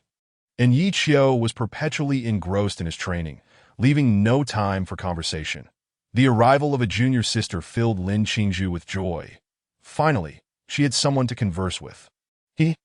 I finally have a junior sister, she exclaimed. Greetings, junior sister. I am Lin Qingzhu. If you have any questions, feel free to ask me. The two girls felt an immediate kinship, bonding joyfully over their shared experiences.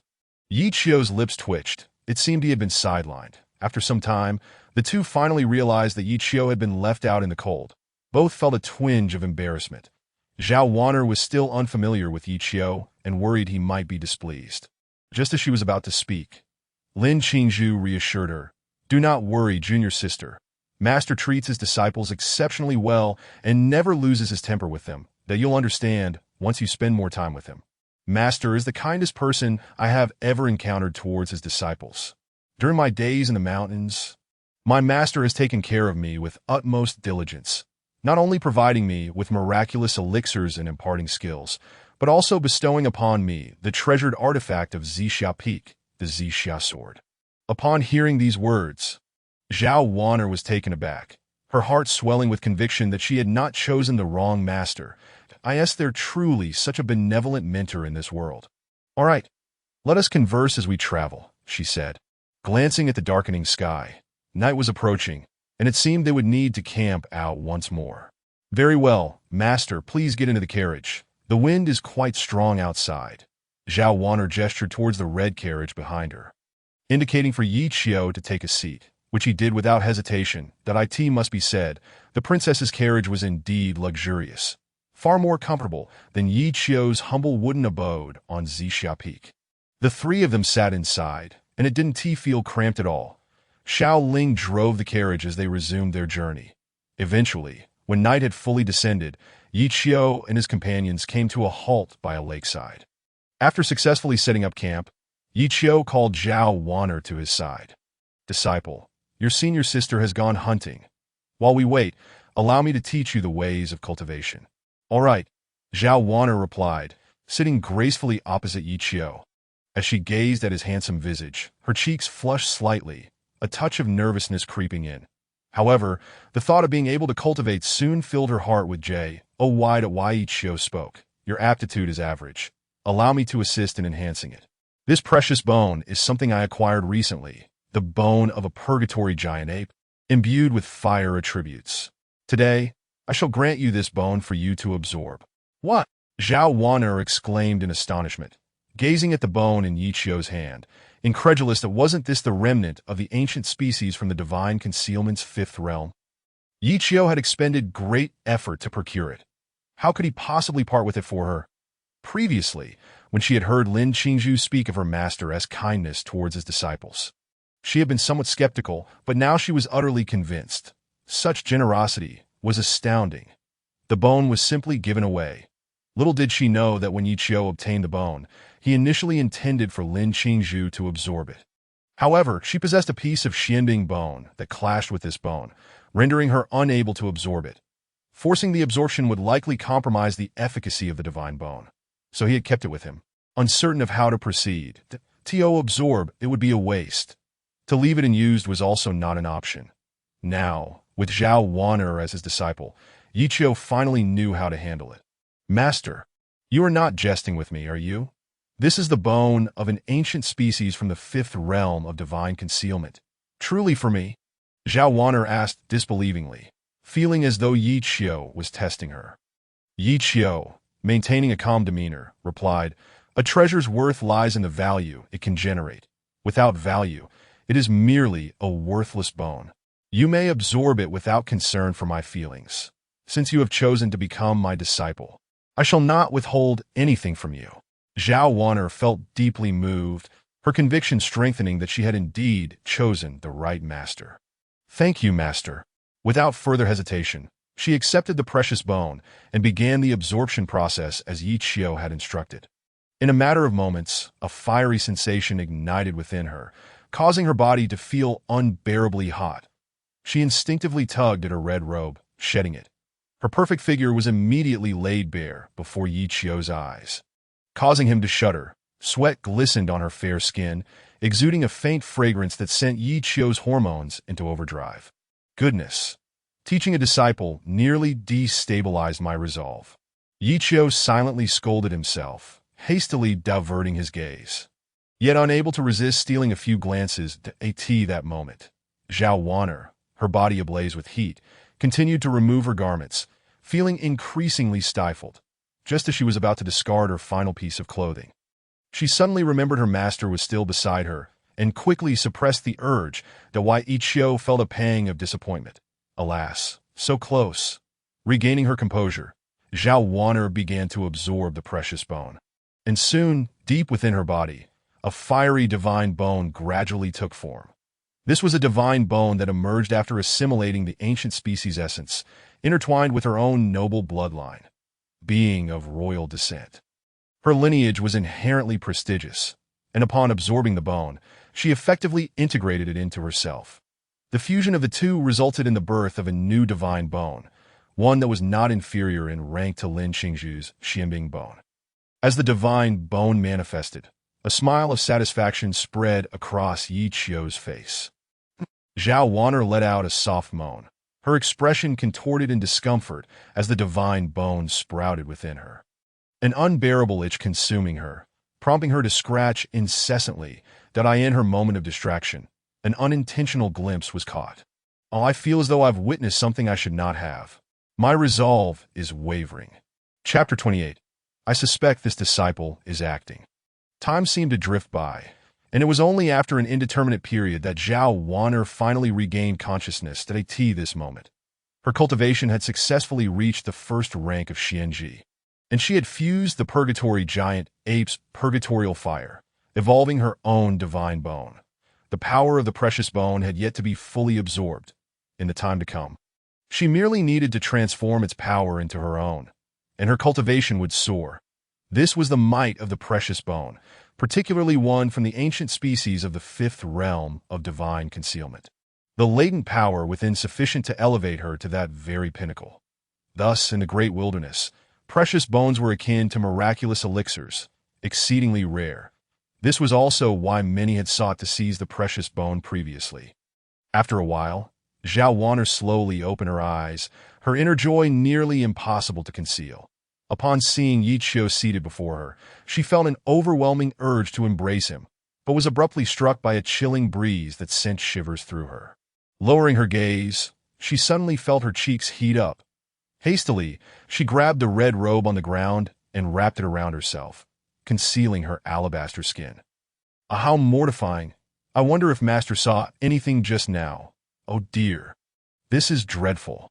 In that moment of social embarrassment, Zhao Wan'er wished she could sink into the ground and disappear. And Master? Zhao Wan'er called out shyly.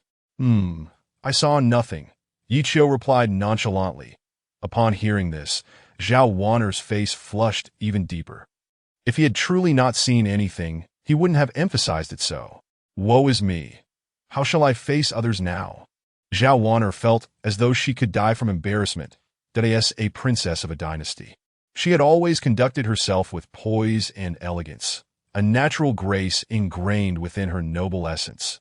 She never anticipated that today she would behave in such a manner before her master.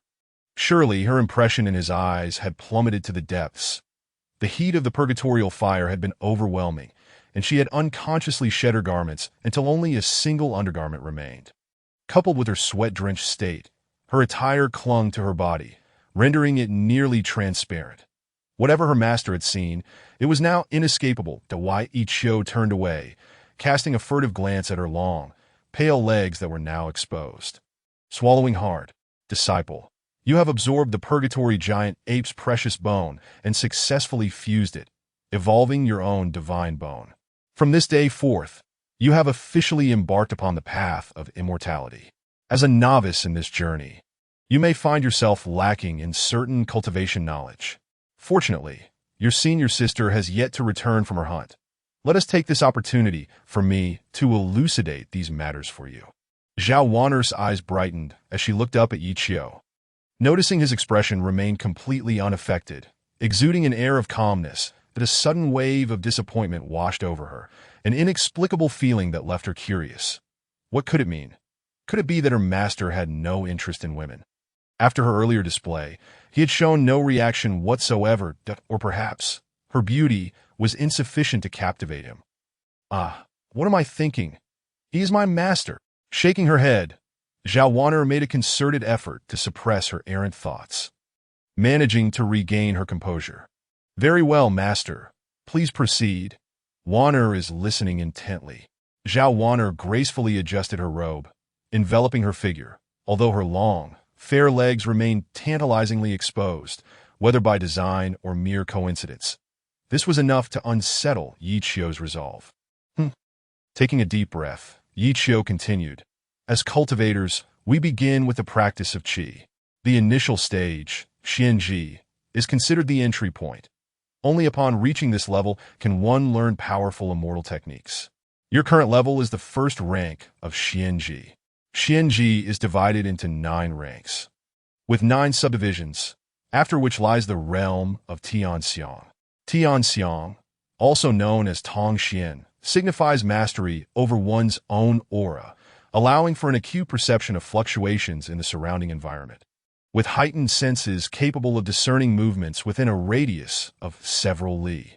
This realm, too, is subdivided into 9 levels. Zhao Wan'er listened intently. Despite her royal upbringing, she had been treated as a mere pawn for political unions, devoid of opportunities to acquire such knowledge. Most of what she knew had been gleaned from others, though lacking in detail. Above Tianxiang is Wuzhu. Wuzhu, as the name suggests, implies the absence of distance. This distance can pertain to instant teleportation over vast spans or striking across time and space from extraordinary distances. It embodies a principle of order, which you shall comprehend upon reaching this realm. Discussing it now would be premature.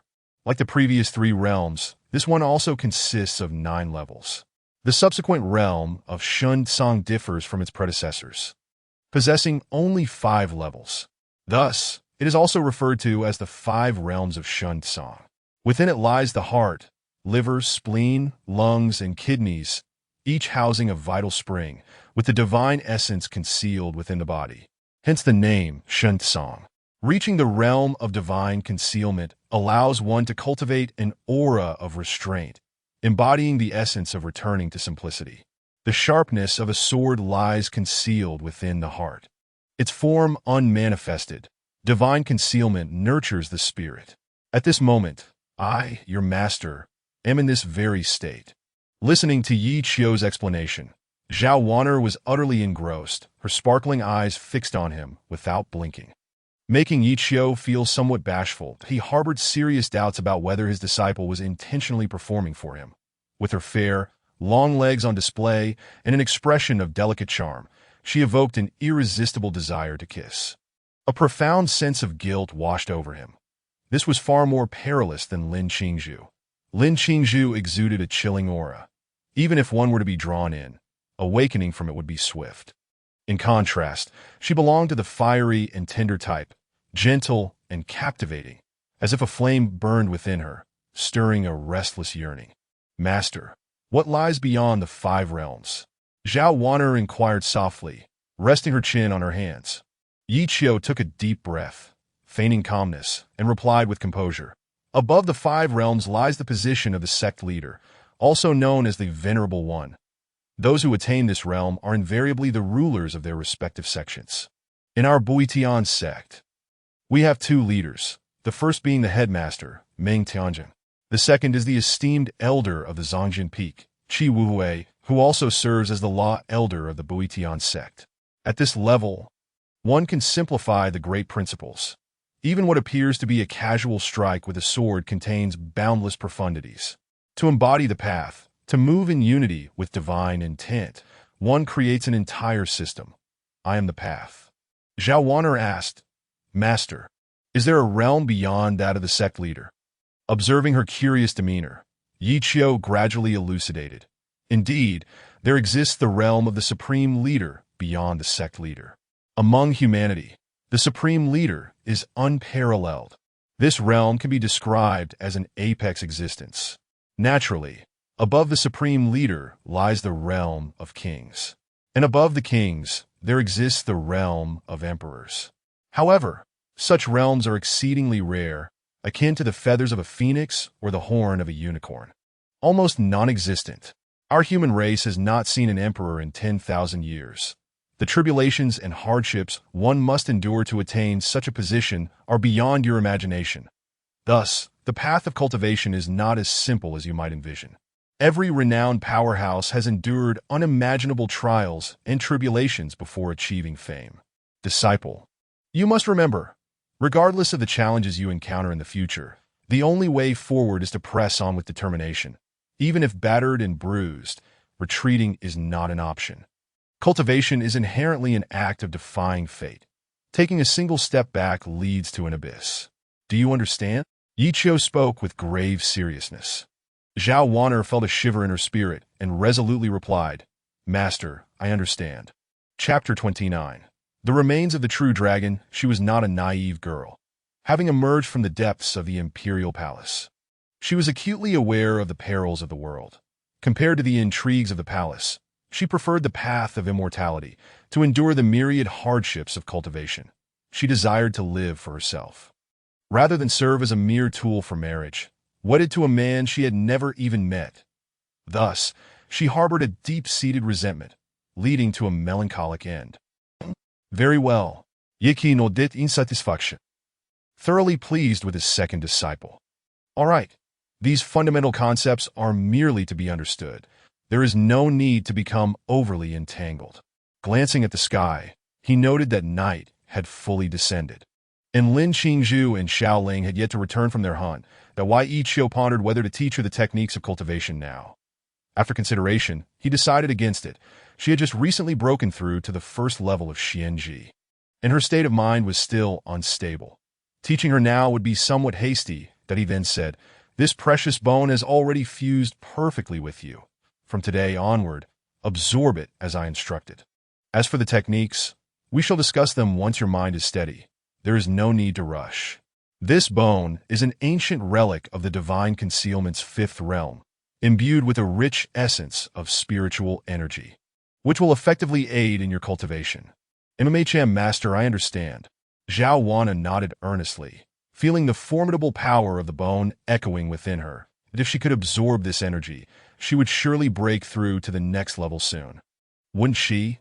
With that thought, Zhao Wan'er couldn't help but feel a surge of joy. Her luck was truly remarkable to have such an exceptional master who presented her with a precious bone right from the start. This was the ancient relic of the divine concealment's fifth realm, and even her father would not dare to casually give away a piece for them to absorb. Such a master was exceedingly generous to his disciples. Just as Lin Qingzhu had said, never withholding anything. The more she thought about it, the more her heart swelled with delight, and her gaze upon Yi Qiu began to shimmer, igniting a spark of infatuation. This master was not only composed and handsome, but also possessed formidable abilities. Moreover, he was unreserved with his disciples, making him the finest master in the world. Zhao Wan'er felt immensely grateful that she had not decisively chosen another master, or she would have missed out on such a great mentor. Now, take this time to solidify your cultivation and stabilize your mind. Your senior sister should be returning soon. Zhao Wan'er elegantly brushed her long black hair, adjusted her crimson robe to envelop herself, and instantly entered a meditative state. Following Yi Qiu's teachings, she consolidated her cultivation while absorbing the power of the bone. Observing her in concentration, Yi Qiu finally breathed a sigh of relief. Huff! This girl is far too alluring. If this continues, I will inevitably be swayed from my path. Damn it, she has got me all worked up. He silently grumbled to himself, grounding his thoughts. System. Ding!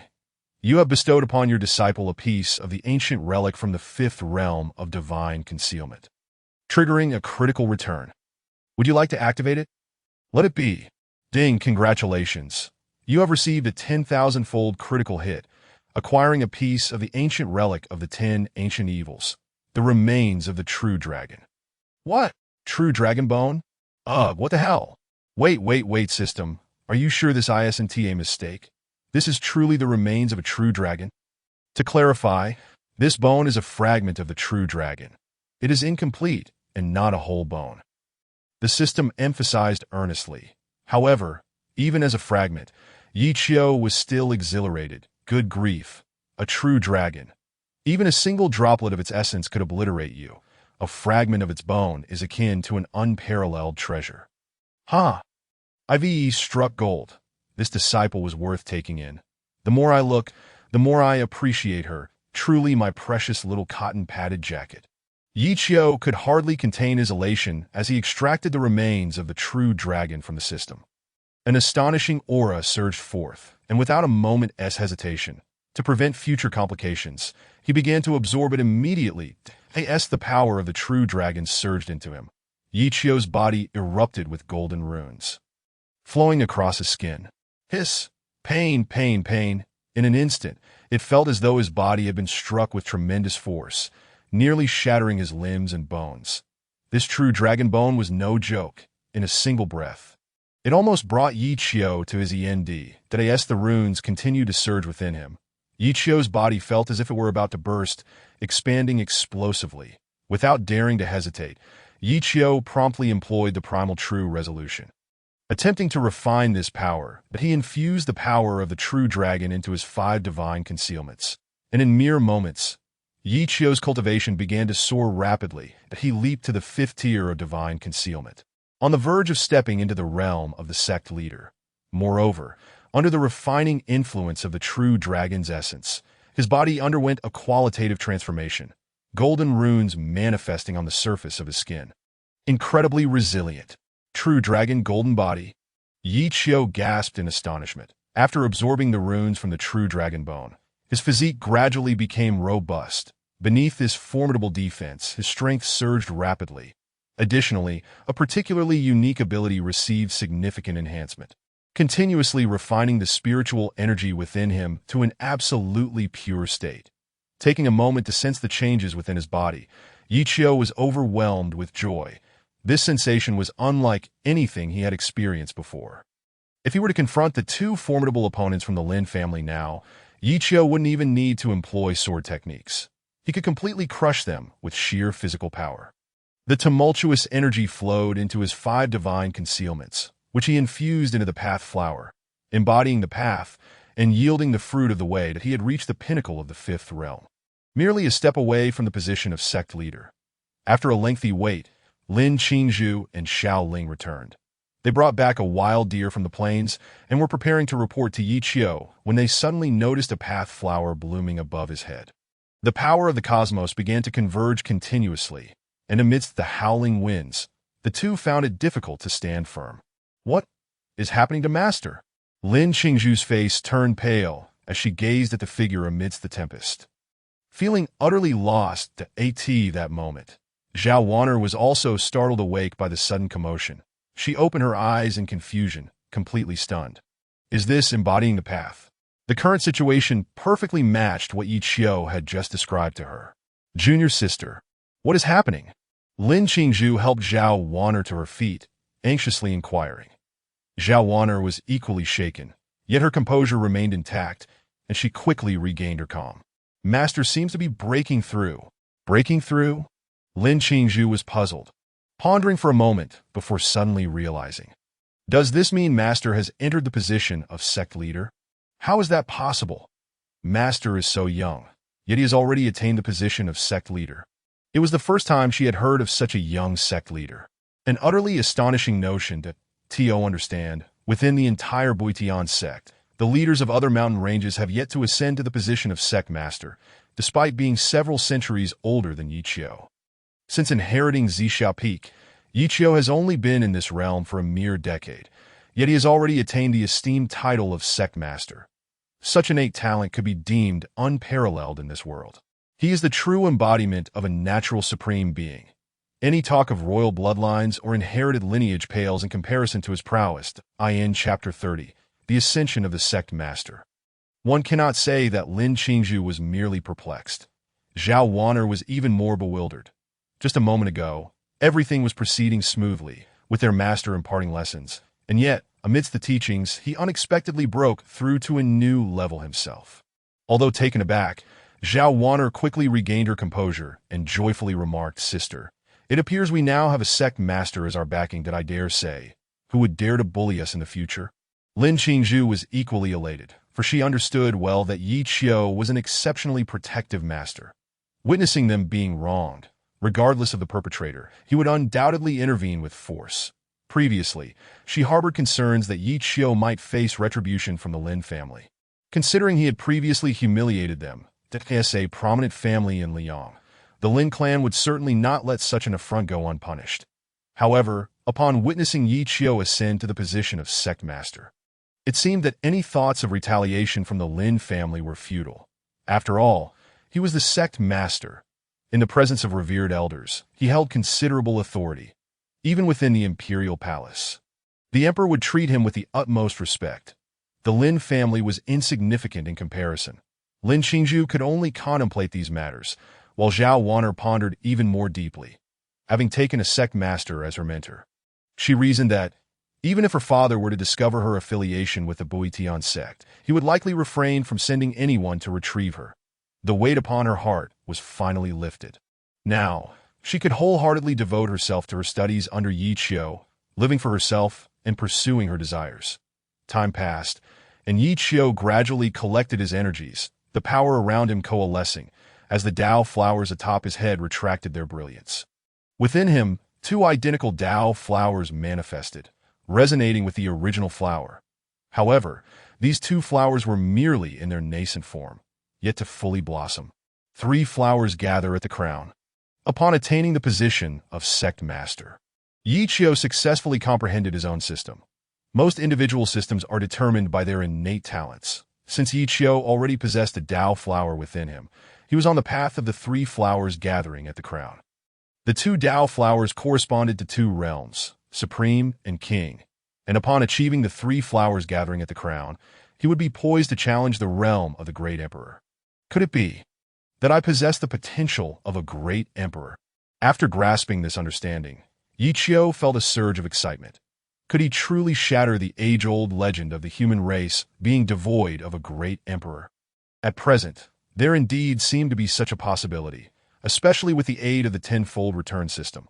However, it was still too early to speak of such matters. The journey ahead was long and fraught with challenges. Not something to be achieved in a day or two, that after absorbing the remnants of the true dragon, he had successfully entered the realm of Sect Master. The realms above Sect Master differed significantly from the preceding ones, being divided into 3 smaller stages. Currently, Yi Qiu found himself in the early stages of Sect Master, having advanced far too rapidly for his foundation to stabilize. Although he had not fully absorbed the power of the true dragon remnants, Yi Qiu felt content that he intended to take the upcoming time to solidify his mental state, lest he encounter issues in his cultivation due to an unstable mindset, which would be quite counterproductive. Concealing his inner joy, a habit he had long since developed, Yi Qiu slowly opened his eyes to find 3 enchanting maidens before him, their eyes blinking curiously in his direction. Ah, how refreshing! As the golden runes dissipated from his body, the oppressive aura of the Sect Master returned within him. Zhao Wan'er and the others sighed in relief. The earlier pressure had been overwhelmingly uncomfortable. With the tension lifted, they immediately plopped onto the ground, landing with a thud. Ouch! That hurt. Zhao Wan'er cast a sulky glance at Yi Qiu, pouting. Quickly recovering, she approached Yi Qiu and congratulated him. Congratulations, Master, on successfully ascending to the position of Sect Master. Congratulations, Master. Lin Qingzhu was equally swift in her response, coming forward to offer her congratulations. Little Ling stood in place, her eyes filled with admiration, and hurriedly joined in. Congratulations, Senior, on becoming Sect Master. Yi Qiu smiled. Yes, please rise. This is but a minor achievement, not worthy of such celebration. Focus on your cultivation. Attaining the position of Sect Master will come in due time. The 2 women felt a surge of joy. Did this mean they too had a chance to become Sect Masters? Such a status was a dream coveted by countless cultivators. The path of cultivation was fraught with peril, with many being eliminated by the heavenly Tao, unable to break through their bottlenecks throughout their lives. Zhao Wan'er tentatively inquired, Master, do you think we also have hope for breaking through to Sect Master? As long as you diligently apply yourselves and study earnestly, the position of Sect Master is hardly a distant dream. Upon hearing this, Zhao Wan'er felt a rush of excitement and promptly replied, "Thank you, Master. We will certainly train hard and strive to break through to the position of sect master as soon as possible." As she gazed into Yi Qiu's eyes, she seemed to recollect something, her cheeks flushing. That it appeared she was reminded of earlier events, feeling somewhat embarrassed at why Yi Qiu sensed her discomfort, but chose not to address it, wishing to avoid any awkwardness. Lin Qingzhu, noticing Zhao Wan'er's sudden change, curiously asked, "Junior sister, what is it? Why is your face so red?" Ahem. Zhao Wan'er cleared her throat, glancing at Yi Qiu, who was not looking her way, and felt a wave of relief. She quickly regained her composure, exuding her usual elegance, and replied, "Oh, I'm merely delighted for Master's breakthrough, that you're overthinking it, sister." "Is that so?" Lin Qingzhu scrutinized her, then glanced at Yi Qiu, sensing something amiss between them. Could it be that something unspeakable transpired during her absence? No, it couldn't be. Their master was a person of integrity. How could he partake in such behavior? Surely, she was merely overthinking it, rejecting her negative thoughts. Lin Qingzhu regained her poise and said, "Master, Xiao Ling and I have successfully hunted a wild deer nearby. Shall we roast it now?" At her words, Yi Qiu stood, surveying the surroundings, which were in disarray due to his recent breakthrough. A thought struck him. Would he be fined for disrupting the ecological environment? "Go ahead, it's getting late. Please prepare it swiftly, and let us eat something before resting. We plan to venture deeper into the wilderness tomorrow morning." Lin Qingzhu nodded. "Very well. I shall attend to it immediately." "Sister, allow me to assist you," Zhao Wan'er offered, only to be declined by Lin Qingzhu. "I can manage. Junior sister, you've spent too long in the palace. You wouldn't know how to handle such tasks. You've just begun your journey, and there's much you are yet to learn. This is a perfect opportunity for Master to explain things to you." Zhao Wan'er did not argue, acknowledging her unfamiliarity with the task. However, she felt hesitant to face Yi Qiu, primarily due to her embarrassment from earlier. How mortifying that on her first day as a disciple, she had been seen in such a manner. How could she maintain a good rapport moving forward? Nevertheless, Zhao Wan'er, being a princess, possessed a resilient spirit. While Lin Qingzhu and Xiao Ling went to prepare the deer meat, Zhao Wan'er sat anxiously before Yi Qiu. Unbeknownst to her, the length of her legs became apparent once more. Yi Qiu couldn't help but feel that this disciple was intentionally teasing him. The first instance may have been accidental, but the second seemed deliberate. Zhao Wan'er flashed a subtle smile, her expression laden with intent as she gazed at Yi Qiu. Just as Yi Qiu had suspected, she was indeed testing him, hoping to discern whether he would remain unaffected by her charms. Ultimately, she felt disappointed, as Yi Qiu displayed no reaction whatsoever. In Chapter 31. The Liang Princess, Tianbo Mansion. What is seen should not be gazed upon. What is heard should not be listened to. This disciple is far too mischievous. Regardless of the circumstances, I must not reveal any signs of weakness. Otherwise, future days could become quite precarious. Observing her legs? No, that does not interest me. Despite Zhao Wan'er's repeated attempts to provoke a reaction, Yi Qiu remained steadfastly impassive. Zhao Wan'er felt a tinge of disappointment. Yet simultaneously, a sense of triumph surged within her. At least the refined master she admired was not a lecherous man. However, she couldn't shake the feeling of frustration, or perhaps contradiction. Her master appeared completely disinterested in her, leading her to ponder, am I truly so lacking in appeal? Disciple, do you harbor concerns? Observing the sorrow in Zhao Wan'er's eyes, Yi Qiu inquired with curiosity. Concerns? Zhao Wan'er lowered her head, recalling her own plight. And a sense of melancholy enveloped her. Born into royalty, she had been treated as a mere pawn in political alliances, and with her mother passing away early, no one had ever shown her genuine affection. The only person she could truly call a friend was Xiao Ling, gazing into Yi Qiu's sincere eyes. Zhao Wan'er felt a warmth radiating from his care, enveloping her in a comforting embrace. Sitting upon a stone, her ebony hair swayed gracefully in the breeze, showcasing the elegance befitting her noble lineage. What a perfect girl she was, yet her heart yearned for a moment of genuine affection. Master, in truth, There is something I have kept hidden from you that I fear that if I reveal it, you may no longer wish to accept me as your disciple." After much internal conflict, she realized that her master had treated her with such kindness, not only introducing her to the path of immortality, but also bestowing upon her precious bones. Wanner feels ashamed. "I should not deceive my master, dragging you unknowingly into the treacherous machinations of the royal court. Master, I was wrong. I apologize." In this moment, Zhao Wanner chose to speak candidly, her voice tinged with emotion. Upon hearing her words, Yichio merely smiled gently and nodded in silence. He had long suspected that Zhao Wanner was concealing something from him, yet he never paid much heed to it. Nor did he inquire further that if she wished to disclose anything, she would do so of her own volition. Upon witnessing Yichio's unperturbed demeanor, Zhao Wanner queried, "Master, are you not angry?" Despite her predicament, why did Yichio not reproach her? "Why should I be angry?" Yiki contradicted. Continuing, "I have never pried into your personal affairs. If you wish to share, you will do so willingly. When I take disciples, I do not concern myself with their backgrounds or past experiences. It is solely based on fate. If fate has arrived, what does it matter if the world is against them? All I know is that she is my disciple, and regardless of any heinous acts she may commit, she remains my pupil. Only I can guide her. Others cannot." Such assertive words left Zhao Wanner utterly stunned. Her heart warmed. How could one not develop affection for a master like this? Such a profound sense of security, so warm. I truly adore this. Her heart raced, and those few words were irresistible. After a moment of contemplation, recalling her own concealments, she lowered her head in shame and remarked, "Master, I acknowledge my mistake. I shall never hide anything from you again."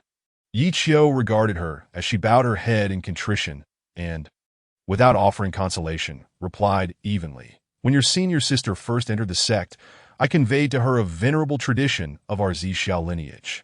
That is, to acknowledge and amend one's mistakes, never to deny them. This tradition has been passed down from your grandmaster's generation, and you must carry it forth. I do not wish to hear any of you admitting to mistakes in the future, even if you are indeed wrong. You shall steadfastly deny it." Zhao Wanner stifled a laugh. While the previous remark had moved her deeply, the next nearly amused her. To acknowledge and amend mistakes, yet deny them? Is that akin to being stubborn? Curiosity struck her regarding the grandmaster she had never met, pondering what manner of person could utter such words. "Yes, master, I shall remember." Zhao Wanner nodded and tugged at her crimson robe. With such treatment from her master, she could no longer conceal the truth. "Master, I am actually a princess of the Liang royal family. That my mother passed away early, and my father has always viewed me as a pawn for political alliances, engaged to a prince of the Han Hai dynasty. I was indoctrinated with this notion. Yet I refused to be a mere tool for others' ambitions, to marry someone devoid of affection. Thus I fled.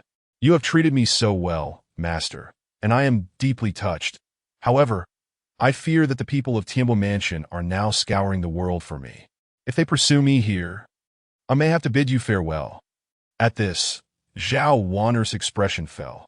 She did not wish to return, nor did she want to part from Yichio, having finally found a sense of belonging. Losing it now would leave her with lifelong regrets. That why Yichio gently wiped her tears and reassured her, "Do not worry. As long as I am here, no one can take you back." Zhao Wanner looked up in astonishment. Her gaze filled with determination. She smiled, radiating warmth like a spring breeze. Her captivating smile was so enchanting that one could not help but wish to embrace her. "From now on, I shall heed only your words. Master, whatever you command, I shall obey." Zhao Wanner smiled tenderly, her eyes brimming with affection for Yichio. Her heart stirred. This young and handsome master had granted her an unprecedented sense of security. Even if she were ultimately taken back by the people of Tianbo Mansion, she would have no regrets. "Enough! Do not cry. As long as I draw breath, no one shall compel you to do what you do not wish to. I shall forever be your strongest support," Yichio said softly. His gaze turned to the distant horizon, burdened with a weighty concern. Tianbo Mansion? Yi Qiu had a rough understanding of this powerful organization within the Liang dynasty, which existed to address matters that the dynasty could not openly confront. In the eastern wilderness, it wielded considerable influence, yet such intimidation was insignificant before Yi Qiu. Not only was he beyond the reach of the Tianbu mansion, but as the leader and a formidable early-stage sage. He possessed the confidence to face any challenge. With the essence of Tao flowers within him and wielding a celestial sword, he commanded the grass character sword technique. Under the supreme level, he could vanquish any adversary that confronted him. Zhao Wan'er, deeply moved, could not help but ask, "Master, may I embrace you?" The request startled her, as she felt a twinge of embarrassment that as a young woman, was it not unbecoming to be so forward? Yet the desire to embrace her master was overwhelming. She had never experienced such warmth before. Upon uttering those words, Yi Qiu's lips twitched, and he felt a pang of awkwardness. What a bold request. Ahem, very well, Yi Qiu replied, his face slightly flushed, but he nonetheless opened his arms wide. Zhao Wan'er, elated, rushed into his embrace. Her soft, warm body nestled against him. So warm, such a strange feeling. I wish to remain in Master's embrace forever, she thought, her body instinctively shifting, inadvertently brushing against Yi Qiu's nerve, almost destabilizing his composure. This girl must be doing it on purpose. Just as he steadied his heart, she had once again disrupted his tranquility. However, feeling the gentle, beautiful figure in his arms, Yi Qiu could not help but smile. How delightful, truly delightful. This perfect curvature, so tender and yet fervent, captivated the soul. Having lived 2 lives, Yi Qiu had never even touched a girl's hand, yet today he found himself embracing such an exquisite beauty. Worth it. What? You say I am being hypocritical, even with my own disciple. I advise you not to meddle in affairs that do not concern you. Chapter 32. Red Lotus Inferno. Days later, amidst a vast expanse of desert. The ground was littered with bones, forming mountains of remains. The desolation and silence were palpable, suffused with vengeful spirits. Beneath the sandy surface, a crimson fire lizard cautiously emerged, yearning for fresh air, only to be met with a sword descending from the heavens, cleaving its head in an instant. The crimson fire lizard met its demise without understanding the cause, as everything transpired far too swiftly for it to react. That in its final moment, it beheld the true culprit, a woman clad in white, wielding a long sword. The sound of footsteps crunching on the sand echoed, and a minute later, 3 figures appeared before the lizard's corpse. Master, just as you predicted, this crimson fire lizard possesses that mysterious and eerie source, Zhao Wan'er stated, crouching to inspect the remains before standing to explain.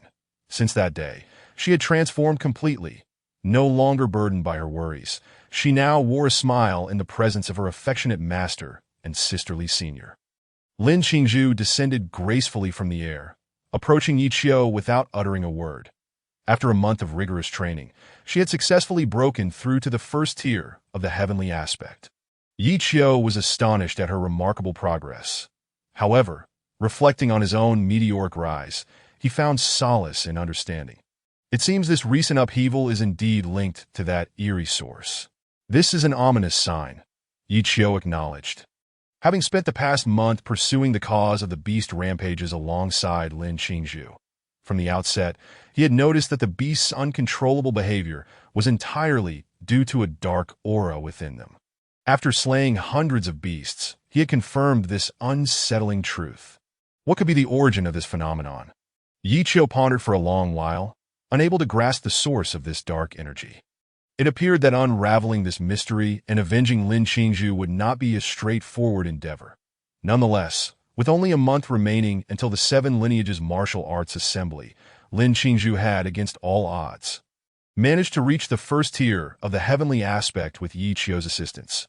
Her mastery of the Zixia sword technique had reached an extraordinary level, and her combat experience was sufficient. Yi Qiu had not forgotten his wager with Qi Wuhui. Considering Lin Qingzhu's current strength, defeating that impotent man, Qi Hao, should be within her capabilities. Upon returning to the mountain, he imagined the astonishment on their faces at Lin Qingzhu's astonishing rate of improvement. They would surely regret having previously dismissed her as insignificant. As for his second disciple, Zhao Wan'er, having just entered the sect, she had yet to begin cultivating celestial techniques, making it somewhat challenging for her to achieve notable results. However, in recent days, she had continuously absorbed the power of precious bones, and her cultivation had indeed progressed to the third tier of the profound finger. It was time to impart some celestial techniques to her. Master, what shall we do next? Lin Qingzhu, understanding the futility of vengeance, felt somewhat disheartened. Yet she recognized her master's relentless efforts in the investigation that Wei Yiqiu contemplated for a moment. Ah, it seems the night is once again upon us. You shall set up camp here to rest. And tomorrow we shall embark on a new training regimen. Wanner, today I shall teach you the fiery heaven technique, a celestial art comprehended by the previous generations of masters of Zixia Peak. Given that you already possess the inferno fire within you, this technique is particularly suited for you. All right. Upon hearing that she would finally be able to cultivate celestial techniques, Zhao Wanner was overwhelmed with excitement. For days, she had watched Lin Qingzhu dominate the battlefield with envy. The master had refrained from teaching her due to her unstable state of mind. Now, upon hearing that the master was finally willing to instruct her, she was overwhelmed with joy. Please take a seat. Lin Qingzhu and the others did not interrupt, merely observing from a distance as Yiqiu imparted the Taoist techniques to Zhao Wanner. Before long, Yiqiu had transmitted the fiery heaven technique to Zhao Wanner.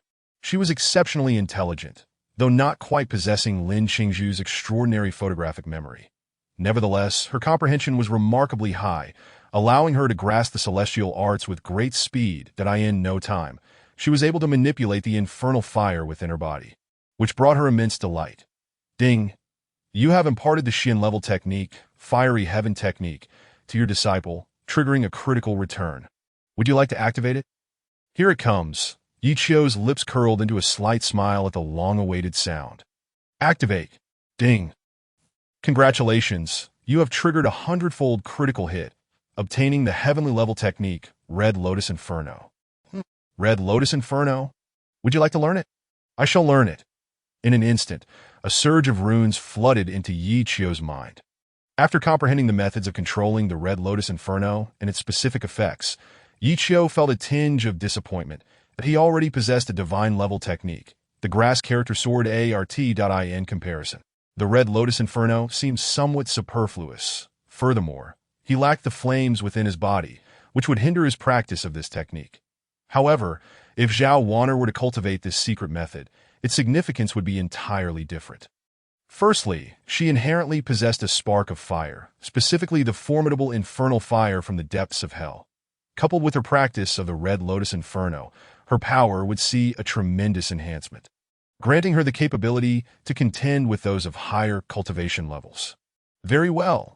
After some contemplation, Yiqiu looked at Zhao Wanner and said, Wanner, come here that I have decided to teach you another secret method. Zhao Wanner was momentarily taken aback, her heart soaring with joy as she hurried over. Master, what secret method? She was curious. She had already felt the strength of the fiery heaven technique. Could it be that Yiqiu intended to teach her an even more powerful secret method? Yiqiu smiled gently and replied, I'm going to teach you the Red Lotus Inferno technique. What? The Red Lotus Inferno? Zhao Wanner had heard of this secret method from an old general in the palace. It was an exceedingly fearsome technique, at least of heavenly level. The master was actually willing to teach her such a powerful secret method. Thank you, master. Overwhelmed with joy, Zhao Wanner felt an urge to embrace Yiqiu and shower him with gratitude. Observing her elation, Yiqiu smiled contentedly and said, All right, please take a seat. This secret method is immensely powerful. If cultivated to the highest level, it rivals divine-level abilities. Yes, Wanner will certainly strive to practice diligently. Salvena obedienlu said opposite who swiftly began to impart the Red Lotus Inferno technique to her. As the scripture flowed into her mind, she could no longer conceal her elation. This secret method was indeed a heavenly-level secret. However, it was profoundly intricate, and mastering it would not be an easy task. Otherwise, everyone would be able to cultivate divine-level techniques. Fortunately, Zhao Wanner had a foundation in the fiery heaven technique, which made her subsequent understanding of the Red Lotus Inferno somewhat simpler. Additionally, The strong adaptability of the divine bone within her body quickly led her to some insights. Before long, a red flame encircled her, and an overwhelming heat surged forth that in the distance. Lin Qingzhu and Xiao Ling were left astonished. The pressure from junior sister S flames is astonishingly intense. Lin Qingzhu was somewhat shocked. She had not anticipated that Zhao Wanner would unleash such a terrifying aura on her first attempt at cultivating celestial arts. If they were to spar, Lin Qingzhu felt a degree of pressure. After all, this flame was exceedingly difficult to withstand. Chapter 33, 9 Nether Frost Technique. Yi Qiu seemed to sense her dejection, pondering whether he had inadvertently neglected his first disciple after acquiring a second. This was not ideal. However, he currently did not possess an ice-type secret method compatible with the icebone cultivation. It was quite bothersome. At that moment. Ding, you have imparted the heavenly level secret method, Red Lotus Inferno, triggering a random lottery return mechanism. As this secret method is a system return secret, it cannot trigger a critical return, but only a same-level return. Would you like to activate the return? System, what do you mean? Yi Qiu was puzzled. What did it mean by a random lottery return mechanism? Was it not stated that items returned by the system would not trigger a critical return through gifting or bestowing? To the host, I apologize for the lack of clarity. Let me explain again.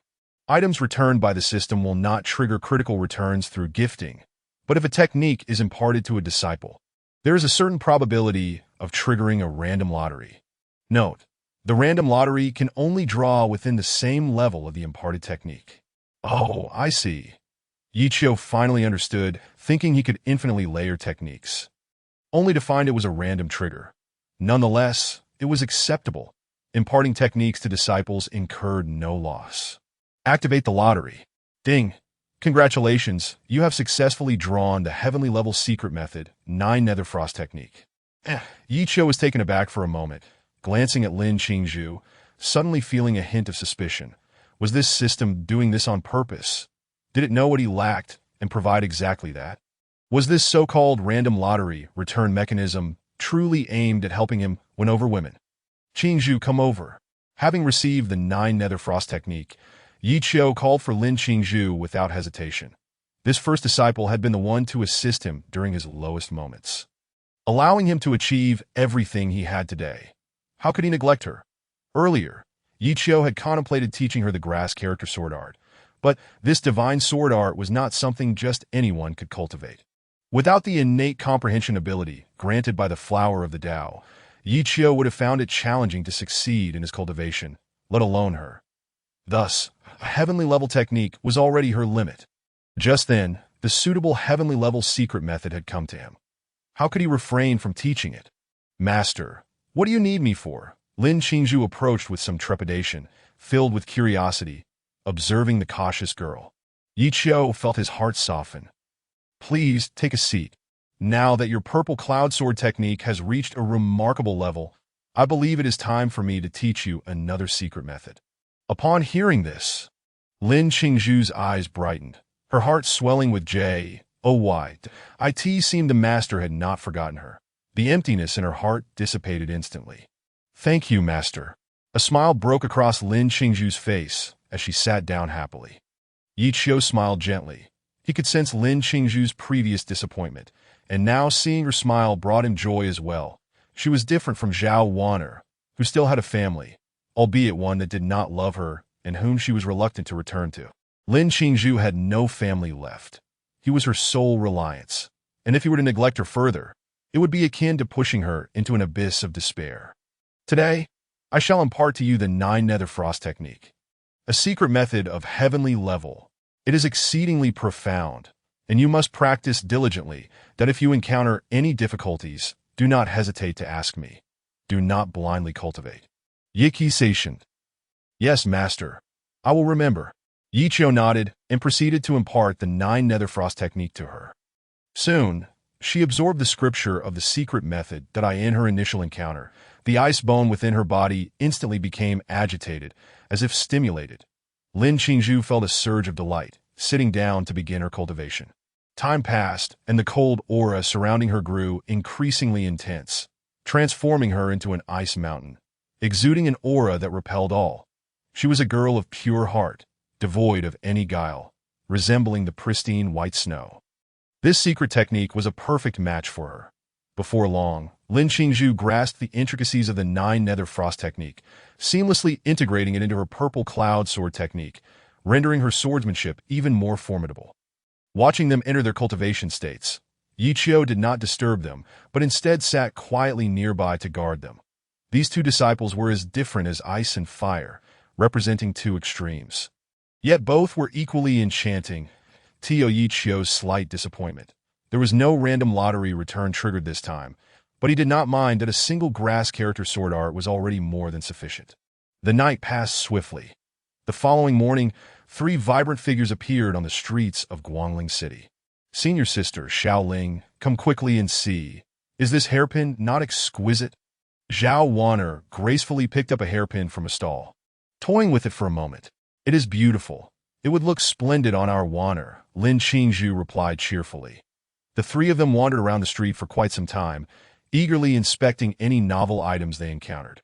Having grown up in the palace, Zhao Wan'er was naturally curious about such new experiences. Just as they were reveling in their fun, an inappropriate voice rang out. I believe this hairpin would suit this beautiful fairy perfectly. If you were to wear it, you would undoubtedly look stunning. Upon hearing this, the 3 women turned to see a young, handsome man standing behind them, having appeared unannounced. Lin Qingzhu cast a cold gaze at the man, sensing the aggressive glint in his eyes.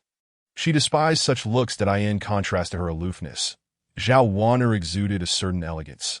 With a faint smile, she set aside her hairpin and remarked, "You are right. My senior sister is naturally beautiful and would look splendid with anything she wears. However, this seems unrelated to you."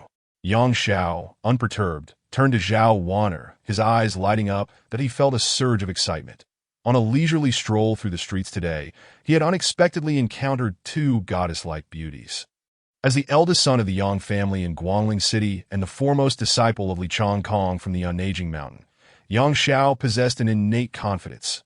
Indeed, it was a form of pride. Whether in Guangling City or at the Unaging Mountain, there was nothing beyond his reach if he desired it. Even the most exceptional of women were no exception. I am Yang Xiao from the Yang family of Guangling, the foremost disciple of Li Changkong from the sacred Unaging Mountain. May I ask for your esteemed names and the mountain where you cultivate your skills? Would you be interested in finding a picturesque spot to share a drink? Yang Xiao introduced himself, eager to showcase his inherent advantages.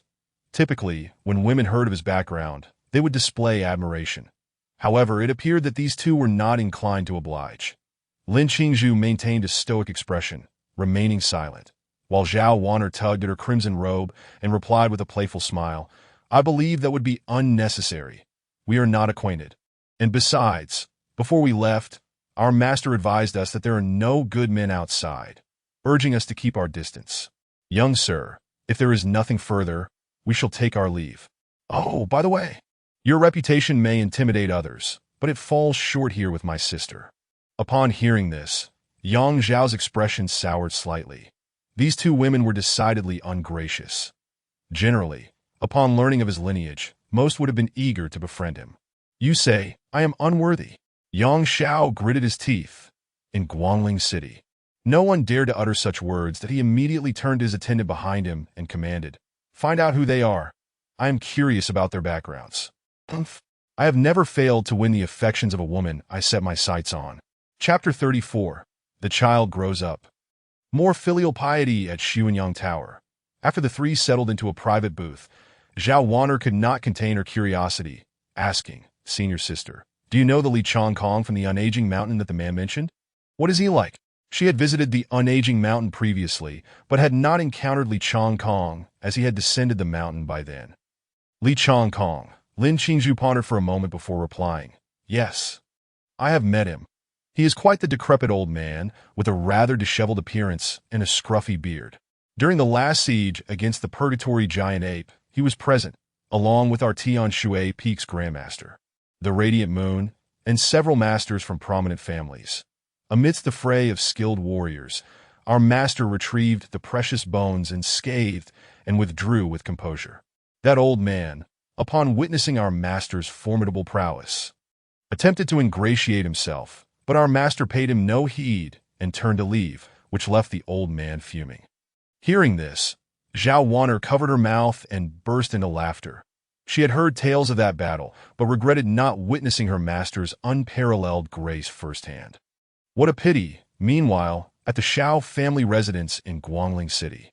Father, Mother T, come, let me wash your feet. You both have worked hard. Staring in disbelief at his dutiful son before him, Xiao Zhan was utterly taken aback.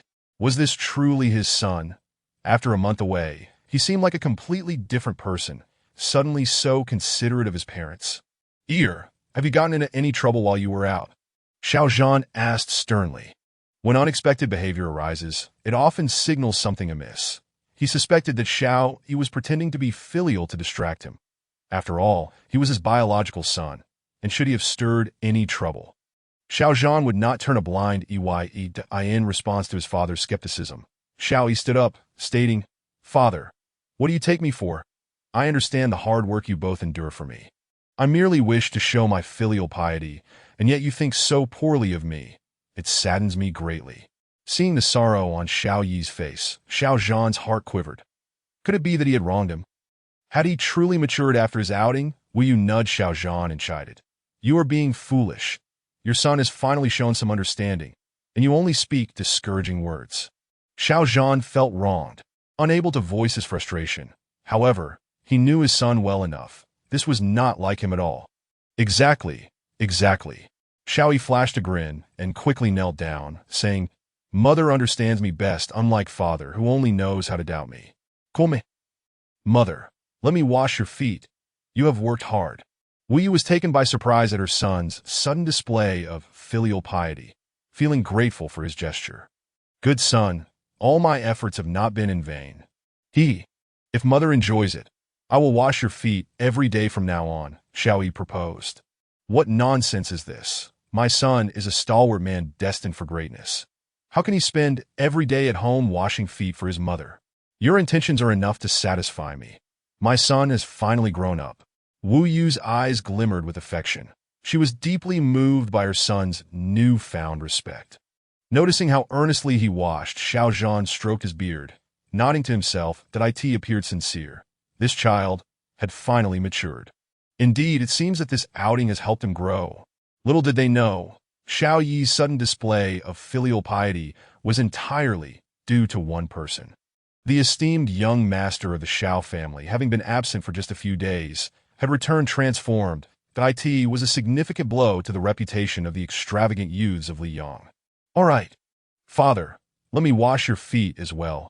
You have diligently served our Shao family for so many years, and it is high time I show you my gratitude. You have worked hard. Xiao Zhan smiled with satisfaction, nodding in approval, relishing the service of his son. Yes, my son has finally grown up. As he removed his boots, a pungent odor wafted forth, nearly causing Xiao Yi to faint. I share an irreconcilable enmity with Yi Qiu. Cursing inwardly, yet feeling helpless, Xiao Yi could only grit his teeth and proceed with washing his father's feet. This was the extent of his filial duties. After finishing, he lifted the basin and said, Father, Mother, I shall return to my room to cultivate. Yes. Go on, good son. It was the first time Xiao Zhan heard Xiao Yi voluntarily express a desire to return to cultivation, and his heart swelled with joy. Previously, he had to force his son to practice. Today, he had astonishingly requested it on his own, that he wondered what experiences had led to such a transformation in a boy who once knew only indulgence and leisure. After Xiao Yi departed, Xiao Zhan was filled with curiosity about his son's month away and summoned Wang Hai and Elder Su. Upon hearing their accounts of Xiao Yi's encounter with Yi Qiu, they were not only unperturbed, but rather delighted. Such a thing has occurred? My dear wife, should we not extend our gratitude to that individual? He understood that Yi Qiu's remark about visiting the Shao family to verify the authenticity of Xiao Yi's filial piety was merely a jest. As the esteemed Grand Master and a formidable figure, it was unlikely he would take the time to investigate such trivial matters. Being a fellow master of the Fifth Realm, Xiao Zhan quickly discerned Yi Qiu's intent. Ultimately, it was merely to grant Xiao Yi an opportunity for redemption. Clearly, Yi Qiu's purpose had been fulfilled. Xiao Yi had indeed been intimidated and was now striving to align with the persona Yi Qiu had envisioned for him. Previously, he had been a quintessential wastrel, arrogant and unruly, known solely for stirring trouble. However, upon returning this time, he had not only become more restrained, but also exhibited a newfound sense of filial duty, even refraining from aimless wandering. Xiao Zhan felt immense gratitude. He had not anticipated that a single remark from Yi Qiu could virtually salvage his son's future and preserve the Xiao family. Had Xiao Yi continued down the path of indulgence, when Xiao Zhan eventually passed, the Xiao family would likely face ruin.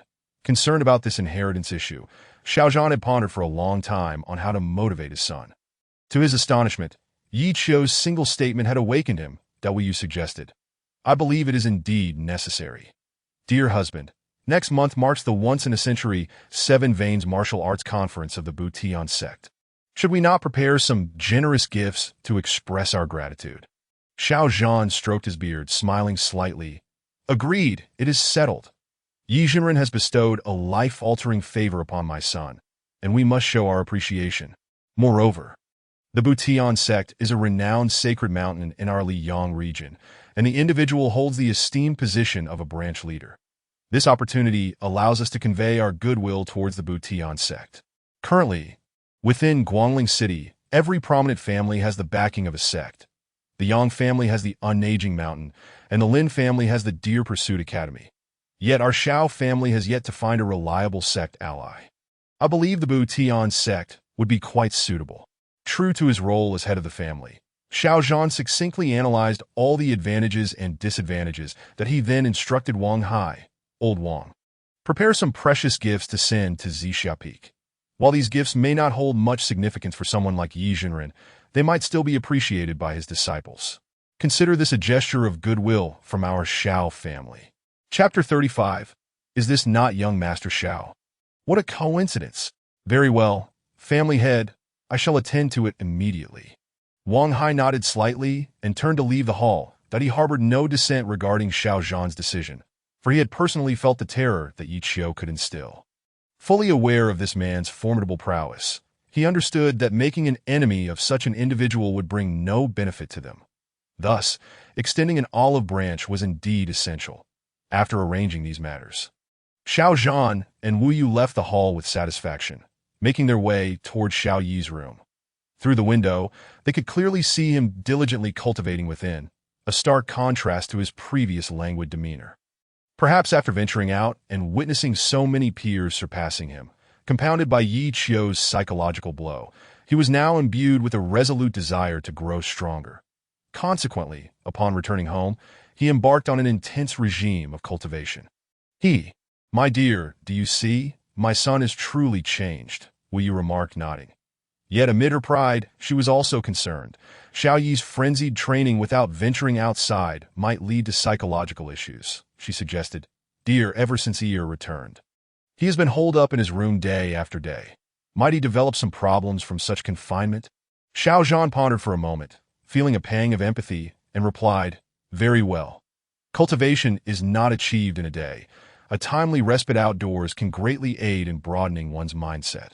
With that, Xiao Zhan pushed open the door, and upon hearing the commotion, Xiao Yi immediately opened his eyes. Father, mother, what brings you here? Xiao Yi stood up to greet his parents, that in truth, since his return, he had contemplated much, and his motivations were not solely driven by Yi Qiu's pressure. Reflecting on the countless sacrifices his father had made for him over the years, along with his mother's selfless affection, he felt deeply moved. Therefore, his filial piety was not merely an act. It was a genuine expression of his feelings. The path of immortality requires a balance of work and rest that if you seclude yourself in training all day, you won't achieve anything substantial.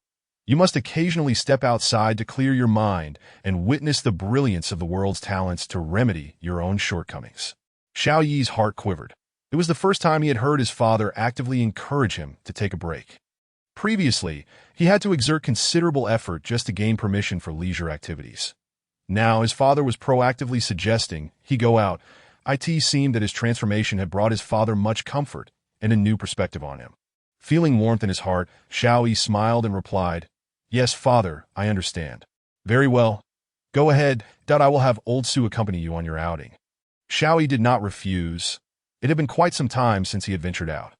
Since his return, due to the shadow Yi Qiu cast over him, he had not dared to step outside. Now, with his father's encouragement, Xiaoyi felt rejuvenated that a few minutes later, dressed in a flowing red silk robe and holding a fan.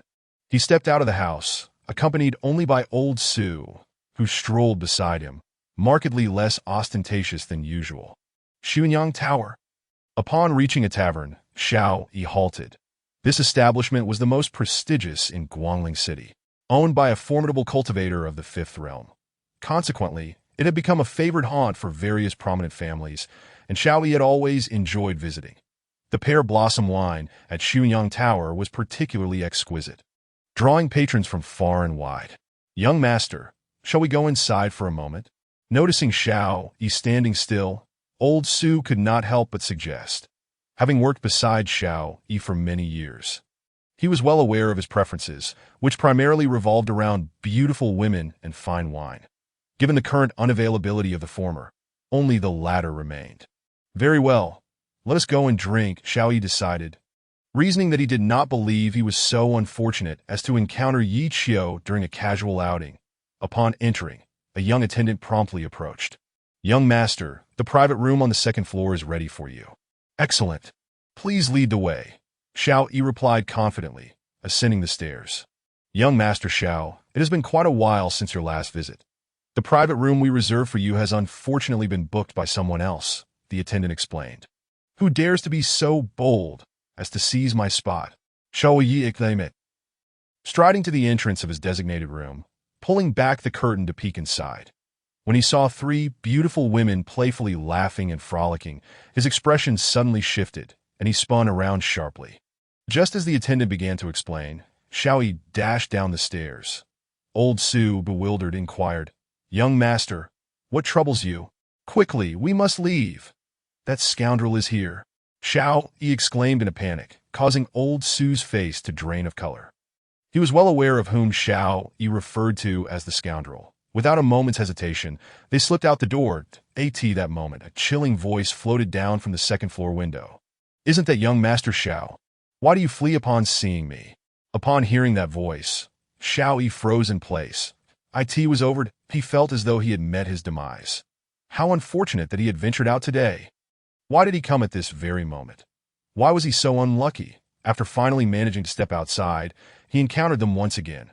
Xiaoyi felt as though he could cry. The icy voice belonged to none other than Lin Qingzhu. Upon hearing Lin Qingzhu call out, Xiaoyi found himself at an impasse. He could neither flee nor remain, so he could only force a smile and look up. Fairy, it has been a long time. I did not expect to find you here as well.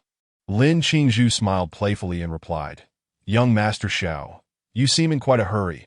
Are you intentionally trying to avoid us? Not at all. Fairy, you have misunderstood, that I merely remembered that I have some matters to attend to at home.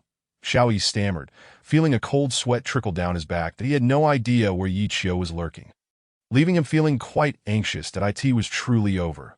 He had indeed come. What should he do? Did he really have to face his end? No, he was still so young. He did not wish to die. At that moment, another stunning woman in red appeared at the window.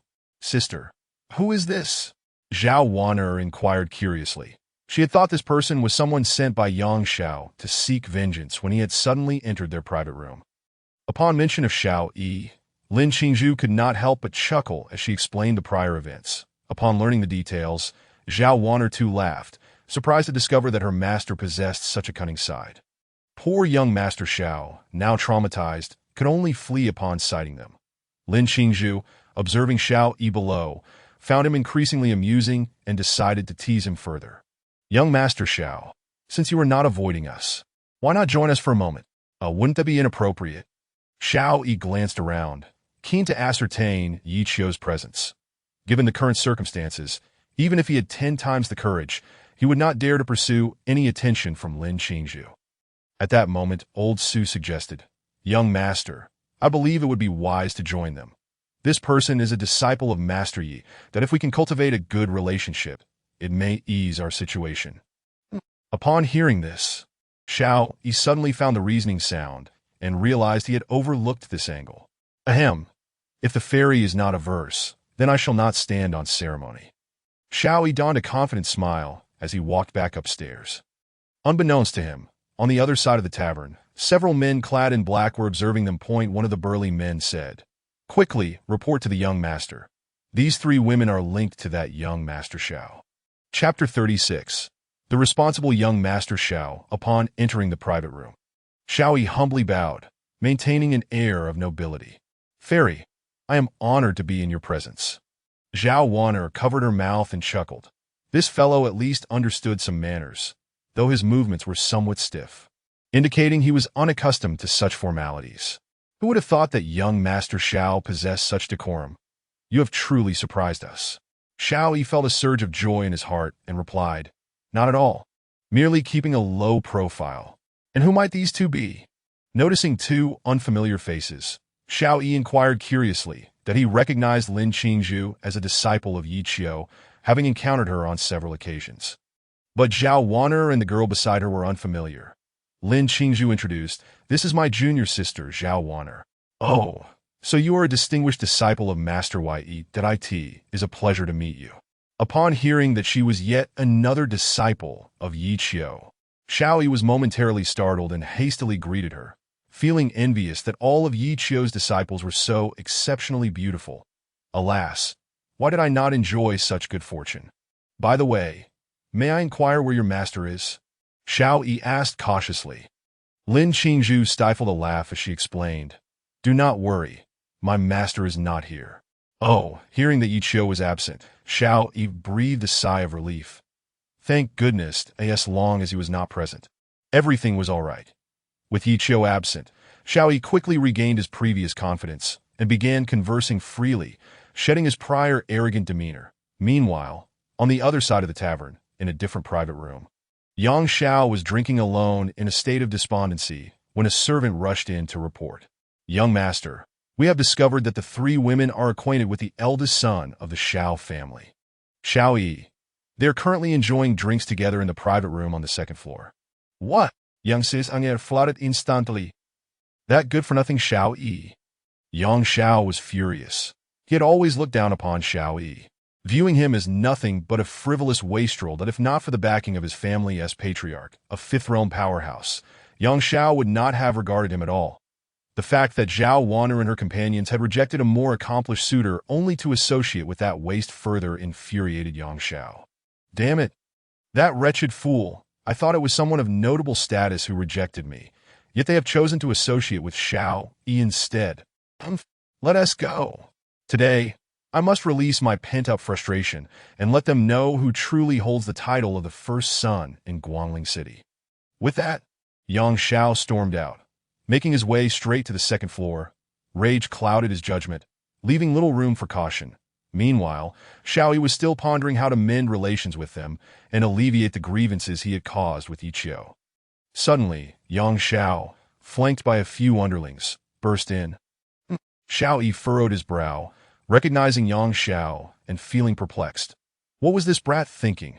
I haven't wronged him, so why is he here? As Yang Xiao entered the private room, he sarcastically remarked to Zhao Wan'er, "So, it turns out you have a penchant for this waste of space?" Zhao Wan'er smiled without responding, while Lin Qingzhu instinctively reached for her sword, but was halted by her. She discerned that Yang Xiao likely believed they were enamored with Xiao Yi, and his displeasure was palpable. Among these aristocratic scions, pride often clashed.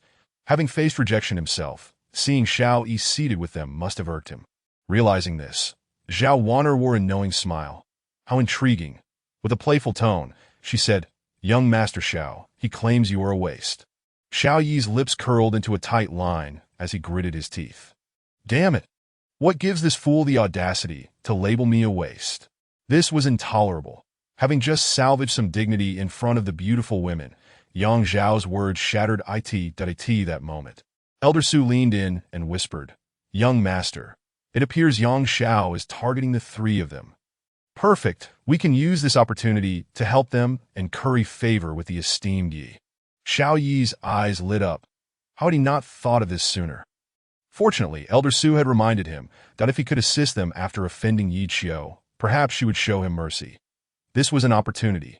With a smile, Xiao Yi addressed Zhao Wan'er and Lin Qingzhu, rest assured. Ladies, that I shall handle this matter. Oh, then we shall leave it to you, young Master Xiao, that do your best. Zhao Wan'er replied with a teasing smile, remaining remarkably composed throughout this moment. Xiao Yi stood up, fury coursing through him. What a surprise! It's young Master Yang. What brings you here? Umph. Seeing Xiao Yi's gallant demeanor, Yang Xiao scoffed. Xiao Yi, if you know what's good for you, disappear from my sight immediately. This has nothing to do with you. Should you persist, do not expect me to show you any courtesy. Unyielding, Xiao Yi retorted. Very well, I am curious to see what you intend to do. In my lifetime, I have never known fear. You may think the Yang family is formidable, but my Xiao family is no pushover either. Yang Xiao was taken aback, staring intently at Xiao Yi, utterly baffled. Why was this spoiled rich kid suddenly so defiant? Contrary to appearances, Xiao Yi was not foolish. He understood that the Xiao family's strength was insufficient to challenge the Yang family. Yet he also knew that the two individuals he was protecting were backed by a colossal force, the Buitian sect. Moreover, they were not mere disciples, but students of Yi Qiu from Zixia Peak. Xiao Yi recognized Yi Qiu's protective nature. If she learned that the Yang family dared to harm her disciples, she would not stand idly by as tensions escalated between the two. Elder Su discreetly signaled the family servants lurking nearby to quickly report back to the family head. Without hesitation, they quietly left the tavern. Xiao Yi, it's been a few days. Your courage seems to have grown. You weren't this audacious before. Yang Xiao laughed, his anger momentarily subsiding, but he was determined to vent his frustrations today. He could not allow Xiao Yi, this waste, to overshadow him. Haha, I will become even bolder in the days to come. Yang Xiao found Xiao Yi's unexpected boldness perplexing. Had he taken some sort of stimulant? You brat, you've successfully enraged me. If I don't teach you a lesson today, I shall not be called Yang Xiao. Consumed by rage, he was about to signal his subordinates to take action when a chilling voice interrupted from behind.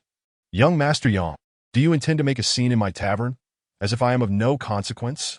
A middle-aged man in a gray robe approached, his demeanor icy that he was the owner of Xuanyang Tower, a formidable figure of unknown origins, a fifth-tier expert.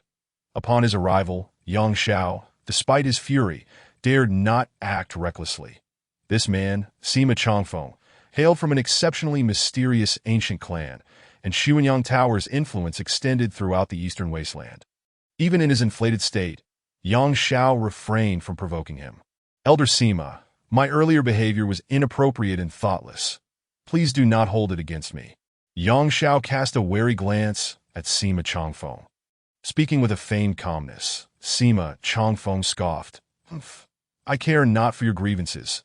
Should you wish to cause trouble in my establishment, even your father lacks the qualifications. Leave. Chapter 37. The shock of Sima Changfeng with a cold huff. A fifth-tier aura descended, and Yang Xiao, struggling to resist, was forced to lower his proud head, half kneeling on the ground, drenched in cold sweat, his heart racing with anxiety.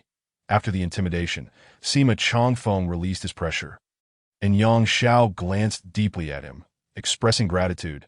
Thank you for sparing my life, Elder. We shall take our leave. Weakly rising from the ground, Yang Xiao had never before faced such a significant defeat. As he departed, he cast a murderous glare at Xiao Yi and the two women. It seems this fellow has no intention of letting us off the hook, Zhao Wan'er remarked, tugging at her crimson robe with a playful smile.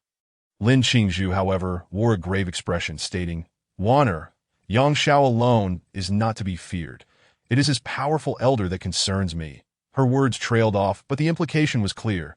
Lin Qingzhu's worries were not unfounded. After all, this was Guangling City, and the Yang family's power was indeed formidable. Furthermore, it seemed that they were disciples of the holy land of Bulaishan, though the Buitian sect was not afraid of Bulaishan. They maintained a friendly relationship.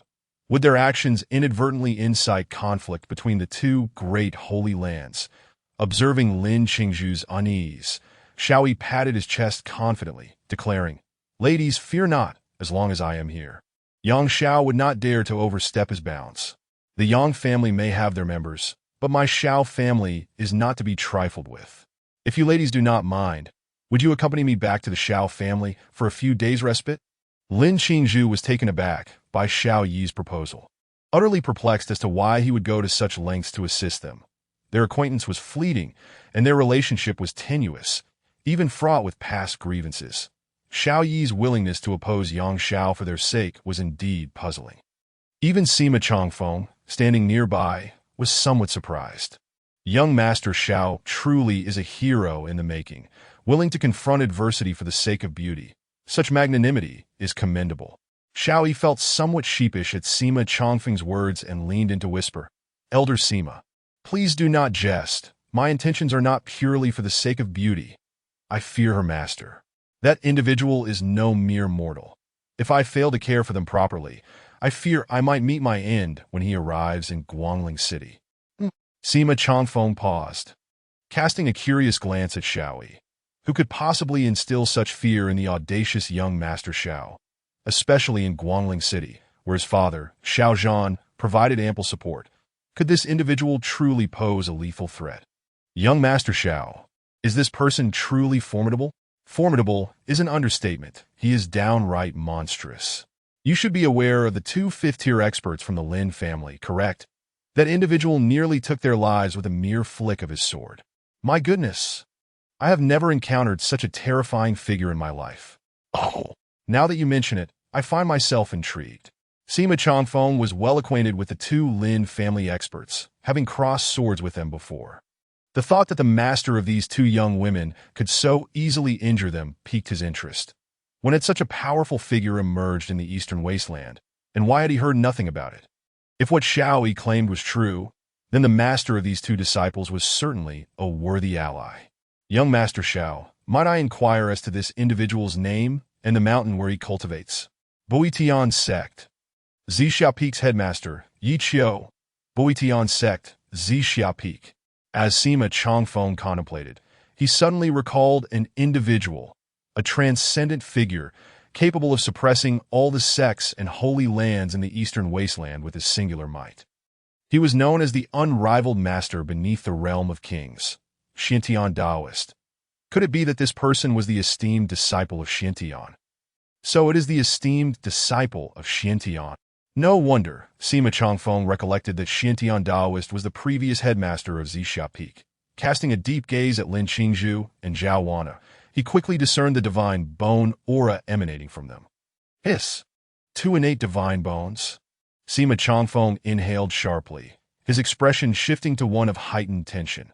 Divine bones were exceedingly rare among cultivators, yet these two possessed one each, with entirely opposite attributes, one of ice and the other of fire, both of exceptional caliber.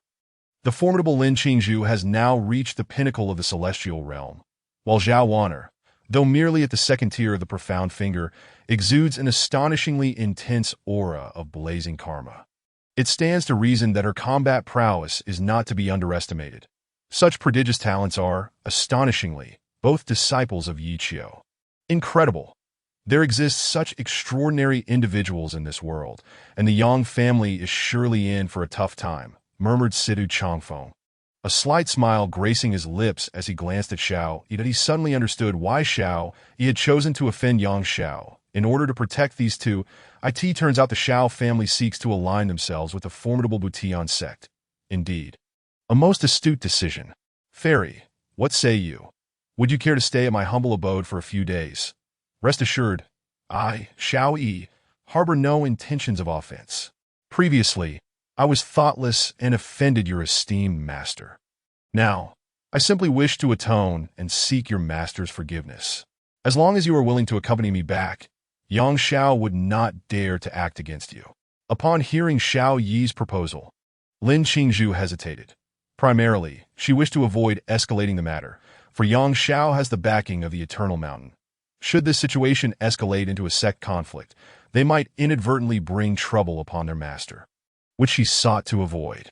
Sister, I believe it would be prudent to stay for a couple of days. Master has ventured deep into the uninhabited area yesterday. There is no telling when he shall return. Rather than wandering aimlessly, it is better to wait here for him. Zhao Wan'er concurred. She harbored no fear of retribution from the Yang family, but if such troubles could be circumvented, it would be all the better. After all, her identity was unique, and she preferred to remain discreet unless absolutely necessary. Very well, I shall defer to your judgment.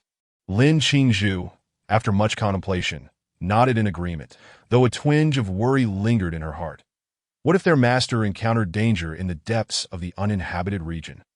With his level of prowess, as long as he did not confront a beast of the same caliber, he should be safe. Yet, it is the unforeseen that truly terrifies. The enigmatic dark aura was profoundly unsettling. Should he fall prey to misfortune, even the most transcendent beings would find no escape. Lin Qingzhu felt a pang of regret for having urged her master to investigate the beast's disturbance, had she not insisted. He would not have risked entering such perilous territory. She could only silently pray for her master's safety. Otherwise, she would find it difficult to forgive herself for a lifetime. With Lin Qingzhu's consent, Zhao Wan'er smiled gently at Xiao Yi, saying, "Then we shall trouble you, young Master Xiao. It is but a trifling matter. I am delighted to assist, as long as the fairy does not find it bothersome. Let us hasten our departure. For Yang Xiao may return seeking vengeance. He possesses an exceptionally strong desire for retribution, and we must remain vigilant." Xiao Yi urged, taking the lead down the stairs. Chapter 38. Who dares to bully my son at this moment? In the inn across from Xuanyang Tower, Yang Xiao was consumed by fury. Feeling increasingly stifled, he violently smashed a wine goblet and shouted, "Keep a close watch on them. Humph. Sita Changfeng may protect them for a time, but he cannot shield them forever. I refuse to believe they will remain hidden. While I dare not act within Xuanyang Tower, once they are outside, I shall see what excuses they have to evade me. Young master, this matter involves Xiao Yi. Should we not return to report to the head of the family?" One of the accompanying servants inquired. Yang Xiao pondered. He did not wish to alarm his father over such trivialities. However, since Xiao Yi had voluntarily entangled himself in this affair, he should not expect any leniency. The Yang family and the Xiao family have always been at odds, and his father had yet to find a pretext to suppress the Xiao family. If Xiao Yi happened to provide this opportunity, very well, you shall return and report the situation to my father. Understood. I shall return at once. In the room, a beautiful woman attended to young Master Yang, helping to alleviate his fury. Time passed slowly, and in the bustling streets, few were aware of the invisible danger that loomed. Outside Xuanyang Tower, Xiao Yi descended joyfully, followed by Zhao Wan'er and the others. As they prepared to head home, suddenly, a group of cloaked figures surrounded them, blocking their path on the street. Upon witnessing this scene, Xiao Yi's heart tightened as he realized that it was Yang Zhao's doing. Just as he was about to speak, "You arrived quite promptly." Zhao Wan'er stepped forward, fixing her gaze ahead, and in an instant a figure clad in green slowly approached. It was Yang Xiao, following his moment of temperance. His anger had subsided, and he regained his composure, that he remarked with a smirk. "Two wretches, let us see where you think you can escape to today. Do you truly believe that this waste of a Xiao Yi can protect you? Now vanea remeinet unfazit." Casting a discerning glance at the black-clad onlookers that Su Lao cautioned, "Everyone be vigilant. Among these individuals are several formidable experts, the strongest among them possessing the 6th tier of the Wuju realm. Only the 6th tier of Wuju. Su Lao, you are a 9th tier master. What is there to fear?" Xiao Yi retorted, displeased that Su Lao shook his head, refraining from countering that if there were only a single 6th tier expert, he would certainly feel no trepidation. But the question remained, was that truly the case? Knowing Yang Xiao was aware of his presence, how could he possibly have summoned only one 6th tier expert? It was certain that numerous other experts lurked within the vicinity.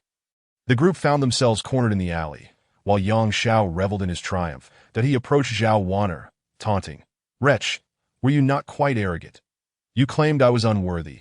Today, let us see who can save you."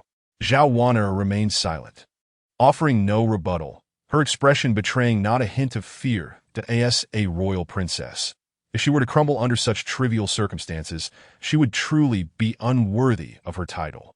"Impudent, open your eyes and see. How dare you speak to my princess in such a manner? You must have eaten a gall of audacity. Upon hearing Zhao Wan'er insulted, Xiao Ling flew into a rage and reprimanded him. Princess! The utterance sent shockwaves through the crowd.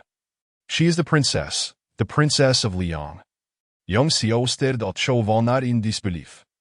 If she were indeed the Liang princess, then the Yang family was indeed beneath her. And no matter how formidable the Yang family may be, they were merely a clan under the dominion of the Liang dynasty. Incapable of being compared to the dynasty that in terms of Guangling City, even the general of the city lord's mansion was not someone the Yang family could provoke. Compared to Yang Xiao's shock, Xiao, he was filled with elation. What the hell? She is actually a princess. Hee. I have truly latched onto a powerful ally. I am indeed clever to have recognized her uniqueness from the outset and sought to ingratiate myself. Xiao, he was overjoyed, while Yang Xiao's countenance reflected a look of utter despair.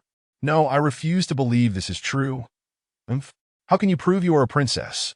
Zhao Wan'er smiled gracefully and replied, Young Master Yang, how would you like me to prove it? At the very least, you must present some token that can verify your royal identity. I apologize, but I cannot present such proof. Zhao Wan'er expressed regret. She had escaped without bearing any royal insignia. Ha! Since you cannot provide proof, do not blame me for being impolite. Impersonating a royal princess is a crime deserving of greater punishment. Today, I shall see who can protect you. Upon hearing Zhao Wan'er's inability to prove her identity, Yang Xiao burst into laughter. Regardless of whether Zhao Wan'er was truly a princess, the crux of the matter lay in her inability to provide proof, and thus Yang Xiao would treat her as an impostor. Even if it eventually came to light, he could always concoct an excuse. A princess as beautiful as a celestial being must possess an overwhelming allure.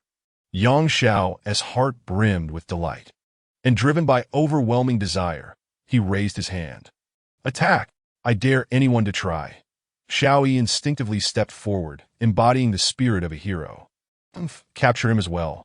Yang Xiao cared little for such considerations. His sole desire was to seize Zhao Wan'er. With a single command, more than 10 individuals sprang into action. Su Lao valiantly positioned himself at the forefront, utilizing his strength to repel the assailants. Just then, from down the street, 2 elder figures clad in black robes charged forth. Both of them possessing the 9th tier of Wuju strength, Su Lao immediately felt the pressure mount, just as he had previously anticipated. Yang Xiao had come prepared at this moment, on the windowsill of the 2nd floor of Xunyang Tower. Sidu Changfeng observed the unfolding scene without intervening, but he had sensed an extraordinary energy approaching in their direction. Young master, I shall hold them off. You must flee, Su Lao boldly proclaimed, facing the onslaught of formidable experts. Even when confronted with 2 9th-tier Wuju experts, he stood his ground. Ha! No one shall escape today. Just then, an audacious voice rang out from afar, and a robust, middle-aged man strode forth with a commanding presence. Yang He! Su Lao's heart sank. This man was the head of the Yang family, a 5th-tier powerhouse. No one can save you today. Leave them to me. As Yang He made his entrance, he swiftly unleashed a powerful strike, wounding Su Lao gravely, nearly claiming his life to that moment. Shameless old fool. I shall see who dares to harm my son today. In an instant, the streets of Guangling grew dim, and an overwhelming aura of oppression descended upon the scene. Down the long avenue, a middle-aged man wielding a massive blade, exuding an aura of authority, advanced slowly. Father! Upon seeing the newcomer, Xiao Yi's heart soared with joy, as if he had discovered a pillar of support. Do not fear, with your father here. I shall see who dares to lay a hand on you, Xiao Zhan declared with unyielding bravado, his heart ablaze with fury. How dare anyone bully his son before him? Was this not a direct affront to his dignity? In an instant, Xiao Zhan had closed the distance, assessing Su Lao's injuries. And his anger surged to unprecedented heights. 3 against 1. How shameless! With a swift motion, the great sword in Xiao Zhan's hand cleaved through the air, unleashing his full might as he clashed fiercely with Yang He upon their meeting. Both were formidable warriors of the 5th realm and contemporaries, having battled each other for a lifetime, with neither able to claim a decisive victory. However, Fueled by rage, Xiao Zhan subtly gained the upper hand. Chapter 39. The Emergence of Zixia. Shocking the entire scene, while Xiao Zhan and Yang He were embroiled in combat. The others were not idle that Su Lao, gravely wounded, was unable to continue fighting, and sensing an opportunity. Yang Xiao prepared to strike to AT that moment. A gray-robed elder landed steadily beside Xiao Yi. This man was none other than Wang Hai, another Fifth Realm powerhouse. Damn, both of the Xiao family's Fifth Realm experts have been mobilized. Yang Xiao courteset inwardly. Immediately retreating behind the crowd, at this juncture, the fate of the battle rested entirely on the shoulders of the two combatants above. The fight intensified, shaking the very streets and sending shivers of fear into the hearts of the onlookers, who cowered in their homes. Yang He, has it been decades, and this is all you can muster? Xiao Zhan grew bolder with each passing moment, one hand seemingly able to suppress Yang He's relentless onslaught, forcing him into retreat time and again. Although the Xiao family's foundation was not as formidable as that of the Yang family, the presence of the extraordinary Xiao Zhan, who thrived under pressure, allowed them to hold their ground even against two Fifth Realm experts simultaneously. This was a principal reason the Xiao family could maintain their foothold in Guangling City. Xiao Zhan, do you truly intend to oppose my Yang family for the sake of three young girls? Aware of his impending defeat, Yang He quickly sought to retreat, issuing a threat. His original plan had been to exploit Zhao Wan'er and Lin Qingzhu to trouble the Xiao family, but he had not anticipated that the Xiao family, previously submissive, would suddenly become so aggressive. This was rather illogical. What a joke! My son has been bullied. Can a father simply endure such indignity? With a powerful strike, Xiao Zhan sent Yang He crashing down from the sky.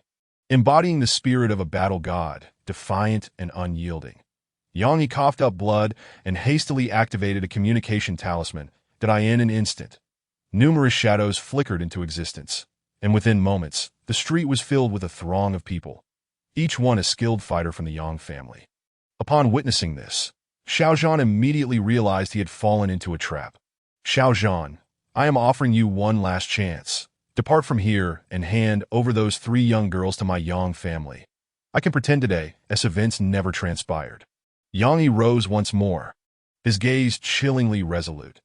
Yang Xiao had informed him that these two girls held his family in contempt, and today he was determined to teach them a lesson, demonstrating to the world the consequences of offending the Yang family. Additionally, he had noticed that Lin Qingzhu and Zhao Wan'er possessed innate divine physiques, a once-in-a-thousand-years talent that he had miraculously encountered twice to AT that moment.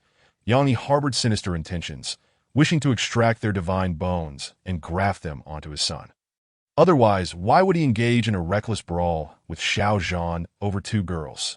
However, given the current situation with Xiao Zhan as an unpredictable variable, it was indeed challenging to handle.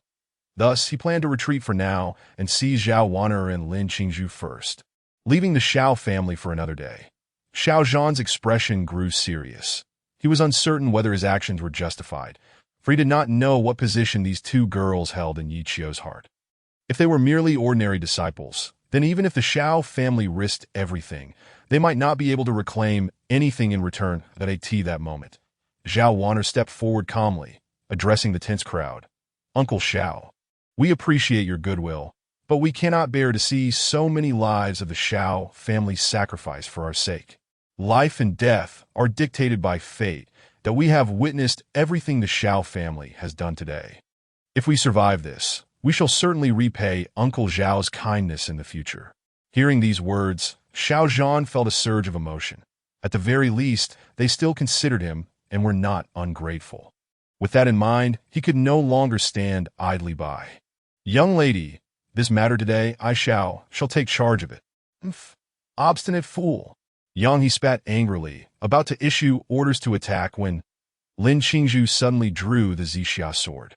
Instantly, all eyes were drawn to her. What is this? The Zixia sword? Isn't that the sword of Xintian Jinren? How could it be in the hands of this girl? Yang He felt a tremor in his heart, as an elder of the previous generation. He recognized the sword instantly.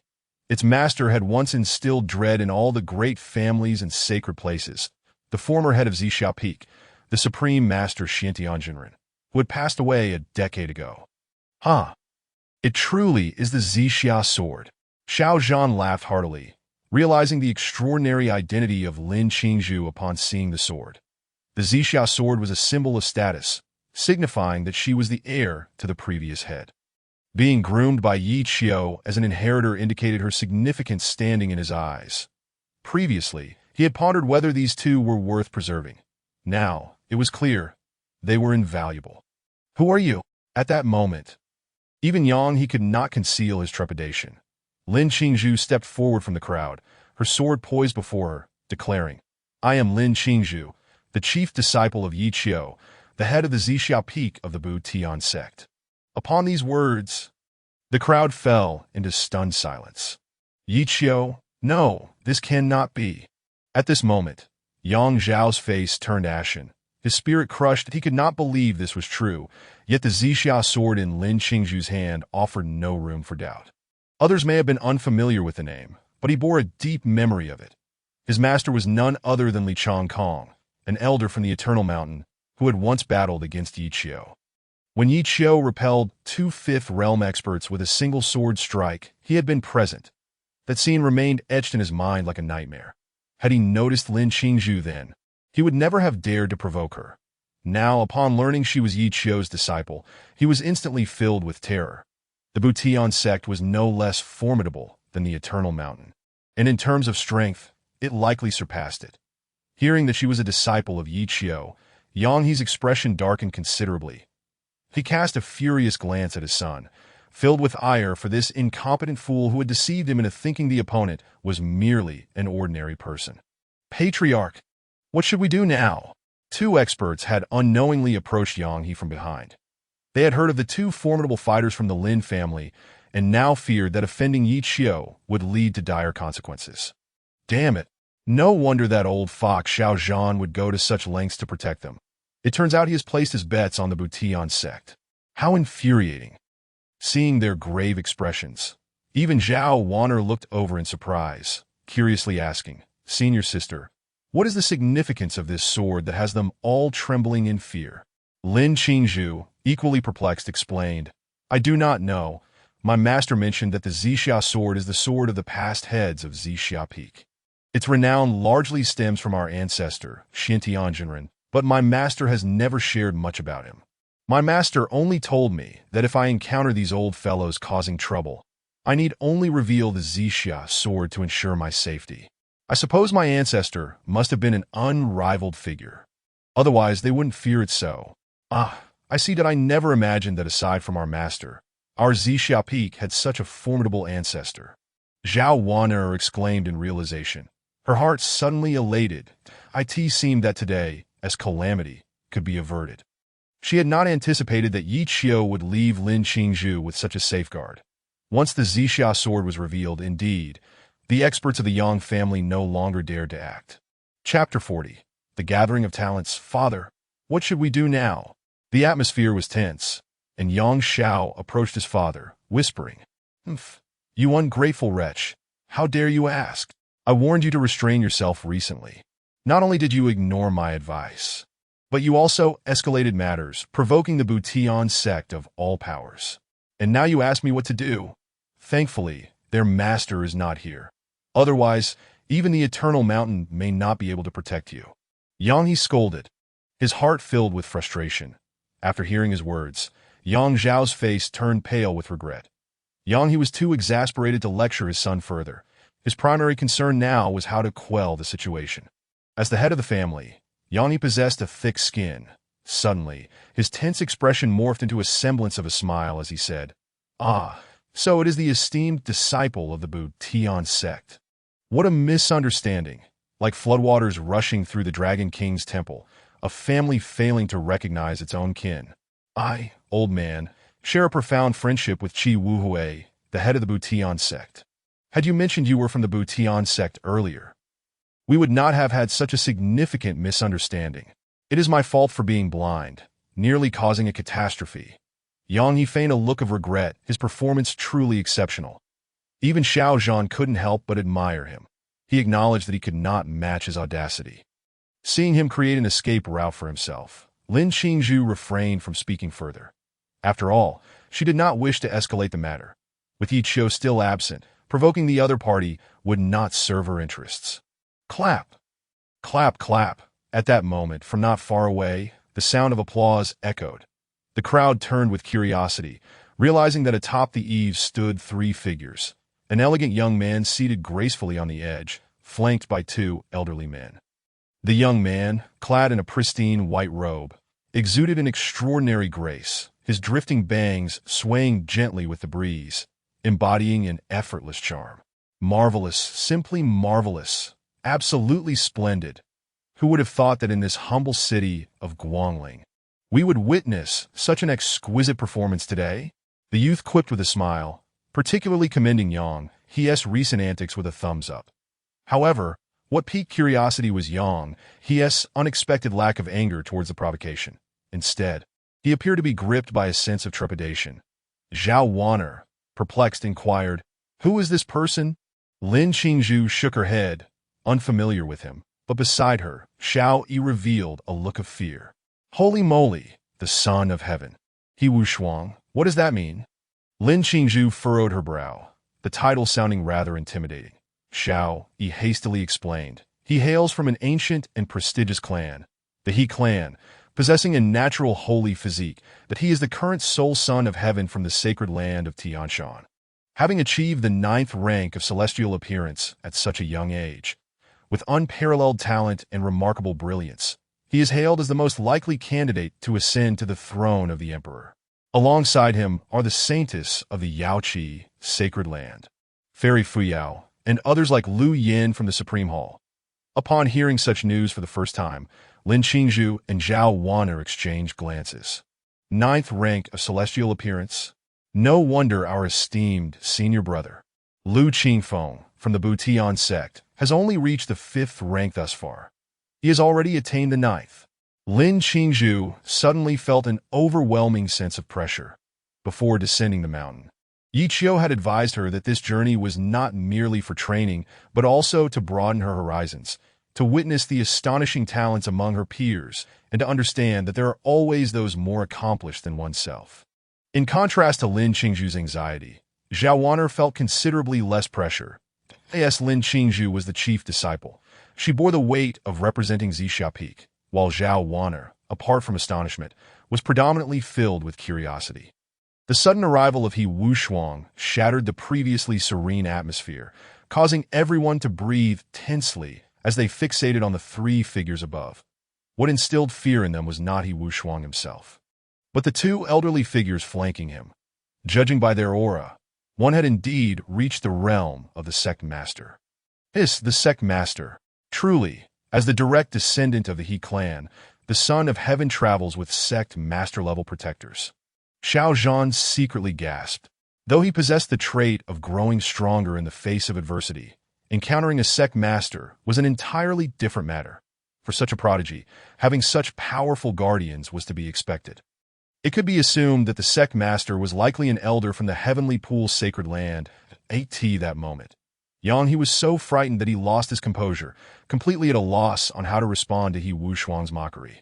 Just then, another radiant flash illuminated the scene, revealing several figures on the opposite side of the loft. The crowd gasped in astonishment. There, atop the roof, floated a breathtaking beauty, her bare feet barely touching the ground, gracefully suspended in mid-air. Everyone could sense the aura of the laws surrounding her, reminiscent of the proximity to the boundary of the formless realm. "Hiss! Fairy Fuyao, she has come too!" Xiao Yi exclaimed, breaking the silence that had enveloped the gathering. The woman on the pavilion was indeed Fairy Fuyao from the Yaoqi sacred land, the dream goddess of countless young men. Her beauty was not inferior to Lin Qingzhu's, and perhaps only Zhao Wan'er could compete with her. The noble air she emanated was overwhelmingly strong, while Lin Qingzhu, hailing from a humble background, felt a wave of inferiority wash over her. What on earth is happening today? Why have so many legendary figures suddenly appeared in Guangling City? At this moment, Xiao Yi was utterly stunned that, and no matter how arrogant they had been, they could only boast within Guangling City. When faced with such individuals, they had to concede. Upon seeing Fuyao's arrival, He Wushuang merely cast a glance her way before addressing Yang He. Today, clan leader Yang has certainly put on a show, teaching us all what it means to be shameless. I am humbled, truly humbled. Compared to clan leader Yang, we are still far too young. Yang He twitched his lips, aware that He Wushuang was deliberately belittling him. Yet he could only swallow his anger in silence, but he found himself uncertain as to why these young masters had suddenly taken an interest in Guangling City. The pressure among everyone present intensified, with Zhao Wanner perhaps being the only one able to maintain her composure, given her own distinguished background. Young master He, you jest. How could I dare to embarrass myself before you? Yang He attempted to explain further, but He Wushuang dismissively waved his hand, cutting him off without a shred of courtesy, that he had no desire to hear Yang He's justifications or to engage with him. Instead, his gaze fell upon Lin Qingzhu, initially astonished by her ethereal and otherworldly demeanor. Though he merely admired her from a distance as a son of heaven, his standards were far beyond those of the likes of Yang Xiao or Xiao Yi. He sought not only beauty, but also strength. The Zixia sword, in its heyday, the Xintian sage was a figure of unparalleled magnificence. Who would have expected that, years later, his treasured sword would appear in the hands of a junior? He Wushuang's expression turned wistful as he continued, "My lady, may I borrow your sword for a moment?" Lin Qingzhu, puzzled, wondered what was so special about the Zixia sword. This is merely an ordinary treasure, not even a spiritual weapon.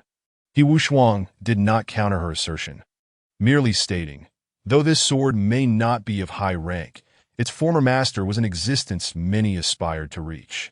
Chapter 41. The return of dominance. For the weak, reliance on powerful artifacts is common. However, for true masters of the sword, even a mere iron sword can render them invincible in the world.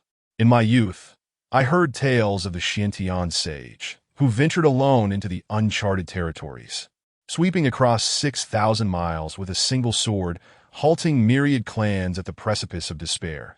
How breathtaking that must have been! This sword carries with it countless legends, and although it is merely a superior treasure, not even a spiritual weapon, its significance is profound. Upon hearing He Wushuang's explanation, Lin Qingzhu suddenly understood that it became clear why the moment Yi Qiu had gifted her this sword, the Xintian sage had displayed such an expression. It turned out this sword bore such a legendary tale. Realizing this brought Lin Qingzhu immense joy.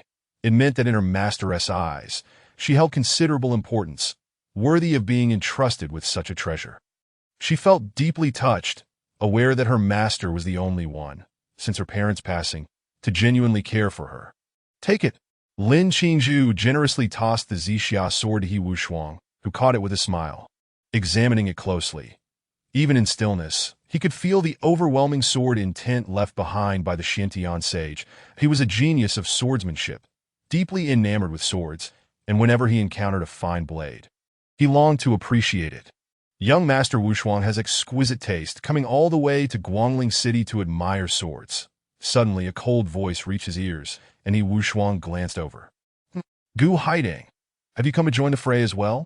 He Wushuang remarked casually while toying with a sword in his hand. Gu Haidang ignored him, and upon spotting Fuyao, immediately flew over with a beaming smile. Fairy Fuyao, what a coincidence it is to meet you here again." Fuyao's lips twitched, wishing she could slap him. What coincidence?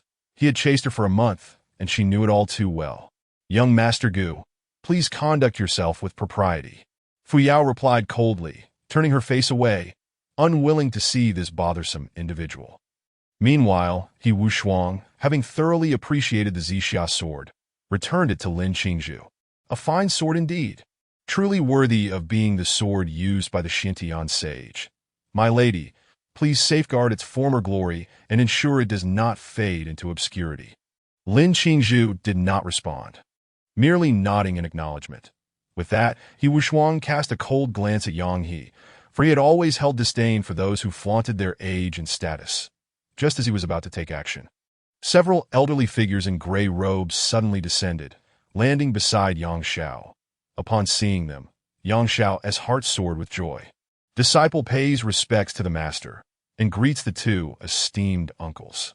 Just moments ago, he had feared for his life, But to his surprise, at this critical juncture, Li Changkong and the two elders from the unaging mountain had also arrived at I Changkong assessed his treasured disciple, and then glanced at Wu Shuang above.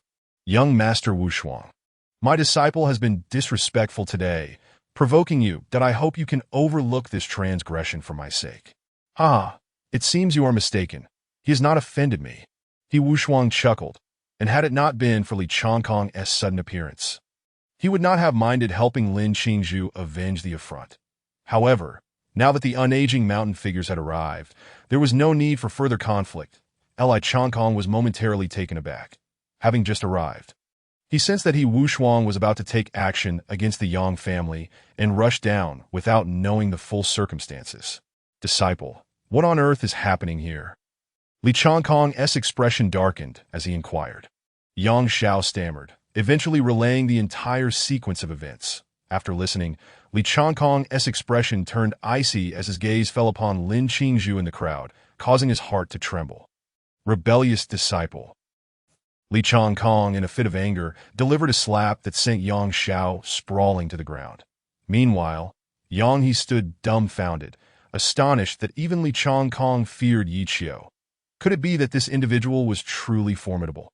Witnessing his son being struck, Yang He dared not utter a word, for he was well aware of Li Changkong's formidable reputation.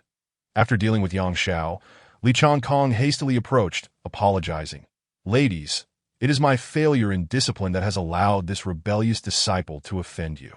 I hope you can overlook his thoughtless actions this time, and upon my return, I shall ensure he is thoroughly reprimanded to prevent any recurrence of such incidents.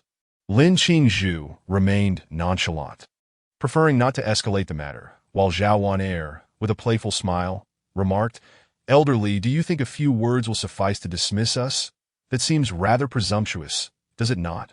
At this, Li Changkong's heart sank. Yet due to the pressure exerted by Yi Qiu earlier, he was reluctant to intensify the situation. However, the two elders behind him were far from amiable. You ignorant whelp, given an opportunity, and you still refuse to yield. What do you intend to do? Do you think that our Butian sect fears you? The atmosphere grew tense as these words hung in the air. Interesting. Is this a declaration of war against the Butian sect? The onlookers appeared eager for the unfolding drama. And what if I refuse? At this moment, even Zhao Wan, known for her good temper, could no longer contain herself. Despite having endured Yang Zhao's insults in silence, she could not stand idly by while he openly disparaged the Butian sect, a sect that treated her like family. Little girl, you truly are a fearless calf. Don't think for a moment that you, or even your esteemed leader Meng, can treat me with anything less than courtesy. Zhao Wan's face changed at this, and she discreetly retrieved a communication talisman from her robes, preparing to signal the general's mansion in Guangling City. She had always carried a royal communication talisman, capable of contacting all military leaders within the Liyang realm for assistance. Until now, she had refrained from revealing her identity, but the situation demanded action. Just as she was about to activate it, suddenly, what an audacious claim! Who dares? The crowd gasped, as a voice seemingly emanated from miles away, resonating like the sound of a grand avenue, echoing in everyone's ears. Upon hearing this voice, the gray-robed elderly Dao Yuan felt a tremor in his heart. He sensed the overwhelming authority of a true leader, a master of the sect. On the eaves, the elder behind Wu Shuang and the two elders behind Fu Yao also displayed expressions of astonishment. Uncle Han, is this person truly powerful? Fu Yao whispered, perplexed by the momentary sensation that had struck her heart. That voice seemed to penetrate her very soul. Han Xingyi's expression turned grave. Indeed, very powerful. His momentum is like a sharp sword, piercing the essence of the soul. In an instant, a beam of white light shot forth from the horizon, resembling a sword that cleaved through the crowd, heading straight for Li Daoyuan. Brother, be careful, Li Changkong exclaimed, quickly joining forces with Li Sanxi to fend off the attack. The three of them struggled to withstand the force of the strike. A thunderous boom resounded as bricks flew and pavilions collapsed, the sword energy wreaking havoc. With their combined strength, they barely managed to withstand the assault, as their eyes followed the source of the disturbance. They beheld a figure descending from the sky on a sword. "Master, it is our master returning." Upon seeing that silhouette, Zhao Wan Air and Lin Qingzhu were elated. It was indeed their revered master. Yi Qiu, Chapter 42. Is there nothing left to discuss? A chorus of hisses filled the air as the three formidable figures from the Butian sect were directly repelled by that single strike. Is this the renowned Yi Qiu, the leader of the Butian sect Zixia Peak, who has recently garnered much attention? He truly appears as youthful as the legends describe, Fu Yao praised, having previously heard of Yi Qiu's exploits. Initially skeptical until now, witnessing Yi Qiu effortlessly repel Li Daoyuan with a single sword stroke left her utterly astonished. But wasn't it said he was merely at the 5th level of the divine concealment realm? How has he suddenly reached the level of a leader? Han Xingyi shook his head, expressing his lack of familiarity with Yi Qiu, merely sighing. The Butian sect has produced another leader. Their fortunes are on the rise and poised for resurgence. This individual wields unparalleled swordsmanship. Even I would find it challenging to contend with him. Upon hearing this, Fu Yao cast a look of disbelief at Han Xingyi. Surely not, Uncle Han. Could it be that he, in the early stages as a leader, can match your mid-stage prowess? I believe it is far more than that. His sword intent is exceedingly terrifying. Just look at those old fellows over there. None can conceal their fear. As Han Xingyi's warning registered, Fu Yao glanced over and confirmed his assertion. He Wushuang and the formidable figures behind Gu Haidang all displayed visible trepidation. Evidently shaken by Yi Qiu's earlier strike at this moment, Yi Qiu resembled an ethereal sword immortal, standing alone and unrivaled. The overwhelming aura he emitted rendered it difficult for anyone to lift their heads, momentarily transporting all present back to the terror they once felt under the dominance of the Xiantian true man. Good heavens, no wonder he is revered as the sword god. My idol, truly remarkable. The atmosphere was charged with excitement as Xiao Yi, the instigator of the commotion, erupted in praise upon witnessing Yi Qiu's arrival, his own anxieties dissipating. This is the true embodiment of a master. Just look at his demeanor, his aura, the pressure he exudes. Who would dare provoke us? Oddly enough, it seemed that after Yi Qiu's arrival, the most jubilant were not Zhao Wan Air and Lin Qingzhu, but rather Xiao Yi himself. Zhao Wan Air stifled a giggle while Lin Qingzhu shot him a disdainful glance before promptly bowing. Disciple pays respects to master. Yi Qiu nodded.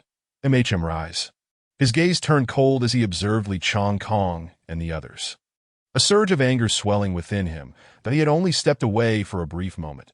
Yet his disciples had suffered such indignities. Moreover, the audacity of his opponents to speak so brazenly, disregarding even Meng Tianjin, was infuriating. Was it not you who said that even the leader of the Butian sect must yield to you? Am I to interpret this as a provocation from your Bu Lao mountain against our Butian sect? Yi Qiu's expression remained impassive as he spoke. And upon hearing this, Li Changkong realized the gravity of the situation. El Adun's face turned ashen. He had merely been posturing, not anticipating to be caught in such an overt act. He could not dare demand that Meng Tianjin yield to him. Who was Meng Tianjin? A peak master of the sect, a figure who could be deemed unparalleled beneath the supreme. Dao Frenji. This is all a misunderstanding. My senior brother meant no offense. He merely spoke thoughtlessly. Do not take it to heart. Li Changkong hurriedly offered an explanation, mentally cursing Li Daoyuan for his foolishness. What could have been resolved easily had now escalated. If Meng Tianjin were to discover this, who could predict whether he would storm Bu Lao Mountain and eliminate the three of them? It was well known that in his youth, Meng Tianjin had a fiery temper and was known for his assertiveness. Although he had mellowed somewhat since taking over the Butian sect, he was far from a pushover, a misunderstanding. Yaki Sukov put this jending salute. I beg to differ. If I had not arrived today, would my two disciples not have fallen victim to your malice? You three old geezers are indeed shameless, bullying the young and abusing your position as elders. In just a few words, Li Changkong felt an overwhelming sense of shame. He truly had not intended to bully the young. It was entirely Li Daoyuan's folly, his need to act arrogant, As Li Changkong pondered how to defuse the situation, Li Daoyuan boldly declared, "Yes, we did bully them. So what?" As a leader, he possessed his own pride and refused to believe that he, as a leader, could be bested by Yi Qiu. Very well, indeed. So it seems there is nothing left to discuss? Yi Qiu spread his hands, realizing that if there was nothing to negotiate, then conflict was inevitable. As a master, if he could not even defend his disciples, what right did he have to call himself a master? No sooner had the words left his lips than the very ground within dozens of miles began to tremble. An overwhelming sword intent surged forth, causing the atmosphere to become thick and oppressive, leaving everyone drenched in sweat. A.S.E. Wushuang, consumed by his obsession with swordsmanship, sensed this sword intent. He immediately rose from the eaves. This person has reached an extraordinary level in the way of the sword, rivaling the Xintian true man of yore. How intriguing! Do you sense that the very flora around us exudes an astonishing sword intent? It is as if within this domain, his sword is omnipresent. The elder behind Yi Wushuang smiled as he explained, his desire to engage with such a powerful figure nearly overwhelming him. However, after a brief mental simulation of battle, he ultimately decided against it. He would not stand a chance faced with this sword. Li Changkong and his companions turned pale, each silently cursing Li Daoyuan countless times. Yet, with no way to turn back, they resolved to give their all in defense. Form the formation. The three shared an unspoken understanding. Responding to a mere glance that in an instant, a formation known as the Three Talents emerged, unleashing a tremendous force to repel Yi Qiu's sword energy. Amidst the chaotic winds, Yi Qiu remained utterly unfazed. Even appearing somewhat indifferent, from beginning to end, he had not drawn a weapon, relying solely on the surrounding flora to control the battlefield. Such formidable control instilled a sense of dread in all present. With his right hand held horizontally across his chest, Yi Qiu swiftly launched his attack, his movements decisive that in an instant, a multitude of sword energies surged forth, and a colossal sword descended with tremendous force from the heavens. Hold your ground, Li Daoyuan Baluba. As the power of the sect leader erupted with full force, flanked by Li Changkong and Li Sansi, who provided their utmost support to withstand the blow, under the might of this strike, everyone rose to their feet, their gazes filled with reverence. Heavens, this is truly the supreme sword technique. A deafening roar echoed as dust billowed into the air, and Yi Qiu descended alone from the sky. Once the dust settled, three disheveled figures lay sprawled on the ground. A mouthful of blood was spat out, and in that moment, Li Daoyuan was left with nothing but fear. His earlier arrogance vanished. As a fellow sect leader, he found himself unable to withstand even a single strike from his opponent, his confidence shattered and his resolve wavering, teetering on the brink of collapse. Master. Upon seeing Li Changkong collapsed on the ground, Yang Xiao was consumed by urgency and glared fiercely at Yi Qiu. "I'll fight you to the death." In an instant, he drew his sword and charged at Yi Qiu, the blade aimed directly at Yi Qiu's chest. But unexpectedly, it halted just an inch away. Yi Qiu cast a cold glance at him and nonchalantly waved his hand, sending Yang Xiao hurtling backward. This kid truly knows no bounds. That is the sect leader, a mere cultivator, who has not even reached the Tianxiang realm, dares to mindlessly challenge the sect leader. What appears to be a mere inch of distance is, in truth, as vast as the ends of the earth. Utterly unattainable. This is the realm beyond distance. From the pavilion, Yi Wushuang explained with a mocking tone. Having approached the realm beyond distance himself, he was particularly sensitive to such domains that it could be said that the transition from Tianxiang to the realm beyond distance represents a significant divide. Chapter 43, The Unwelcome Arrival. You dare to harm my son. Seeing his son struck down in such a manner, He was consumed by fury and instantly drew his firearm. Yet, as before, Yi Qiu merely waved his hand lightly, sending him flying once more. In the face of absolute power, any ornate technique seemed utterly insignificant. After sustaining a devastating blow, He was now engulfed in despair, filled with deep regret that a moment's folly had brought irrevocable devastation to his family. He was now the sinner of his clan. Is this the illustrious Guangling family? a frog at the bottom of a well, utterly laughable. Yi Qiu regarded Yang He with indifference, poised to deal with him, when suddenly, "Junior brother Yi, show some mercy." Yi Qiu looked up in confusion, only to see a beam of light flashing as a middle-aged man clad in a Taoist robe descended gracefully. Who was this person? The onlookers were filled with curiosity. Han Xingyi's keen eyes immediately recognized the identity of the man above. Buxiangjio, Qi Wuhui, what is he doing here? What? Qi Wuhui, is he the formidable sect leader of Buxiangjio, the master of Canjin Peak? Fu Yao inquired. Surprised to see both sect leaders of Buxiangjio present today. Han Xingyi nodded and replied, "Indeed, it is him. This individual possesses extraordinary strength and has a peculiar temperament, harboring a grudge for even the slightest offense." Fu Yao nodded in understanding. Qi Wuhui, Yi Qiu furrowed his brow, slowly lowering his hand that was gathering energy. "What brings him here? Senior brother Qi, is there something you need?" Yi Qiu spoke with irritation. His relationship with Qi Wuhui had always been contentious.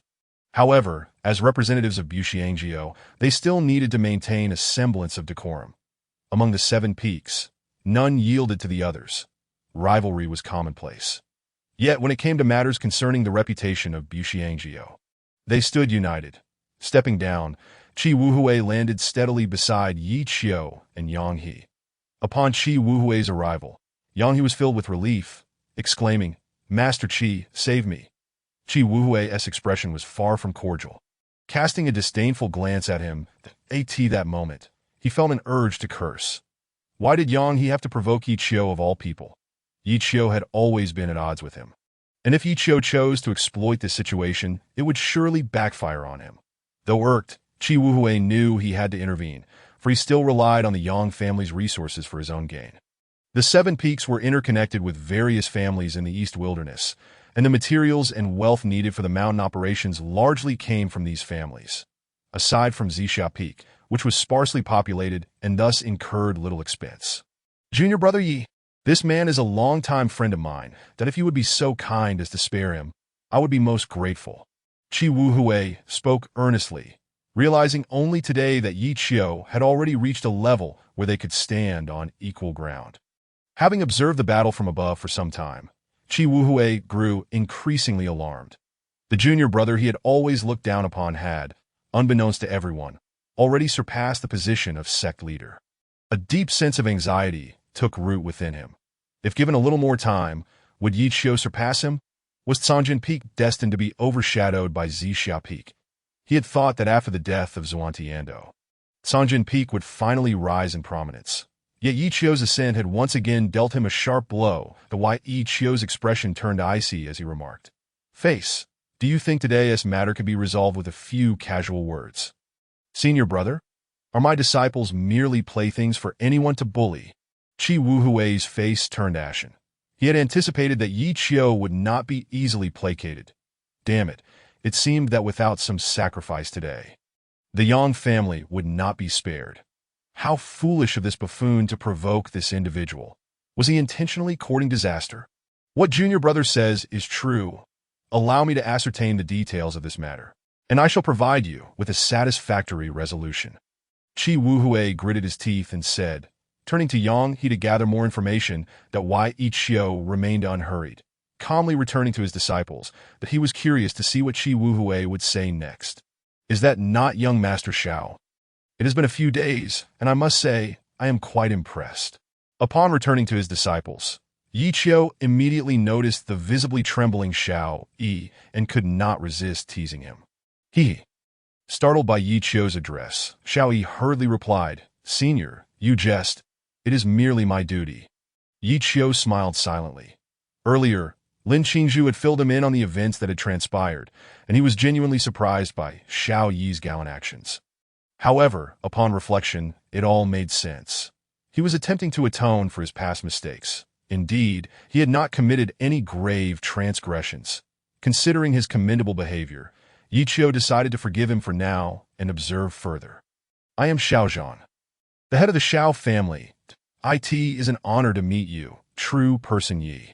At that moment, Xiao Zhan approached with a hearty laugh. Speaking respectfully, He had witnessed he being effortlessly sent flying by Yi Qiu and felt nothing but awe for his strength. Faced with such a formidable opponent, even a fool would know how to act. He had certainly aligned himself with the right ally. Indeed, you have done well. I am grateful for your timely intervention in protecting my two wayward disciples.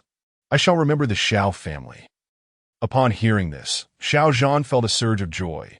Yi Qiu's words implicitly acknowledged their family and indicated that they had successfully aligned themselves with Zixia Peak. You flatter me. This is merely what I ought to do. My son was foolish and offended you earlier. I hope you can overlook it. Yi Qiu smiled and glanced at Xiao Yi, signaling him to remain composed. I have heard that your son is very filial. Is that true? Upon hearing this, Xiao Yi felt a rush of anxiety, akin to standing on the execution ground, and quickly glanced at his father. Please, father, do not embarrass me at this moment. Haha, I am well aware of your true intentions. True person, after your guidance, my son has indeed matured significantly. Xiao Zhan, adept at reading between the lines, laughed heartily. Very well, Yi Qiu nodded in satisfaction. After a brief exchange, several figures gradually approached from the pavilion. From the heavenly pool's sacred ground. He Wu Shuang, it is an honor to meet you, true person Yi. From the Yao pool's sacred ground, Fu Yao, it is a privilege to meet you, true person Yi. From the Zhulu Academy, Gu Haidang, it is a pleasure to meet you, true person Yi. Yi Qiu was momentarily taken aback, gazing at the group of strikingly handsome men and women before him, perplexed. Lin Qingzhu whispered in his ear, Master, that He Wu Shuang helped us earlier. Oh! Yi Qiu unexpectedly glanced at He Wu Shuang. Feeling a tremor within. A natural holy body. Yi Qiu was astonished. He had indeed heard of this outstanding young talent. Particularly, He Wu Shuang was accomplished at a young age, possessing a carefree demeanor and amiable character. With the potential for greatness that in other stories, he would undoubtedly be the male protagonist. This was what a true noble scion embodied: poise, intellect, and virtue, an epitome of perfection. Shifting his gaze to Fu Yao, Yi Qiu inhaled sharply. My goodness! Such allure rivals that of Mingyue. Fu Yao's beauty was not inferior to that of Zhao Waner. If she matured a bit more, she might very well challenge Mingyue's status. Yi Qiu feasted his eyes upon her, secretly admiring her beauty, though he concealed his gaze well, ensuring he was not detected. Glancing at Gu Haidang, he noted her decent talent, but chose to set her aside for now. You must be the son of heaven. He Wu Shuang. Yi Qiu returned his gaze to He Wu Shuang and continued. I have heard of you before. Indeed, you are a remarkable talent. He, true person jesting. How could I dare to show off in front of you? He Wu Shuang humbly smiled, genuinely impressed by the sword techniques Yi Qiu had just displayed. This was the very swordsmanship he aspired to learn. Yet regrettably, the heavenly pool's sacred ground did not possess such techniques. For a swordsmanship prodigy, utterly infatuated with the art of the blade, this particular technique held an immense allure. Thus, as soon as the matter concluded, he could hardly contain his eagerness to approach Yi Qiu, hoping to engage in a dialogue and glean whatever insights he could. Chapter 44. The frustration of Qi Wuhui. It is difficult to fathom the tremendous power displayed by the senior just now. I am truly impressed, He Wu Shuang sincerely remarked, in response to He Wu Shuang's praise. Yi Qiu maintained a calm demeanor, revealing no change in his composure. Indeed, your talent is commendable. You are a remarkable genius in swordsmanship, that as long as you remain true to your original aspirations and diligently cultivate your skills, you too may reach such heights in the future. He Wu Shuang felt a surge of joy. Receiving commendation from a powerful figure like Yi Qiu was the highest honor he could attain. Thank you for your kind words, Senior. Yi Qiu nodded in satisfaction, acknowledging He Wu Shuang's impressive innate talent that a natural holy body. He was a being of a caliber surpassing even divine bones. Such individuals are destined for great achievements. Regrettably, this exceptional disciple was not under his tutelage. Being a revered son of the heavenly pool, it was impossible for him to shift allegiances, prompting Yi Qiu to relinquish any thoughts of recruitment. His gaze then shifted to Fu Yao, a girl of breathtaking beauty, with an aristocratic aura rivaling Zhao Waner. Her talent was equally extraordinary, not at all inferior to He Wu Shuang's. Yet alas, she too was not his disciple. "May I inquire who you are?" Yi Qiu asked, momentarily taken aback as he noticed several elderly men standing behind them. Han Qingyi stepped forward first, greeting with a warm smile. "Fellow Taoist Yi, I have long admired your illustrious reputation. Today, I am fortunate to meet you in person. Your renown is indeed well-deserved." Eom elder Han Qingyi. An enforcer from the Yaoqi, the IT, is a pleasure to meet you. Likewise, it is a pleasure. Yi Qiu reciprocated politely, not yet having inflated his ego to the point of looking down on others. Cultivating friendships would serve him well in navigating the vast wilderness in the future, especially since he could not permanently remain by his disciples' sides to protect them. Establishing connections would provide them with some degree of security when they ventured into the great expanse. After exchanging a few pleasantries, Qi Wuhui slowly approached, his expression somewhat grim. He had grasped the entire situation and had cursed Yang He in his mind countless times. Yet, venting his frustrations would not resolve the matter. Ultimately, he had to confront Yi Qiu. "Junior brother, I have come to understand everything that transpired earlier. Here, I wish to extend my apologies to both of you on behalf of the Yang family." Qi Wuhui spoke slowly, offering his contrition. Lin Qingzhu and Zhao Wan'er did not display any disdain toward him, as Qi Wuhui was their senior. "Junior brother, let us do this. I possess a top-tier treasured artifact, a 3-foot red lotus, along with a premium silk inner armor and several elixirs. Consider them a gesture of apology to you both. Please, for the sake of your senior brother, spare the Yang family this time." Qi Wuhui gazed earnestly at Yi Qiu. Having extended the utmost sincerity to be frank, if it were not for the wealth the Yang family had provided at Songjin Peak over the years, he would not have wished to involve himself in this affair. Moreover, they had provoked his mortal enemy, Yi Qiu. However, he had no choice. They had contributed too much. He could only swallow his pride and apologize to Yi Qiu, which was the greatest show of sincerity he could muster. Yi Qiu, inwardly amused by Qi Wuhui's predicament, could sense his frustration. Instantly, he felt a surge of delight that 10 years. Do you have any idea how I have endured these 10 years? Yi Qiu acted according to his heart's desire. As long as he could achieve personal satisfaction, the Yang family. If they were wise, they would know how to navigate this situation. Since my senior brother has expressed such sentiments, if I were to disregard your kindness, would it not imply discord within our Butian sect? I shall reluctantly accept these treasured artifacts.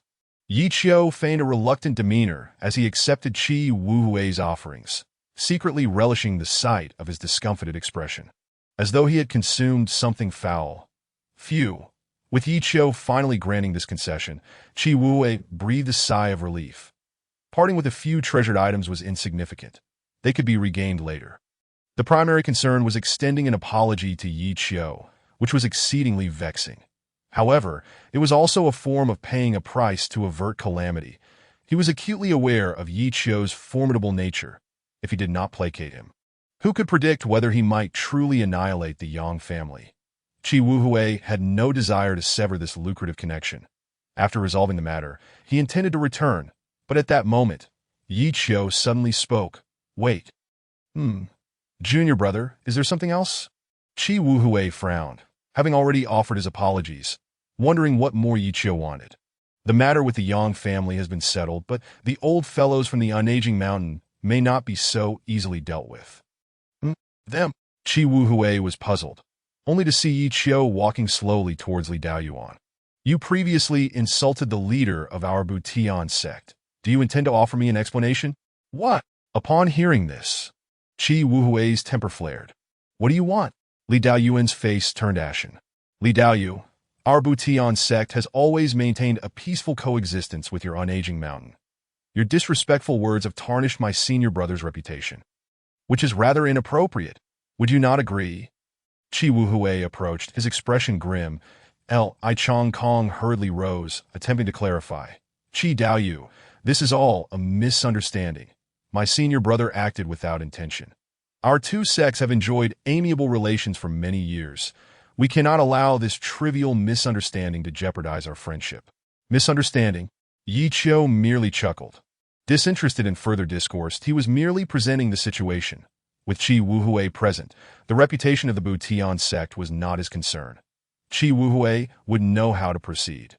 Senior brother, you may handle this as you see fit. I have matters to attend to and shall take my leave. With a wave of his hand, Yi Qiu turned calmly, refusing to contemplate what Qi Wuhui would decide. Even if the situation escalated to war, he remained indifferent.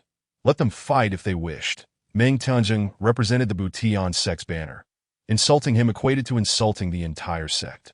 Furthermore, the assailant was a senior elder of the Unaging Mountain, which held a different significance altogether. The Unaging Mountain was entirely dismissive of the Butian sect. Misunderstanding? Li Changkong, do you take me for a fool? Qi Wuhui's expression darkened. His aura surging with authority, the power of the sect leader erupting instantaneously. Everyone inhaled sharply. Qi Wuhui's presence was no less imposing than Yi Qiu's moments. It was only at this moment that they realized the Butian sect was once a renowned ancient lineage. Qi Jinren, this truly is a misunderstanding. We harbor no intent to insult Meng Jinren. Li Changkong lamented, feeling as though he might weep. One Yi Qiu was already difficult to manage, and now there was a Qi Wuhui. As they stood now, they had no strength to fight back and could only swallow their grievances. Whether it is a misunderstanding or not, I possess the discernment to judge for myself. Today's events are far from over. Our Butian sect has no grievances with any esteemed mountain or holy land. Yet that does not imply we shall cower before you. If the Unaging Mountain seeks conflict, our Butian sect shall accept the challenge. Qi Wuhui declared with authority, his pent-up frustration finally finding an outlet. This. Li Changkong felt utterly defeated. Knowing that mere words would not suffice to clarify the situation, he could only return and consult with the Grand Elder. Now, due to Li Diyuan's remarks, they had thoroughly provoked the Butian sect, leaving them uncertain of what actions would follow. Qi Wuhui flicked his sleeve and turned away, leaving the three hapless individuals in disarray. Chapter 45. Return to the mountain. Preparing for the martial arts, gathering Qi Wuhui arrived with a cheerful demeanor, but departed in a fit of indignation. His initial intention in visiting Guangling City was to extract some benefits from the Yang family. Yet he left empty-handed and with a personal loss. Time to depart. The show is over. After Qi Wuhui's departure, the crowd began to disperse, each returning to their respective homes. Before leaving, He Wushuang made sure to bid farewell to Yi Qiu. Han Xingyi glanced at the departing He Wushuang and shook his head, saying, "Yaoer, let us take our leave as well." "Indeed, Uncle Han, let us go."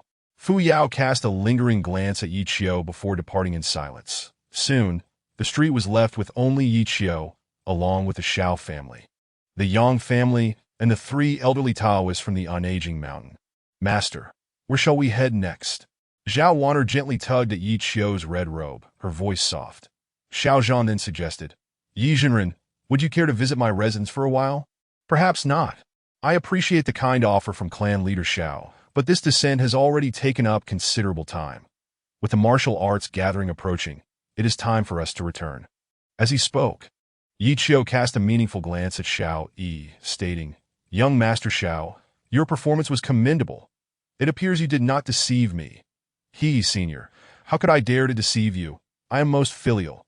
Everyone in Guangling City knows that Xiao Yi is among the most devoted sons." Xiao Yi nervously wiped the cold sweat from his brow, prompting a hidden smile from Yi Qiu. "Excellent, do maintain that spirit." "All right, the matters here are concluded. Let us depart," Yi Qiu remarked casually, leading Lin Qingzhu and Zhao Wanner back to Zixia Peak. Initially, Xiao Ling had intended to accompany them up the mountain, but Zhao Wanner urged her to return home instead, to pursue the freedom that rightfully belonged to her, rather than remain a servant for life. Xiao Ling felt immense gratitude, yet she was reluctant to part from the princess.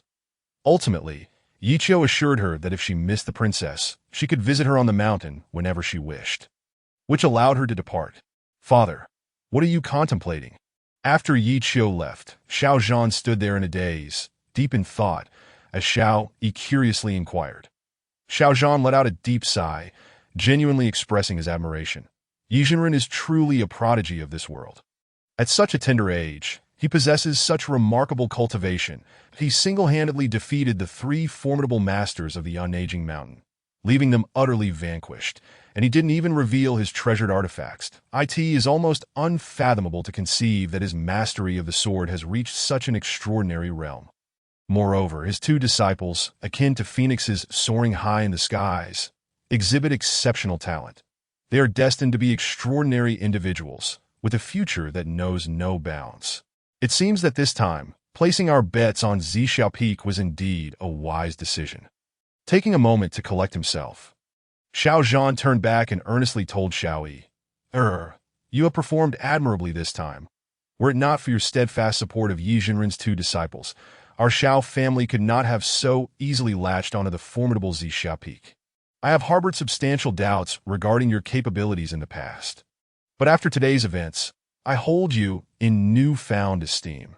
From now on, I can entrust the entirety of the Xiao family to your care with complete confidence.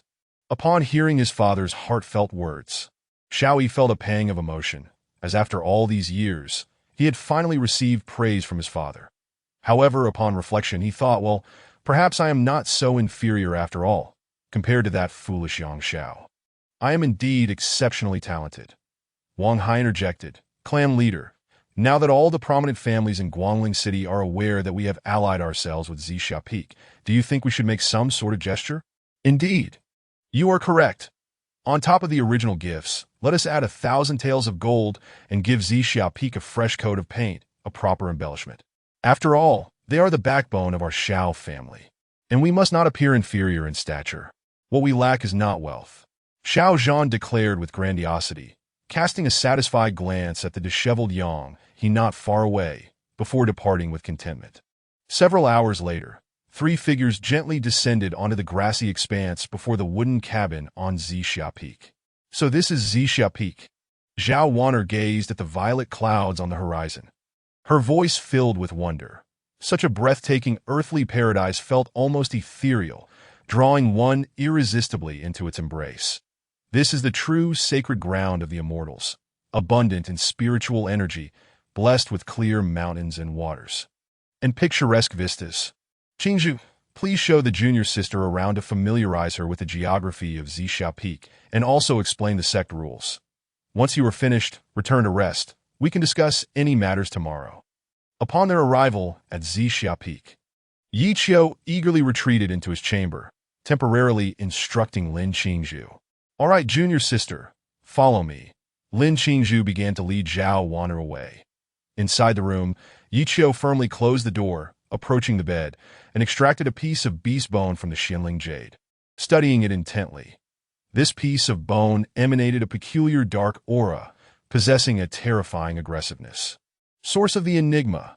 How strange. Which aspect has gone awry? After examining the beast bone for a while, Yi Qiu sat on the bed, lost in thought. This precious bone was discovered deep within a desolate area, beneath a chasm. The dark aura it bore shared common traits with those of the previous ferocious beasts. However, the aura on this bone was even more potent, likely belonging to the first batch that had been tainted. During this expedition into the desolate area, Yi Qiu not only uncovered this bone, but also stumbled upon a fissure in the eastern wilderness barrier. These strange auras were seeping in from beyond the realm, beginning their contamination from the depths of the desolate area. Thus far, he had only encountered the infected beasts, but no infected humans had yet appeared. Yi Qiu felt a sense of unease, sensing that a significant secret lay hidden within. After observing the fissure for a while without any findings, he hurried back, and on his return, he discovered an imperial tomb. But regrettably, he was not the first to have found it. The reason he Wu Shuang and the others had ventured to Guangling City was likely due to this tomb. These major clans, rooted in ancient traditions, were exceptionally well informed. Unfortunately, the seal of the imperial tomb remained robust, rendering it impossible to open in the near future, and why Yi Qiu decided to return with his disciples first, preparing for the upcoming Seven Veins Martial Conference, as this event was of utmost importance for everyone in the Buitian sect. Ugh, my head aches. Forget it, time for sleep, no more thinking, too taxing. Yi Qiu raked his fingers through his hair and collapsed onto the bed. A night passed uneventfully. The following morning, Stretching luxuriously, Yichio stepped out of his room. After a night of rest, the spiritual energy expended during the previous day's battle had fully replenished. And where are those two girls? Have they not yet risen? Stepping outside, Yichio glanced at the two adjacent rooms, their doors still firmly shut. He initially assumed they had not awoken, but suddenly sensed a fluctuation of energy atop the cliff of broken gaze. They are quite diligent, Yichio smiled faintly. Lin Qingzhu and Zhao Wan'er had risen early, and the two were now atop the cliff of broken gaze, diligently practicing their morning exercises as part of Zixia Peak's daily regimen. Yichio chose not to disturb them and instead returned to the dojo, commencing his day of cultivation.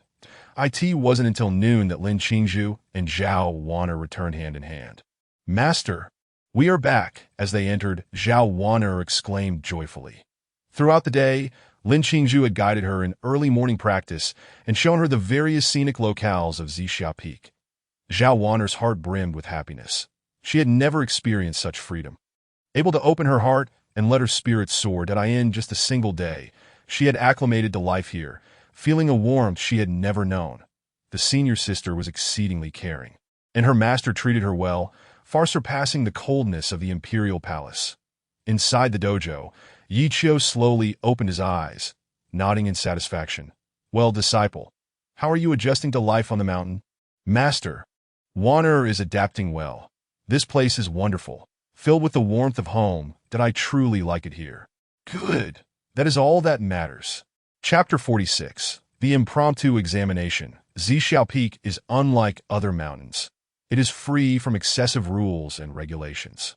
As long as one does not violate the major prohibitions of the sect, everything is permissible, Yichio said casually, rising from his seat. "As the martial arts competition approaches, the two of you will represent Zixia Peak in this event. The Seven Veins Martial Conference holds great significance for the Buitian sect, so today we shall conduct a spontaneous examination to assess your progress in cultivation. Qingzhu, you shall go first." Lin Qingzhu stood up in response, accompanying Yichio outside the dojo to a clearing in the bamboo forest. Zhao Wan'er, draped in a crimson robe, leaned against the stream, observing. Holding the Zixia sword, Lin Qingzhu felt a surge of pressure as she stood before Yichio, momentarily at a loss. She had immense confidence among her peers, yet facing Yichio's impromptu examination left her feeling somewhat anxious. Huff! Taking a deep breath, Lin Qingzhu encouraged herself internally, reminding herself not to be nervous and not to disappoint her master. "Come. Use what you have learned, in any manner you prefer, and attack me." Yichio stood amid the bamboo, calm and composed, his white robe fluttering in the breeze, his left hand resting behind his back. Exuding an aura of celestial elegance, Lin Qingzhu's cheeks flushed as she took a moment to steady herself. "Master, here I come." With a fierce shout, Lin Qingzhu unleashed the Zixia sword, executing a sword technique with the swiftness of the wind. Yichio merely raised a hand to parry, effortlessly trapping the Zixia sword without employing any transcendent domains, relying solely on his physical strength. Lin Qingzhu responded quickly. Failing her initial strike, she performed a fluid maneuver and delivered a kick. Yichio sidestepped with ease, perceiving her moves as if they were in slow motion, devoid of any lethality. However, for her peers, her combat experience was sufficiently solid, with hardly any flaws to exploit, that Lin Qingzhu executed her flowing techniques with the Zixia sword. She found herself at a loss against Yichio. She instinctively resorted to the 9 Nether Frost technique, that in an instant, a chilling essence pierced through to the soul, prompting Yichio to nod inwardly.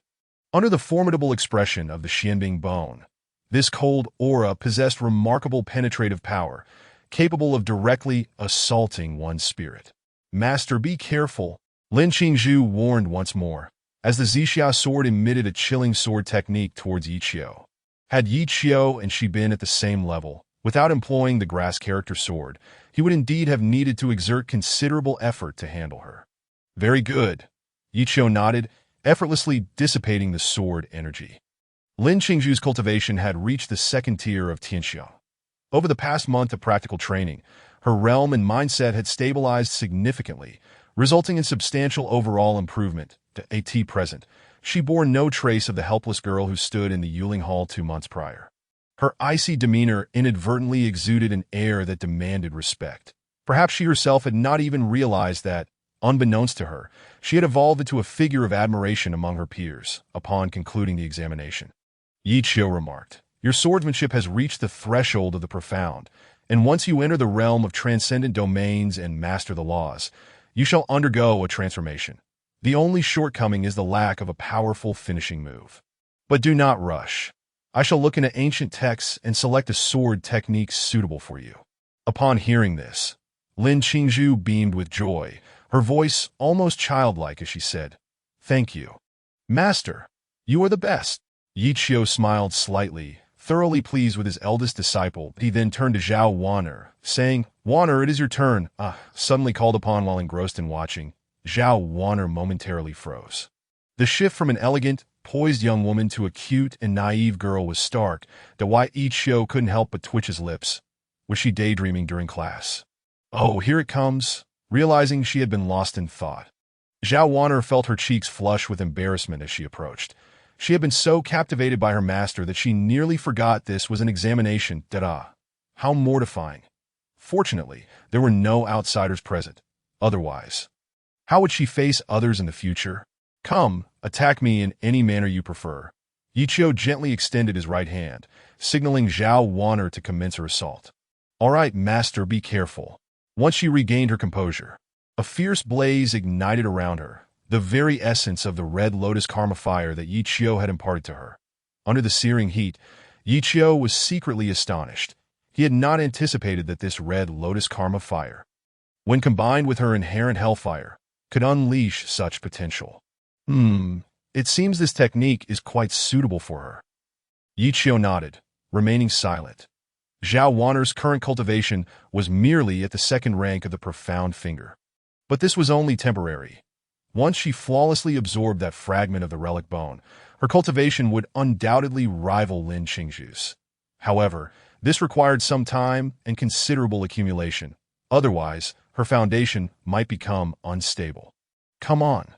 Responding to his cue, Zhao Wan'er swiftly struck out with her palm, the red lotus karma fire surging forth, illuminating the bamboo grove with flames. Her delicate, fair hand attacked Yi Qiu's abdomen from an unexpected angle, and in an instant, the flames erupted to why Yi Qiu stepped back, effortlessly grasping her small hand.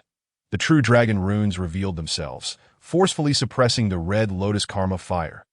Zhao Wan'er smiled slightly, seemingly unfazed, while Yi Qiu was momentarily taken aback. Suddenly, he saw her twist her hand, breaking free from his control and charging at him with vigor. Quite clever. Yi Qiu was surprised by her little cunning but quickly reacted, sidestepping the attack and gently pushing her away with the palm. Zhao Wan'er rubbed her hand, feeling a bit aggrieved. She had nearly succeeded just now, but was unexpectedly thwarted by Yi Qiu's keen perception. Feeling a tad wronged, she thought, did Master not know how to cherish delicate flowers? Was he truly going to fight her? Seeing her pitiful expression, Yi Qiu shook his head and said, "Your cleverness is commendable, but lacking in experience. You focus solely on how to ambush your opponent without leaving yourself an escape route. In true life-and-death battles, such behavior can easily lead to dire straits. The red lotus karma fire is indeed formidable, possessing absolute crushing power against opponents of equal cultivation.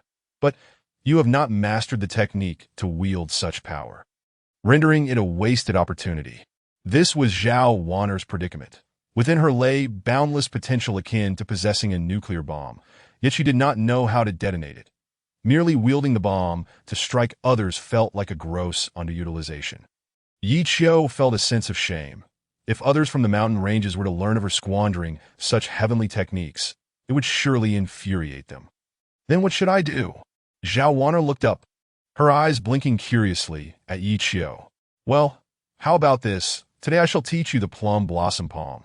This technique was created by several previous masters of Zixia Peak. The palm technique is intricate and varied, blending strength with gentleness, and can be paired with your red lotus karma fire. For the next month, you need only to master this set of palm techniques, and you should have no trouble in the Seven Veins martial gathering.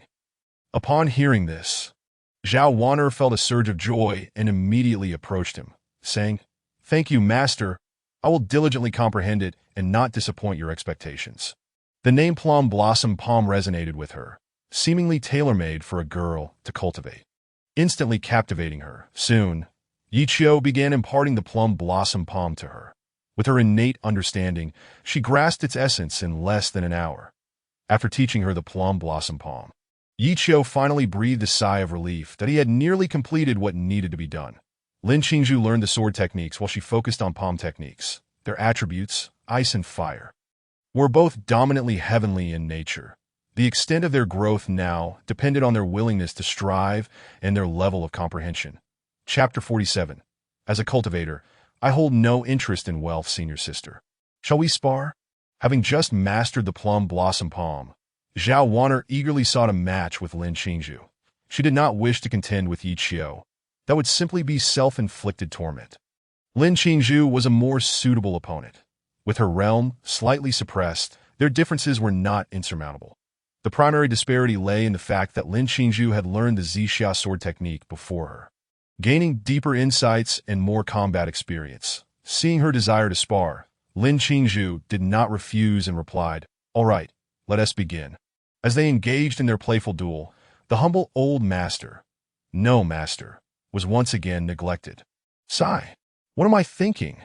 My disciples are united in mutual assistance, fostering camaraderie. I should be pleased, should I not? Am I truly envious of my disciples? I am their master. How can I harbor such peculiar thoughts? I am not a mere mortal. Yi Qiu's lips twitched as he inwardly scolded himself. Ding. You taught your disciple the Plum Blossom Palm, triggering a critical return. Would you like to activate it? Activate. Congratulations, you triggered a 10,000-fold critical hit, obtaining the divine level technique, Qian Kuan Wu Ji Palm. Yi Qiu. What the heck? In the blink of an eye, 5 days had passed. This morning, Yi Qiu was meditating and cultivating at the dojo. Here. Yes, just here, put everything down. Yi Qiu opened his eyes that a group of individuals was laboriously climbing the mountain, carrying a large pile of miscellaneous items, placing box after box on the empty ground in front of the dojo. Who are you? Yi Qiu curiously stepped out, momentarily stunned, and then spotted Xiao Yi at the back, his lips twitching. He, senior, did not expect it to be me, right? Xiao Yi swaggered over, accompanied by Lu Qingfeng, who, without a doubt, was the one who had led them up the mountain. Yi Shishu. This is young Master Xiao from the Xiao family of Guangling, but he came today to pay a visit and said he wanted to present some treasures to Zixia Peak, so Master asked me to bring him here. Yi Qi nodded, looking at Xiao Yi and said, "What treasures are you bringing me, kid? Surely it's not a weasel paying its respects to a chicken with ill intentions." Not at all, senior. You misunderstand me. I came this time on my father's behest to deliver some treasures to Zixia Peak, as a token of gratitude for your teachings.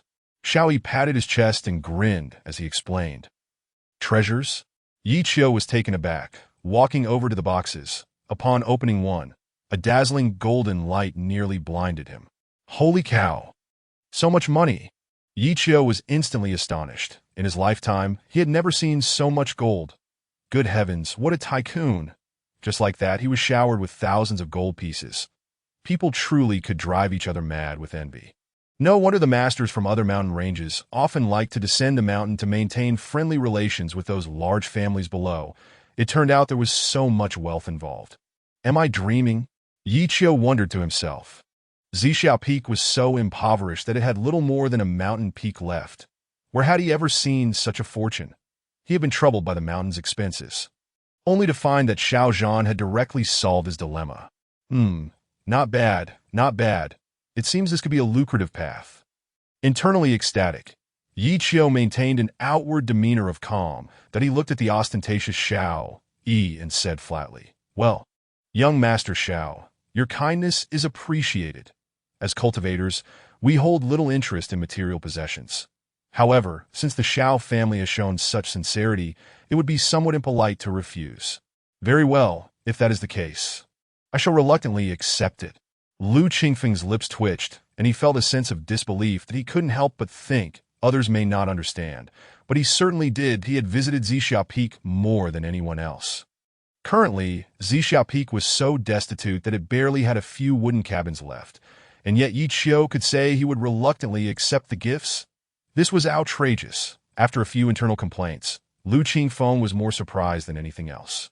He had heard of the Guangling Shao family and knew of their considerable strength, but he found it hard to fathom how they had established a connection with Yi Qiu. It seems my previous assumptions were correct. This youngest master of the Butian sect is indeed extraordinary. This time, Lu Qingfeng developed a new appreciation for Yi Qiu that he felt it was necessary to cultivate a good relationship with this youngest master of the Butian sect. Lu Qingfeng could see what Shao Yi could not. He felt that Yi Qiu's stature had grown even taller in his mind. This was a true expert. Even in the face of thousands of gold pieces, he could maintain his composure and indifference, unmoved by such mundane matters. He, senior, truly lives up to my father's words. A genuine expert never concerns themselves with these trivial possessions. Therefore, I specifically brought some local specialties for you. The bitter spirit tea unique to the harsh lands outside Guangling City, and several treasures besides. And my father also instructed me to help you rebuild a luxurious and grand dojo. Yi Qiu's eyes brightened. Such thoughtful considerations? Oh, not bad. Xiao Zhan is a person worth befriending. That why Yi Qiu's most pressing dilemma was the few small wooden cabins left behind by Xintian Daoist. The conditions were far too shabby. How could he, as a prominent master of a lineage, endure living in conditions worse than those of a villager down the mountain?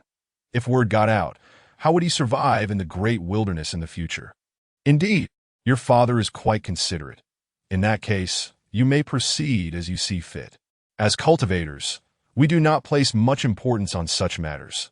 Simplicity is all that is required. Yi Qiu stated calmly, his heart devoid of turmoil, appearing truly like a recluse living deep in the mountains. Lu Qingfeng couldn't help but admire his insight. I never expected Master Yi to possess such a lofty state of mind, even when faced with wealth that is within reach. He remains so composed. No wonder he has been able to endure for so many years without revealing his strength. It all makes sense now. Shao Yi, unaware of these intricate thoughts, was eager to showcase his abilities upon hearing Yi Qiu's permission to act. This was his sole opportunity. If he performed well, it would not only be of immense benefit to his own family, but perhaps, if Yi Qiu was pleased, he might casually impart some secret techniques to him. A tremendous honor indeed. Come, you lot. Why are you dawdling? Get to work. I am giving you a month to complete the repairs on the Taoist temple for our esteemed elder as swiftly as possible. With a decisive flourish, Shao Yi commenced the renovation of Zixia Peak's Taoist temple. It must be said, the Shao family's financial resources were indeed substantial. Following a considerable investment, a throng of workers ascended the mountain to commence the refurbishment. Soon, at Yi Qiu's behest, the new site for the Taoist temple was chosen in the peach grove atop the northern mountain, a sacred realm for cultivation nestled amid a sea of blossoms. Observing the industrious Shao Yi directing the workers he had brought from his clan, Yi Qiu returned to the original temple, his mood buoyant. At last, I shall have a splendid abode. No, I must remain composed. I cannot let anyone see how delighted I am. A mere few rooms are just the beginning. Seated in a chair, Yi Qiu's thoughts wandered as he anticipated what his new temple would be like. Master Uncle, Lu Qingfeng slowly entered, calling out softly. Qingfeng, what is it? Do you have further matters to discuss? Yi Qiu regained his focus, surprised that the young lad had not yet departed, but he held Lu Qingfeng in high regard, as the boy was one of the few individuals with whom he was most familiar in the Butian sect. Apart from his two disciples, over the past decade, apart from Lu Qingfeng, hardly anyone had ventured up Zixia Peak. With a smile, Lu Qingfeng spoke with poise. I heard that Master Uncle has taken on a new disciple. I wonder where she is. I have yet to meet our new junior sister. Before arriving, Meng Tianjung had specifically asked him to keep an eye on Yi Qiu's two disciples to see how they had progressed. After all, Yi Qiu's sudden display of astonishing strength had genuinely startled Meng Tianjung, prompting him to pay particular attention to the situation at Zixia Peak. Lu Qingfeng was genuinely curious about this junior brother who possessed the realm of a sect leader, yet had managed to conceal his strength for a decade, which gave him hope for the resurgence of the Butian sect. Oh, they are cultivating at the overlooking cliff. If I calculate correctly, they should be returning soon. Yi Qiu replied casually, and no sooner had he finished speaking than two graceful figures rushed in. Master, we are back. Their voices reached before their forms did. Lin Qingzhu and Zhao Wana entered hand in hand, and upon stepping into the temple, they spotted Lu Qingfeng standing there alone. Oh, Brother Lu, it has been a long time. What brings you here? Lin Qingzhu exclaimed, somewhat taken aback, for she was quite familiar with Lu Qingfeng. When they first ascended the mountain, he had been the one to look after them and teach them some foundational knowledge. Ha! Junior sister Lin, it has indeed been a while. You have grown even more beautiful, Lu Qingfeng teased, causing Lin Qingzhu to feel a bit bashful. Waner, this is our Butian sect's senior brother. Lu Qingfeng. You may call him Brother Lu. Zhao Waner smiled and greeted him without further comment. Brother Lu, this is Master Uncle's newly accepted disciple, Zhao Waner, my junior sister, Lin Qingzhu joyfully introduced, leaving Lu Qingfeng somewhat taken aback. Another one with a natural divine bone. He was astonished. As soon as Zhao Waner entered, he sensed the divine bone within her. Its quality was not at all inferior to Lin Qingzhu's ice bone, and if she were to continue developing, might she not evolve into a celestial bone? That would be an existence capable of rivaling the sacred body. Good heavens, this is remarkable. Zixia Peak had only 2 disciples, yet each possessed extraordinary talent. Meanwhile, most other sects had their fair share of mediocre individuals, although they had numerous disciples. Few were truly capable. Zixia Peak adhered to its long-standing principle of selective acceptance, favoring only the exceptionally gifted. Much like Yi Qiu in the past, who outwardly appeared weak and useless, when the Xintian real person accepted him. Disciples from various sects mocked him and privately criticized the old man for his folly. Yet, what was the outcome? In the span of a decade, he had ascended to become a leader of a sect. Could a mere waste achieve such a feat? One individual alone could rival any mountain. Was Zixia Peak truly weak? Not in the slightest. Realizing this, Lu Qingfeng was taken aback. It seemed Zixia Peak was indeed the one with the greatest potential. Junior sister Zhao is truly gifted. Our first meeting has left Brother Lu quite astonished. No wonder she was accepted as a disciple by Master Uncle. With a natural divine bone and exceptional comprehension, her future is limitless. Lu Qingfeng remarked sincerely, causing Zhao Waner to feel a touch embarrassed. She was well aware that her so-called talent was a result of Yi Qiu's rigorous training. By the way, Junior Sister Lin, may I inquire about your current cultivation level? Lu Qingfeng suddenly recalled something and promptly asked. He had not forgotten the instructions imparted to him by his master before his departure, urging him to observe how far Lin Qingzhu had progressed. Lin Qingzhu hesitated, glancing at Yi Qiu above, unsure whether to respond to why Yi Qiu remained silent, offering her a reassuring glance to encourage her to speak freely. Brother, I am currently at the 2nd tier of the celestial phase. Lu Qingfeng nodded. Ah, the 2nd tier of the Xian finger.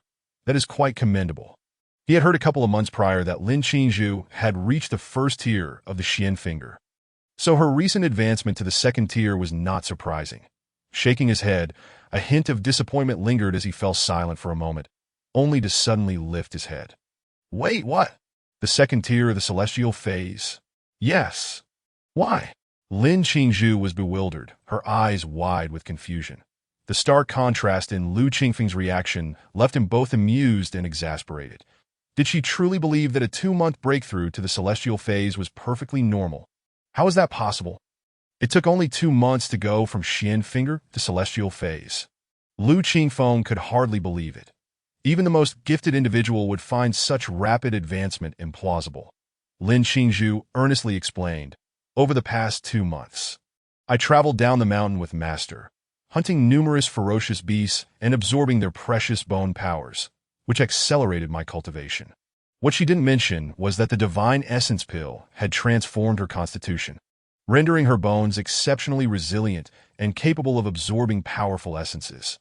Thus, the absorption of such a vast quantity of precious bone energy did not significantly affect her foundation, as the divine essence pill filtered out impurities, allowing her to absorb without concern. The only drawback was her unstable state of mind, which was why Yi Qiu insisted she complete her daily meditative practices to refine her resolve over the course of 2 months. Through constant self-reflection and rigorous training, her cultivation progressed steadily without issue. In contrast, most mentors would lack the patience to consistently monitor their disciples' cultivation progress, as there were simply too many to keep track of. Yet Yi Qiu was different. He had only 2 disciples, enabling him to pay close attention that if he detected any issues, he would promptly address them, ensuring they corrected their course swiftly. I see. Lu Qingfeng understood, a tinge of envy stirring within him. Lin Qingzhu had indeed found a commendable master who was attentive to her training. In other sects, nearly all disciples were left to fend for themselves, if they chose to cultivate. Fine, but if they didn't, it made little difference. Lu Qingfeng was aware of the benefits of absorbing precious bone energy to enhance one's cultivation, yet he was cautious about overindulgence. Meng Tianjing was exceedingly busy, burdened with countless matters each day. He could not accompany his disciples' training as Yi Qiu did. Should any issues arise, it could jeopardize their futures. Thus, he approached his cultivation with utmost prudence, seeking to achieve victory through careful measures. And what of junior sister Zhao? Lu Qingfeng paused, turning his gaze toward Zhao Wan'er. The news of her initiation had reached the first peak a few days ago and was duly recorded. Having just entered, she should still be lingering in the qi refinement stage. Right. Surely she wouldn't claim to have reached the 4th tier of qi refinement in just 4 days like Lin Qingzhu. Even with a natural divine bone, it seemed implausible that one would surpass the other in such a manner. Me? Zhao Wan'er smiled gently, tugging at her crimson robe playfully. I am at the 3rd tier of the Xian finger. Lu Qingfeng was rendered speechless. This time he truly grasped the enormity of the situation. The 3rd tier of the Xian finger. Yes, he was at a loss for words. Just 2 months prior, he had entered the sect alongside Lin Qingzhu, and the young lad with a natural divine bone who had joined Zhongjian Peak was still only at the 8th tier of qi refinement. This achievement had spread widely within the Butian sect, garnering praise as a prodigy. For this, Qi Wuhui had been quite proud, boasting to the other sect leaders about his exceptional disciple. Yet now, the comparison made it all seem trivial. Lu Qingfeng could easily envision Qi Wuhui's expression upon discovering Zhao Wan'er and Lin Qingzhu's cultivation progress. It would likely resemble the face of someone who had just consumed a pound of excrement. Huh! The thought caused Lu Qingfeng to burst into laughter, only to realize his lack of propriety, and he quickly apologized. I beg your pardon. I suddenly recalled something amusing and couldn't help myself. The two exchanged glances, and Zhao Wan'er leaned in to whisper to Lin Qingzhu, Sister, this brother Lu is quite strange. He suddenly started laughing for no apparent reason. Lin Qingzhu's lips twitched, unsure of how to respond. Indeed, it seemed that way. It was fortunate to have a master like theirs, who remained calm and unperturbed regardless of the circumstances.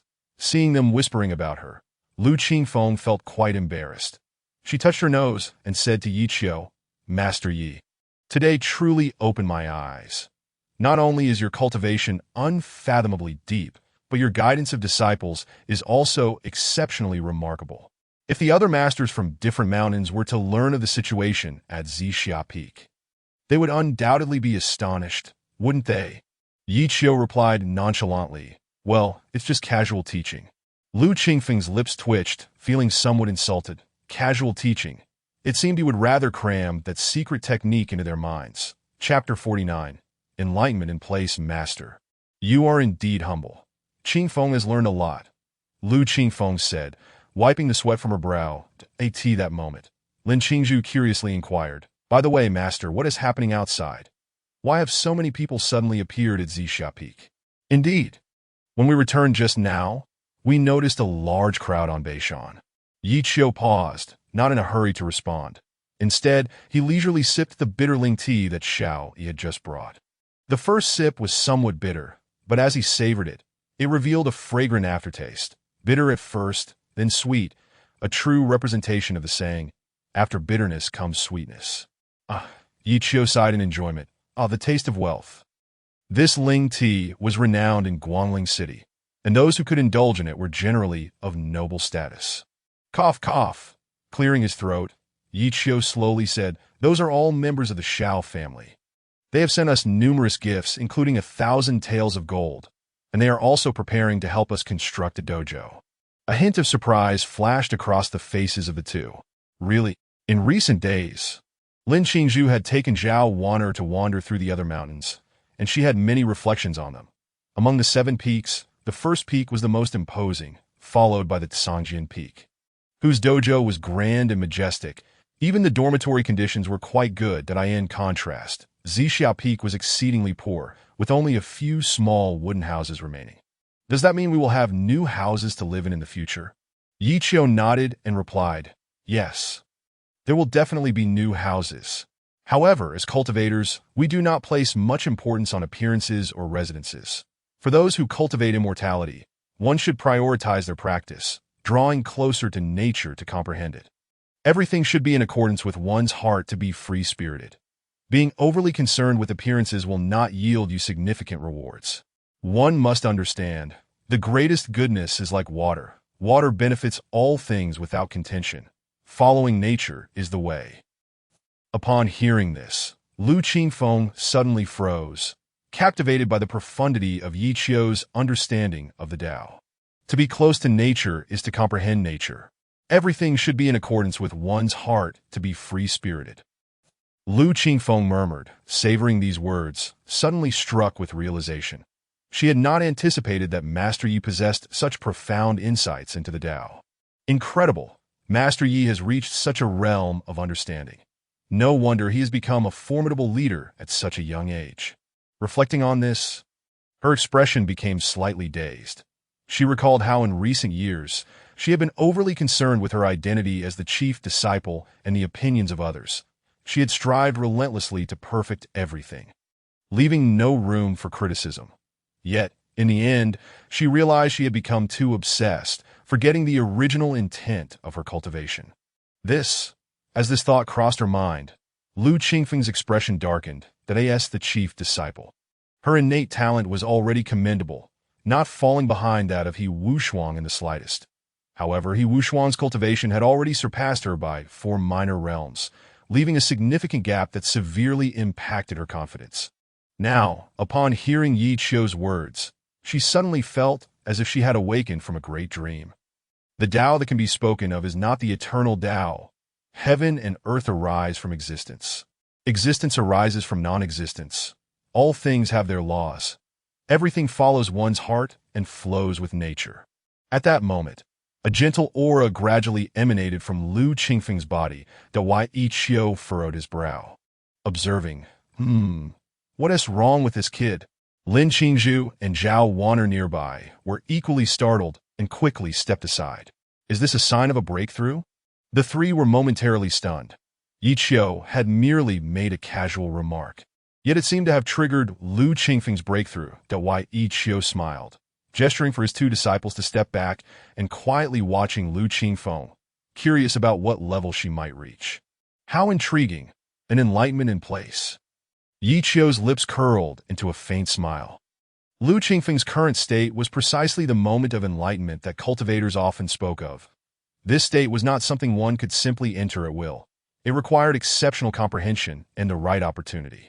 The conditions were exceedingly challenging, yet if one could enter a state of enlightenment, it would undoubtedly yield far greater results than any elixir or magical medicine. That a gentle breeze arose as Lu Qingfeng sat cross-legged. Entering the state of enlightenment, in an instant, her internal spiritual energy surged like the tides of Yunmeng Lake, tumultuous and powerful. She absorbed the essence of heaven and earth, gathering it into a massive spiral ball, creating a spectacle in the sky. That moment, inside the Yuqing Hall, Meng Tianjing, who was meditating, suddenly opened his eyes. What is this? Heaven and earth returning the favor.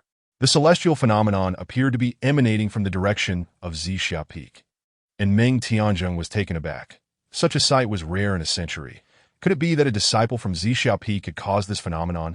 Unable to remain seated, he immediately flew towards Zixia Peak, eager to witness this extraordinary scene firsthand. Simultaneously, at Tianshui Peak, the renowned Mingyue Zhenren was explaining the Tao to Lu Ruoyan when she suddenly looked up to see the swirling vortex above Zixia Peak. She exclaimed, "Heaven and earth returning the favor. Who has caused this? Master. Could it be Master Yi?" Lu Ruoyan asked curiously. After the last incident, they had deeply realized that this Master Yi, who bore the reputation of being a waste in the Putian sect, was far from the inadequate individual they had imagined. Not only was he immensely powerful with unfathomable cultivation, but his character was also humble and reserved, hiding his brilliance within. Such demeanor greatly inspired admiration in them. Mingyue was momentarily stunned. To create such a phenomenon, it must be someone extraordinary. She said, "Ruoyan, come, let us go and witness this earthly marvel together. Perhaps we can gain some insights from it." In an instant, two figures soared into the sky. Heading towards Zixia Peak, as the vortex in the sky grew larger. Nearly everyone across the 7 major peaks of the Putian sect noticed this spectacle. Whispers filled the air as the entire sect was engulfed in astonishment. On Songjin Peak, Qi Wuhui had just returned to the mountain, not having had the time to rest when he suddenly sensed a powerful aura emanating from Zixia Peak. Curiously looking up, upon seeing the extraordinary sight in the sky and realizing its source, his expression turned icy. Once again, it's Zixia Peak. Damn it. Simultaneously, figures from all 7 peaks of the Putian sect rushed towards Zixia Peak, that a short while later, Yi Qiu sensed the shift in energy outside. He slowly walked out of the dojo and was taken aback. What the heck, so many people? Once upon a time, Zixia Peak had experienced such bustling activity, but that was centuries ago. Nowadays, Zixia Peak was so desolate that not even a bird would dare to perch.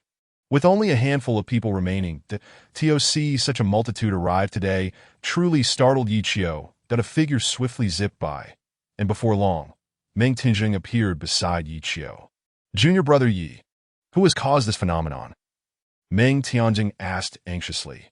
The person capable of creating such a phenomenon must possess extraordinary talent and aptitude, truly a prodigy. How could he not be excited? He was eager to know who had caused this spectacle. Was it Lin Qingzhu? Or perhaps the newly initiated Zhao Waner? Yi Qiu smiled without speaking. Just as he was about to respond, several figures descended from above. Junior brother Yi, your Zixia Peak is indeed a place of extraordinary talent and breathtaking scenery. Out of the blue, a phenomenon of heaven and earth returns the favor. It truly surprised me. Before they even arrived, the booming voice of Yang Wudi from the testing sword peak rang out. After a moment, Mingyue and Lu Ruoyan gently landed, saying, "Junior brother Yi, you have silently given us another surprise. Quickly tell us who has caused this phenomenon." Mingyue asked curiously, her gaze fixed on the swirling vortex above, her heart filled with awe. Chapter 50. Just a casual pointer faced with everyone's inquiries. Yi Qiu smiled without answering. Feeling invigorated, his sense of prestige instantly elevated. "Ahem. Everyone, please wait a moment while I adjust my posture and put on a beautiful act." The spiraling vortex of spiritual energy in the sky intensified, and everyone grew increasingly anxious. Mingyue tugged at Yi Qiu's hand and shook it, saying, "Junior brother, hurry up and tell us. Don't keep us in suspense." With that shake, Yi Qiu felt a little dizzy, almost causing him to nosebleed. He had spent many years cultivating, developing a thick skin that could withstand missiles, maintaining a demeanor as steady as an old dog. Otherwise, he might not have been able to control the situation. Ahem. Meng Tianjing cleared his throat, calming his mindset, and said earnestly, "Junior brother Yi, please tell us, who from your peak has caused this phenomenon?" Yi Qiu smiled and replied, "Senior brother, you flatter me. This phenomenon was not caused by any disciple of my peak, but rather by a disciple from your first peak." Upon hearing this, the crowd fell silent. That a disciple from the first peak? What a joke! How could a disciple from the first peak be cultivating at Zixia Peak, causing such a commotion? Everyone's gaze turned towards Meng Tianjing, and Qi Wuhui's expression darkened as he said, "Senior brother, when did you take such a talented disciple and place him at Zixia Peak for cultivation?" "We had no idea. Yang Wudi, Master Zhang, you have gone too far that we agreed that you would not take on any disciples and would leave the talented ones for us, yet you have secretly orchestrated this. After all these years as fellow disciples, to think you would hide this from us is truly disheartening." Meng Tianjing. "Good heavens, I know nothing about this. It has been years since I took on any disciples. When did another one suddenly appear?" "Junior brother Yi, Stop keeping us in suspense and clarify this matter for them. Meng Tianjing said, feeling embarrassed. He truly had not taken on any disciples, so how could he be associated with a disciple of the first peak? Wait, he suddenly recalled something. There indeed was a disciple from first peak currently at Zixia Peak. Just as he was pondering, Yiqiu smiled and said, "You will all know who it is as soon as you look." With that, he stepped aside, and everyone hurriedly turned their gaze to the center of the dojo that a young man, clad in white with an elegant demeanor, appeared before them. Isn't this Qing Feng, the disciple of Master Qing Feng? The crowd exclaimed in astonishment, realizing that the disciple from First Peak whom Yiqiu mentioned was none other than Lu Qing Feng, the chief disciple of the Boitian sect. "Heavens, it's my brother!" Mingyue exclaimed in shock, covering her mouth, her eyes wide with disbelief. She had thought the recent phenomenon was caused by some disciple from Zixia Peak, never imagining it was her own brother. Even Meng Tianjing was taken aback. He knew Lu Qingfeng well as his disciple. Lu Qingfeng, as current cultivation level, was merely at the 5th tier of Tianxiang. How could he unleash such astonishing cosmic feedback? "Junior brother Yi, what on earth is happening?" Meng Tianjing inquired with a grave expression, and everyone turned to look at him, filled with curiosity about what Yiqiu had done.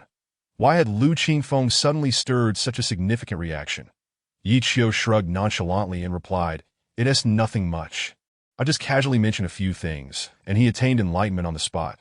The crowd, "Could you be any more serious? What do you mean you just casually mentioned a few things, and he suddenly comprehended? Is it truly that simple? Enlightenment?" Mingyue looked at Lu Qingfeng in astonishment, and combined with the celestial phenomenon above, it indeed aligned with Yiqiu's account. Everyone present was incredibly powerful.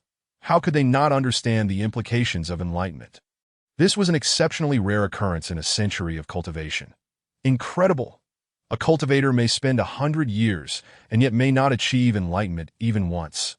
What did he say? Why did Qingfeng suddenly attain enlightenment?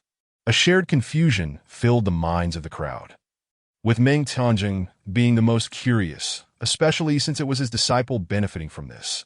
Looking back, the one who had once been looked down upon, the peak master of Zixia Peak, was actually the one hiding the deepest secrets.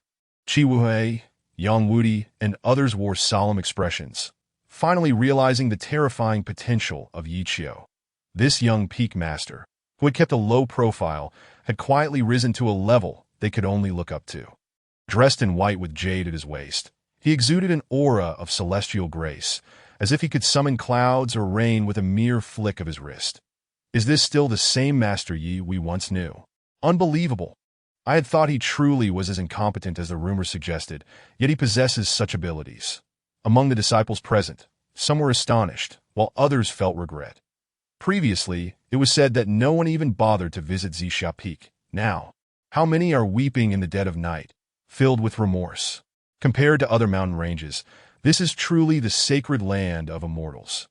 With picturesque mountains and rivers, exceptional talents, and professional mentors providing one-on-one guidance, it would be difficult not to achieve immortality. Moreover, I've heard that our Master Yi never holds back from his disciples and is incredibly generous. He offers treasures, imparts skills, and closely follows the progress of his disciples, ready to point out any issues they encounter in their cultivation.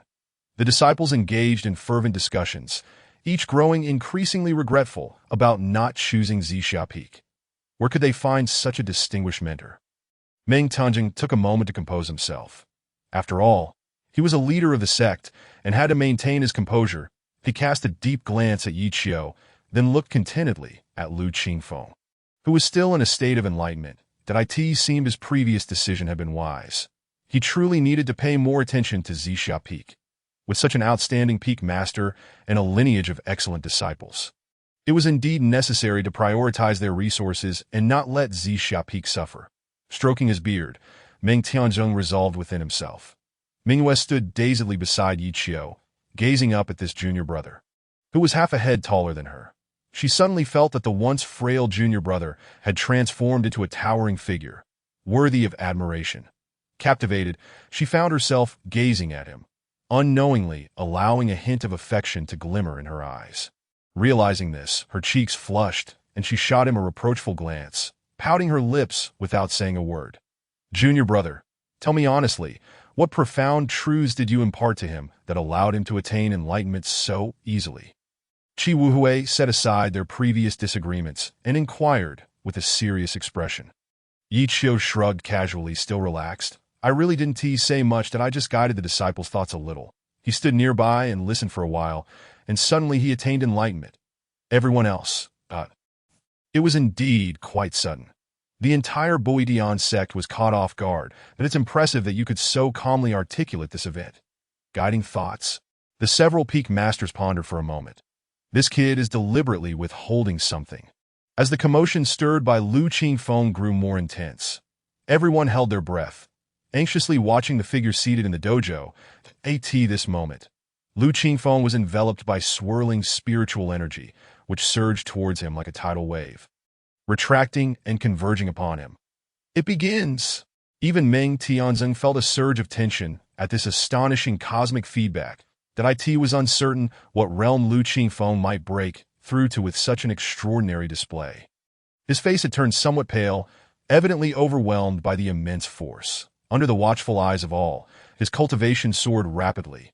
5th tier of Tianxiang, 6th tier of Tianxiang, 7th tier of Tianxiang, 8th tier of Tianxiang, 9th tier of Tianxiang. He has reached the 9th tier. The crowd gasped in disbelief. Such cosmic feedback had propelled him to the 9th tier in one fell swoop. This experience of enlightenment was more terrifying than a decade of arduous cultivation. He must first comprehend the laws of the domain that Wuju embodies. Now we shall see if he can grasp the power of the laws before the feedback concludes. Everyone's expressions were tense. Lu Qingfeng began to cultivate his heart and comprehend the laws. All present held their breath, fearful of disturbing him that moment. Yi Qiu casually floated over to his side and spoke in a calm tone. Heaven and earth arise from the existence of the void. And existence arises from the void. Yin and yang blend, forming the two symbols, encompassing the universe. In 10 years, one may discern the changing of the seasons. In 100 years, one may witness birth, aging, illness, and death. In 1,000 years, one may observe the rise and fall of dynasties. Everything adheres to a law. The so-called law merely flows between two hands. To follow its natural course is the ultimate path. As those words, akin to the sound of the great Tao, flowed into Lu Qingfeng's ears, suddenly his internal life spring reversed, and the universe turned upside down, a force of law coursing between his fingers. It worked.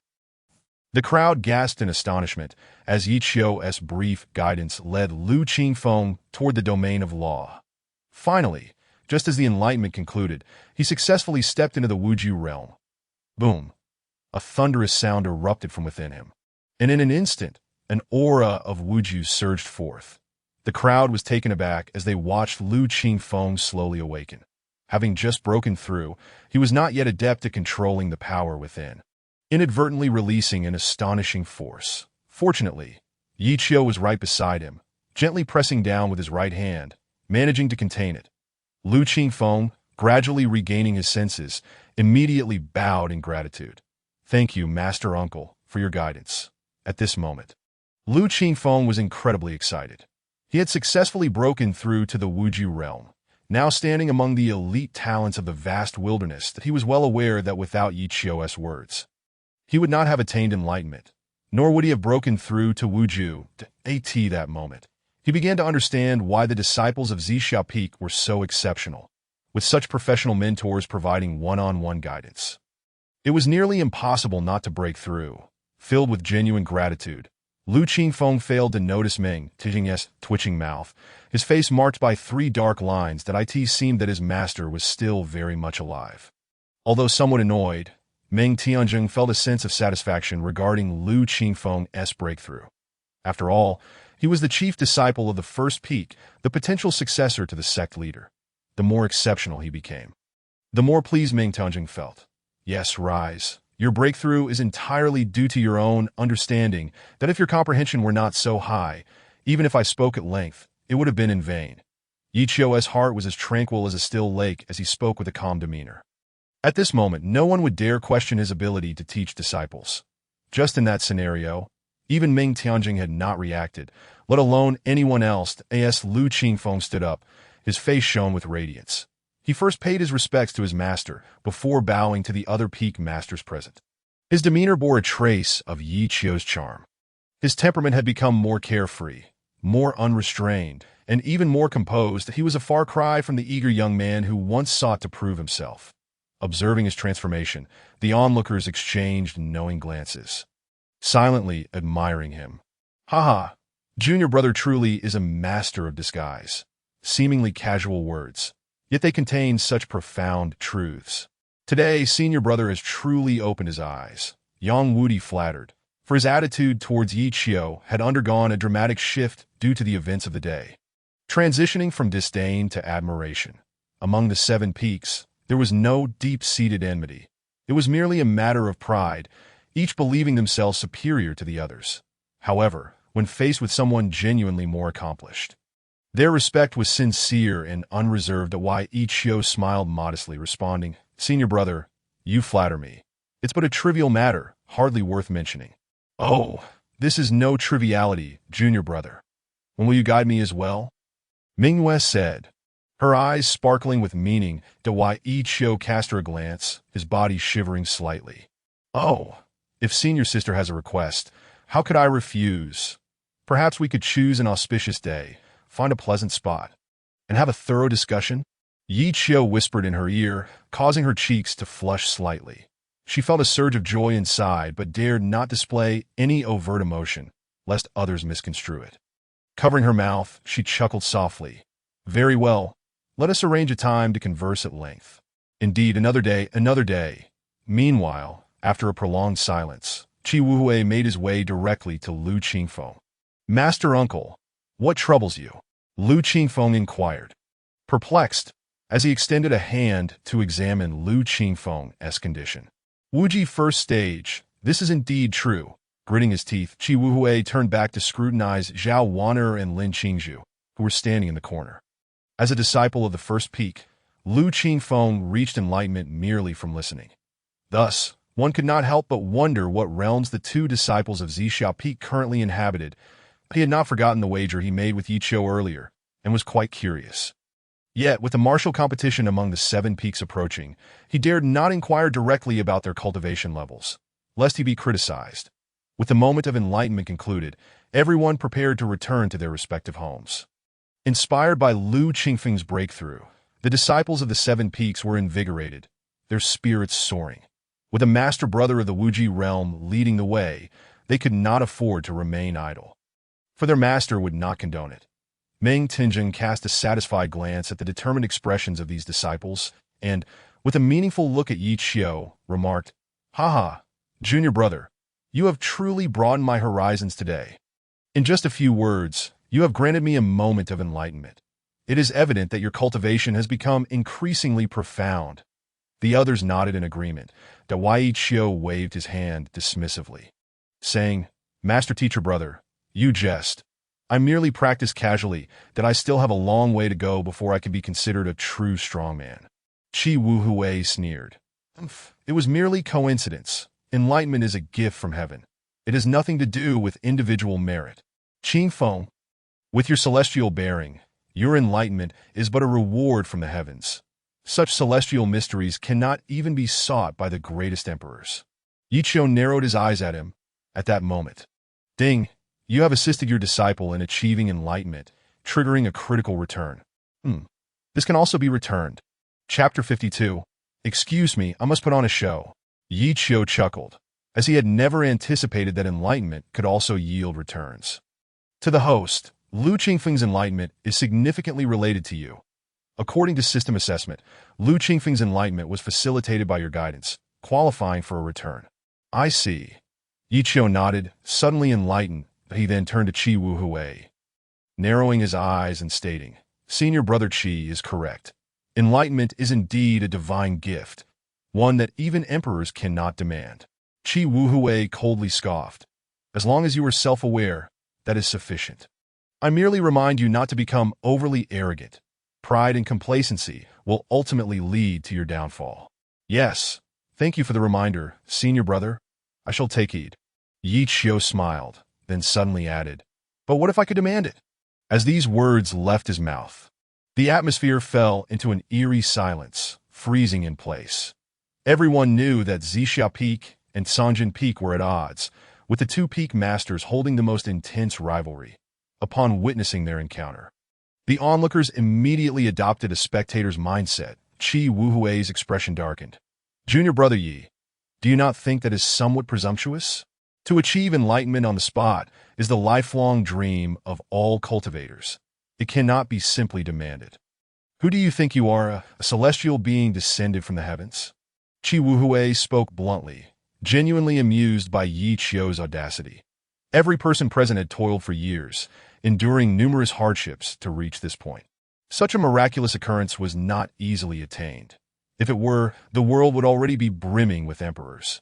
His words not only amused Qi Wuhui, but also elicited headshakes from the other peak masters, who regarded Yi Qiu as somewhat boastful. Observing this scene, a slight smile crept onto Yi Qiu's lips. Yes, this was the atmosphere he desired. "Everyone pay attention. Allow me to stretch and put on a show," he silently thought. System. Initiate return. Ding. Congratulations, you have triggered a hundredfold critical return, granting you an opportunity for enlightenment. Note, this critical enlightenment return is calculated based on the benefits obtained by Lu Qingfeng, multiplied by 100. Excellent. Yi Qiu smiled faintly, slowly stepping out of the dojo. Under the gaze of all present, he stretched leisurely. Suddenly, a terrifying power swirled above Yi Qiu's head, and in an instant a tempest arose. What is happening? This is... At that moment, everyone was astonished, gazing up at the sky in disbelief. Above Zixia Peak, a colossal vortex began to form, a sight far more terrifying than the vortex created by Lu Qingfeng before. Heaven and earth return? Enlightenment on the spot, Meng Tinzheng exclaimed in shock, his face a mask of disbelief as he looked skyward, then back at Yi Qiu, who had seated himself on the ground, entering a state of meditation. Everyone was astonished. Qi Wuhui's expression darkened, and he said with a grim tone, "No, this cannot be. Heaven and earth returning, enlightenment on the spot, is a gift from the heavens, reserved only for true children of destiny. And the triggering conditions are exceedingly stringent. How could he possibly claim enlightenment so easily?" No one believed it, least of all Qi Wuhui. Yet the evidence lay before them, as the vortex in the sky continued to expand. Suddenly a bolt of lightning cleaved the heavens, dark clouds rolling in ominously. Amidst the tempest, lightning flashed incessantly, with strange phenomena occurring repeatedly. This was indeed the manifestation of heaven and earth returning. Everyone was taken aback. Mingyue murmured, "How did he accomplish this?" Her heart swelled with disbelief, increasingly unable to comprehend the youngest peak master of the Butian sect. Master Yi truly possesses a celestial bearing. Such mysteries arise at will.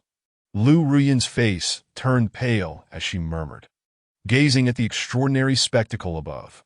Unbelievable, simply unbelievable.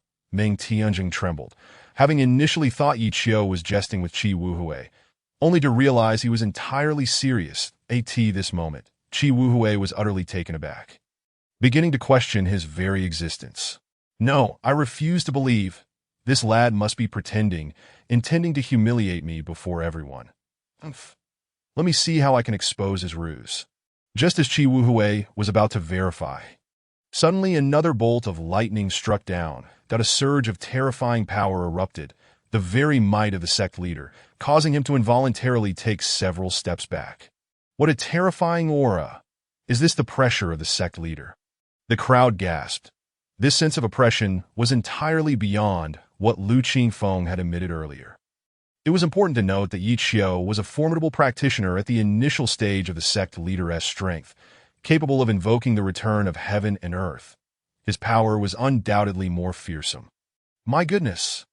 Are the people of Zixia Peak truly this terrifying, claiming enlightenment so casually, with no regard for reason? Our Master Yi is utterly formidable. His arrogance is palpable. I initially thought he merely wished to boast. Yet I did not expect him to go this far, attempting to put on a grand performance. This is simply overwhelming.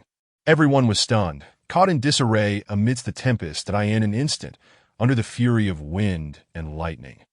Spiritual energy within a 100-mile radius began to converge, forming a colossal vortex. The cyclone above, amidst the raging winds, found Yi Qiu standing resolute as a mountain, slowly closing his eyes, entering a state of enlightenment. In a moment of clarity, a flower of the Tao gradually revealed its true form. Upon seeing this flower of the Tao, even Meng Tianzheng could no longer contain himself. The flower of the Tao, a naturally born Tao body, the peak master exchanged glances, each reflecting astonishment in their eyes that in one understood better than they what that flower signified. Even Qi Wuhui, upon witnessing the flower of the Tao, was engulfed in despair. It is the strongest physique of the ages, known as the naturally born Tao body, the closest to the Tao. How is this possible? He is actually a naturally born Tao body. Why has Master Xintian never mentioned this? In an instant, everyone was dumbfounded. I suddenly begin to understand. No wonder Master Xintian never took on disciples in his lifetime. Before his passing, he deliberately descended the mountain to take him as a disciple. In the beginning, we believe him to be nothing more than a worthless individual. Master Xintian, facing his imminent demise, could not bear the thought of the legacy of Zixia Peak coming to an end, and thus reluctantly took him as a disciple. Little did we know that Master Xintian had already discerned from the outset that he possessed the most formidable physique of the ages. The crowd murmured amongst themselves, their expressions grave. None had anticipated that they would be fortunate enough to witness this unparalleled physique today. Even more astonishing was the revelation that this individual belonged to their own Butian sect, and was, in fact, the head of a lineage. No wonder he can effortlessly enter a state of enlightenment. Such a physique is innately attuned to the Tao, making spontaneous comprehension entirely plausible. High above the heavens, a colossal vortex surged directly towards Yi Qiu. The astonishing spiritual energy surged into Yi Qiu's body in an instant. Frowning in discomfort, Yi Qiu endured the pain, employing the power of the sect leader to firmly suppress it. His cultivation had remained stagnant at the initial stage of sect leader due to his recent focus on refining his Tao heart, resulting in little advancement in his power. However, with the influx of this energy, there were faint signs of loosening within his cultivation. Chapter 53. The Hands of the Infinite Universe, achieved. The atmosphere at the scene was tense. Everyone held their breath. Their eyes fixed upon the white figure within the vortex. Qi Wuhui's heart was tumultuous. He felt a deep sense of resentment. Yet, the more exceptional Yi Qiu's performance became, the more it plunged him into despair. He could faintly sense the shift in Meng Tianzheng's heart, gradually leaning towards Yi Qiu. His status as the second-in-command of Butian sect had begun to feel precarious, despite his discontent. The incredible potential that Yi Qiu displayed was beyond his control at this moment. He was far removed from the confident demeanor he had just months prior. Ultimately, he was but a jester, consistently attempting to embarrass the other. Yet the latter had never reciprocated. The disparity in their realms had widened dramatically than a natural Tao body, a flower of the Tao. With such an ethereal presence, how could he possibly suppress it? Am I destined to be overshadowed for the entirety of my life? Qi Wuhui questioned himself. Feeling a myriad of emotions, the N01 had anticipated that Yi Qiu was concealing such depths. Possessing the most powerful physique of the ages, he had quietly endured 10 years of humiliation within the sect, never once responding to it. What a remarkable mindset! If he had chosen to reveal this with his talent, even if the entire sect's resources were dedicated to his cultivation, it would have been entirely justified. Yet he opted for discretion. Meng Tianzheng seemed to comprehend his thoughts. Talents are often fragile. Without sufficient strength to protect oneself, excessive ostentation and exposure of one's potential would only lead to devastating consequences. At this very moment, Yi Qiu wore a serious expression, continuously refining his Tao heart until it was thoroughly stabilized. Sensing the opportune moment, he unleashed his power in an instant that fleeting moment. A tremendous aura enveloped Yi Qiu, affecting everyone present. "This is bad. Everyone retreat," Mingyue shouted, hastily pulling Lu Rian back. This was the power of the sect leader. Should anyone be struck, they would face severe injury or, worse, death. Fortunately, Meng Tianjing, a peak sect leader, was present. With a wave of his hand, he summoned a circular bowl that enveloped Yi Qiu, suppressing the overwhelming force. Under the hundredfold feedback, the spiritual energy within a 100-mile radius seemed to be drained by Yi Qiu, surging wildly into his body. Within the span of less than an hour, his cultivation successfully advanced from the initial stage of sect leader to the mid-stage. As cultivation becomes more difficult over time, requiring increasingly more effort. Under the hundredfold intensity of enlightenment from Lu Qingfeng, Yi Qiu could only elevate one realm. However, this single advancement was already extraordinarily formidable. In just 1 hour, he accomplished what would have taken him a decade, or even a century, to achieve. With his cultivation breakthrough, Yi Qiu slowly spread his arms, ascending gracefully into the air, resembling a true immortal, seated steadily amidst the raging winds. With the enhancement of his hundredfold comprehension, combined with the flower of the Tao, Yi Qiu began to evolve the divine technique he had returned to days prior. The hands of the infinite universe that he had possessed this technique for several days, but had not practiced it until now. Seizing this moment of enlightenment to refine it in one fell swoop. Before the astonished eyes of the crowd, Yi Qiu began to demonstrate the hands of the infinite universe, that exquisite sequence of palm techniques unfolded, leaving everyone in awe. What appeared to be insignificant and lacking in force contained an overwhelming aura of the heavenly gang. It possessed the might to shift mountains and drain rivers, to reverse the very fabric of reality. In that instant, it felt as though the entirety of heaven and earth lay under his dominion. Meng Tianjing's body trembled, his mouth agape in shock as he exclaimed, "This is indeed a divine technique." What? The crowd gasped in disbelief. For even the Butian sect, an ancient lineage, had never possessed a divine technique. The highest they had was a heavenly tier technique, which could only be cultivated by the sect leader, Butian Shu. Yet, Yi Qiu had casually manifested a technique of legendary status. "Sect Master, you must be mistaken. Is this truly a divine technique?" Mingyue questioned incredulously. Meng Tianjing shook his head, his expression grave. "I cannot be wrong. This technique is immensely powerful and unpredictable, even surpassing my Butian Shu. Never would I have imagined that junior brother Yi harbors such extraordinary talent, gifted by the heavens, enabling him to comprehend such a technique. Truly, he is a natural Tao body, the most powerful physique of the ages." This technique was not something just anyone could cultivate. It required an exceptionally high level of comprehension and tested one's innate talent. Even Meng Tianjing would not dare claim that he could successfully cultivate it merely by obtaining the manual. After nearly an hour of practice, Yi Qiu gradually withdrew his hands, the power that had lingered around him dissipating slowly. Hands of the infinite universe, achieved. Opening his eyes, Yi Qiu felt a surge of delight, following the grass character sword technique. He had mastered another divine technique, the hands of the infinite universe. Although this technique lacked the murderous intent of the grass character sword technique, capable of claiming lives with a single stroke, it excelled in its possession of overwhelming righteousness, allowing one to wield the very cosmos with authority. As the forces of heaven and earth began to disperse, Yi Qiu descended gracefully, his demeanor exuding an ethereal quality that captivated those around him. In their eyes, he had always been formidable, perfectly aligning with his noble aura. "Ha ha!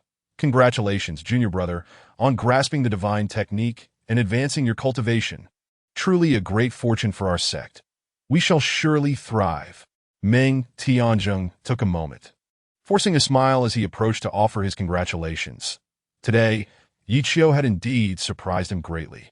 It was merely luck, merely luck. "Sect Master, you flatter me," Yi Qiu replied with a gentle smile. Casting a glance at the visibly displeased Qi Wuhui, feeling a surge of joy, how delightful. This feeling of triumph was invigorating, refreshing his spirit entirely. "Senior brother Qi, what troubles you? Are you feeling unwell?"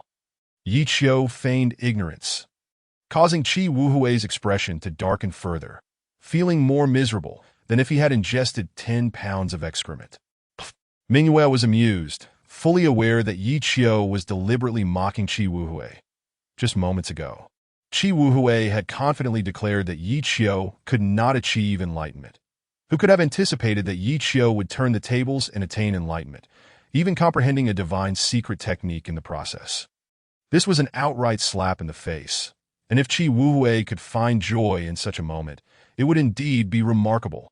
The other heads looked on with amusement, reveling in Qi Wuhui's discomfort.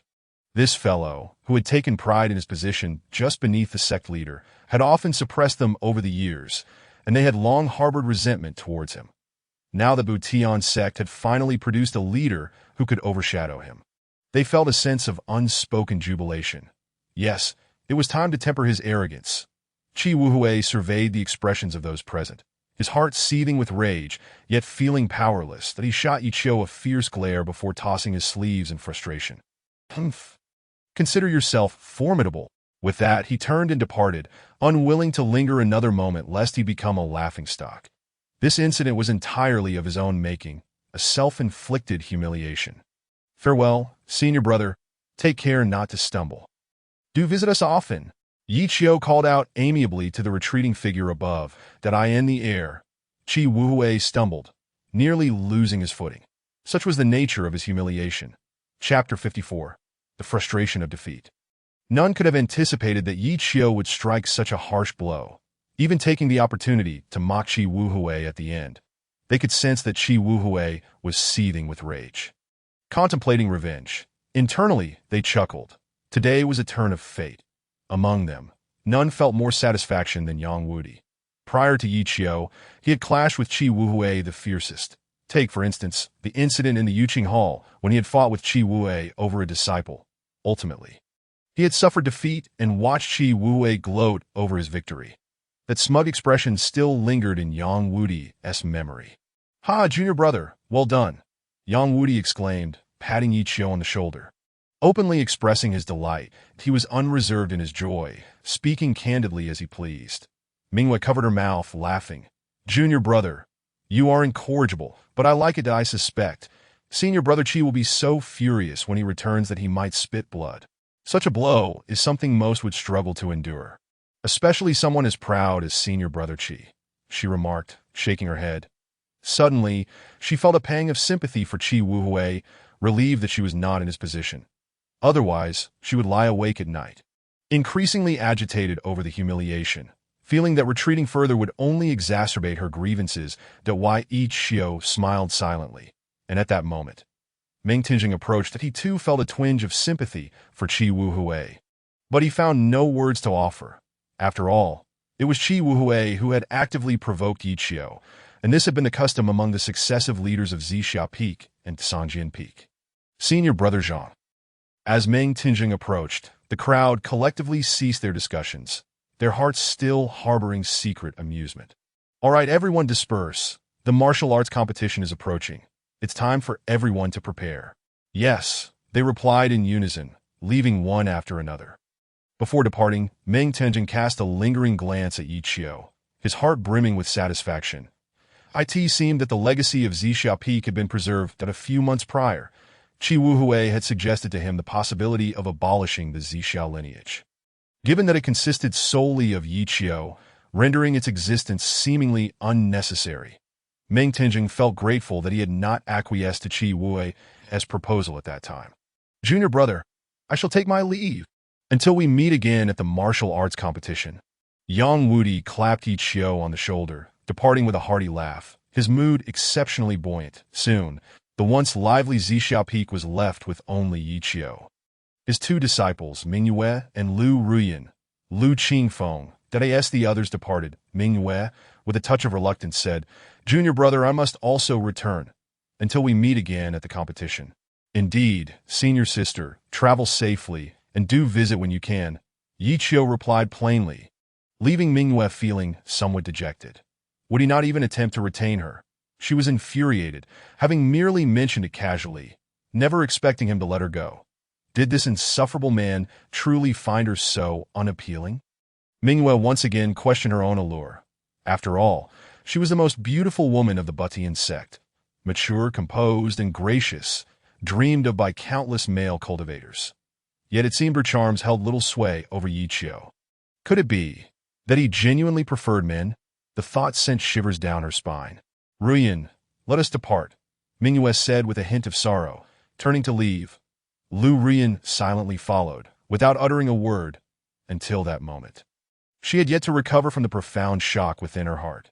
This uncle, once deemed a waste, had once again delivered a staggering revelation to them. After Mingyue's departure, only Lu Qingfeng remained. Oh, are you not leaving? I do not provide meals here. Yiqiu glanced back at him, wondering if the lad intended to linger at Zixia Peak indefinitely. Lu Qingfeng chuckled. Uncle Master, I have yet to express my gratitude. Were it not for your guidance today, Qingfeng would not have attained such enlightenment so effortlessly. Yiqiu nodded in satisfaction. The boy was commendable, having shown kindness over the years, while others in the sect treated him with cold disdain. Only he maintained the respect due to him. No need for thanks, Yiqiu added.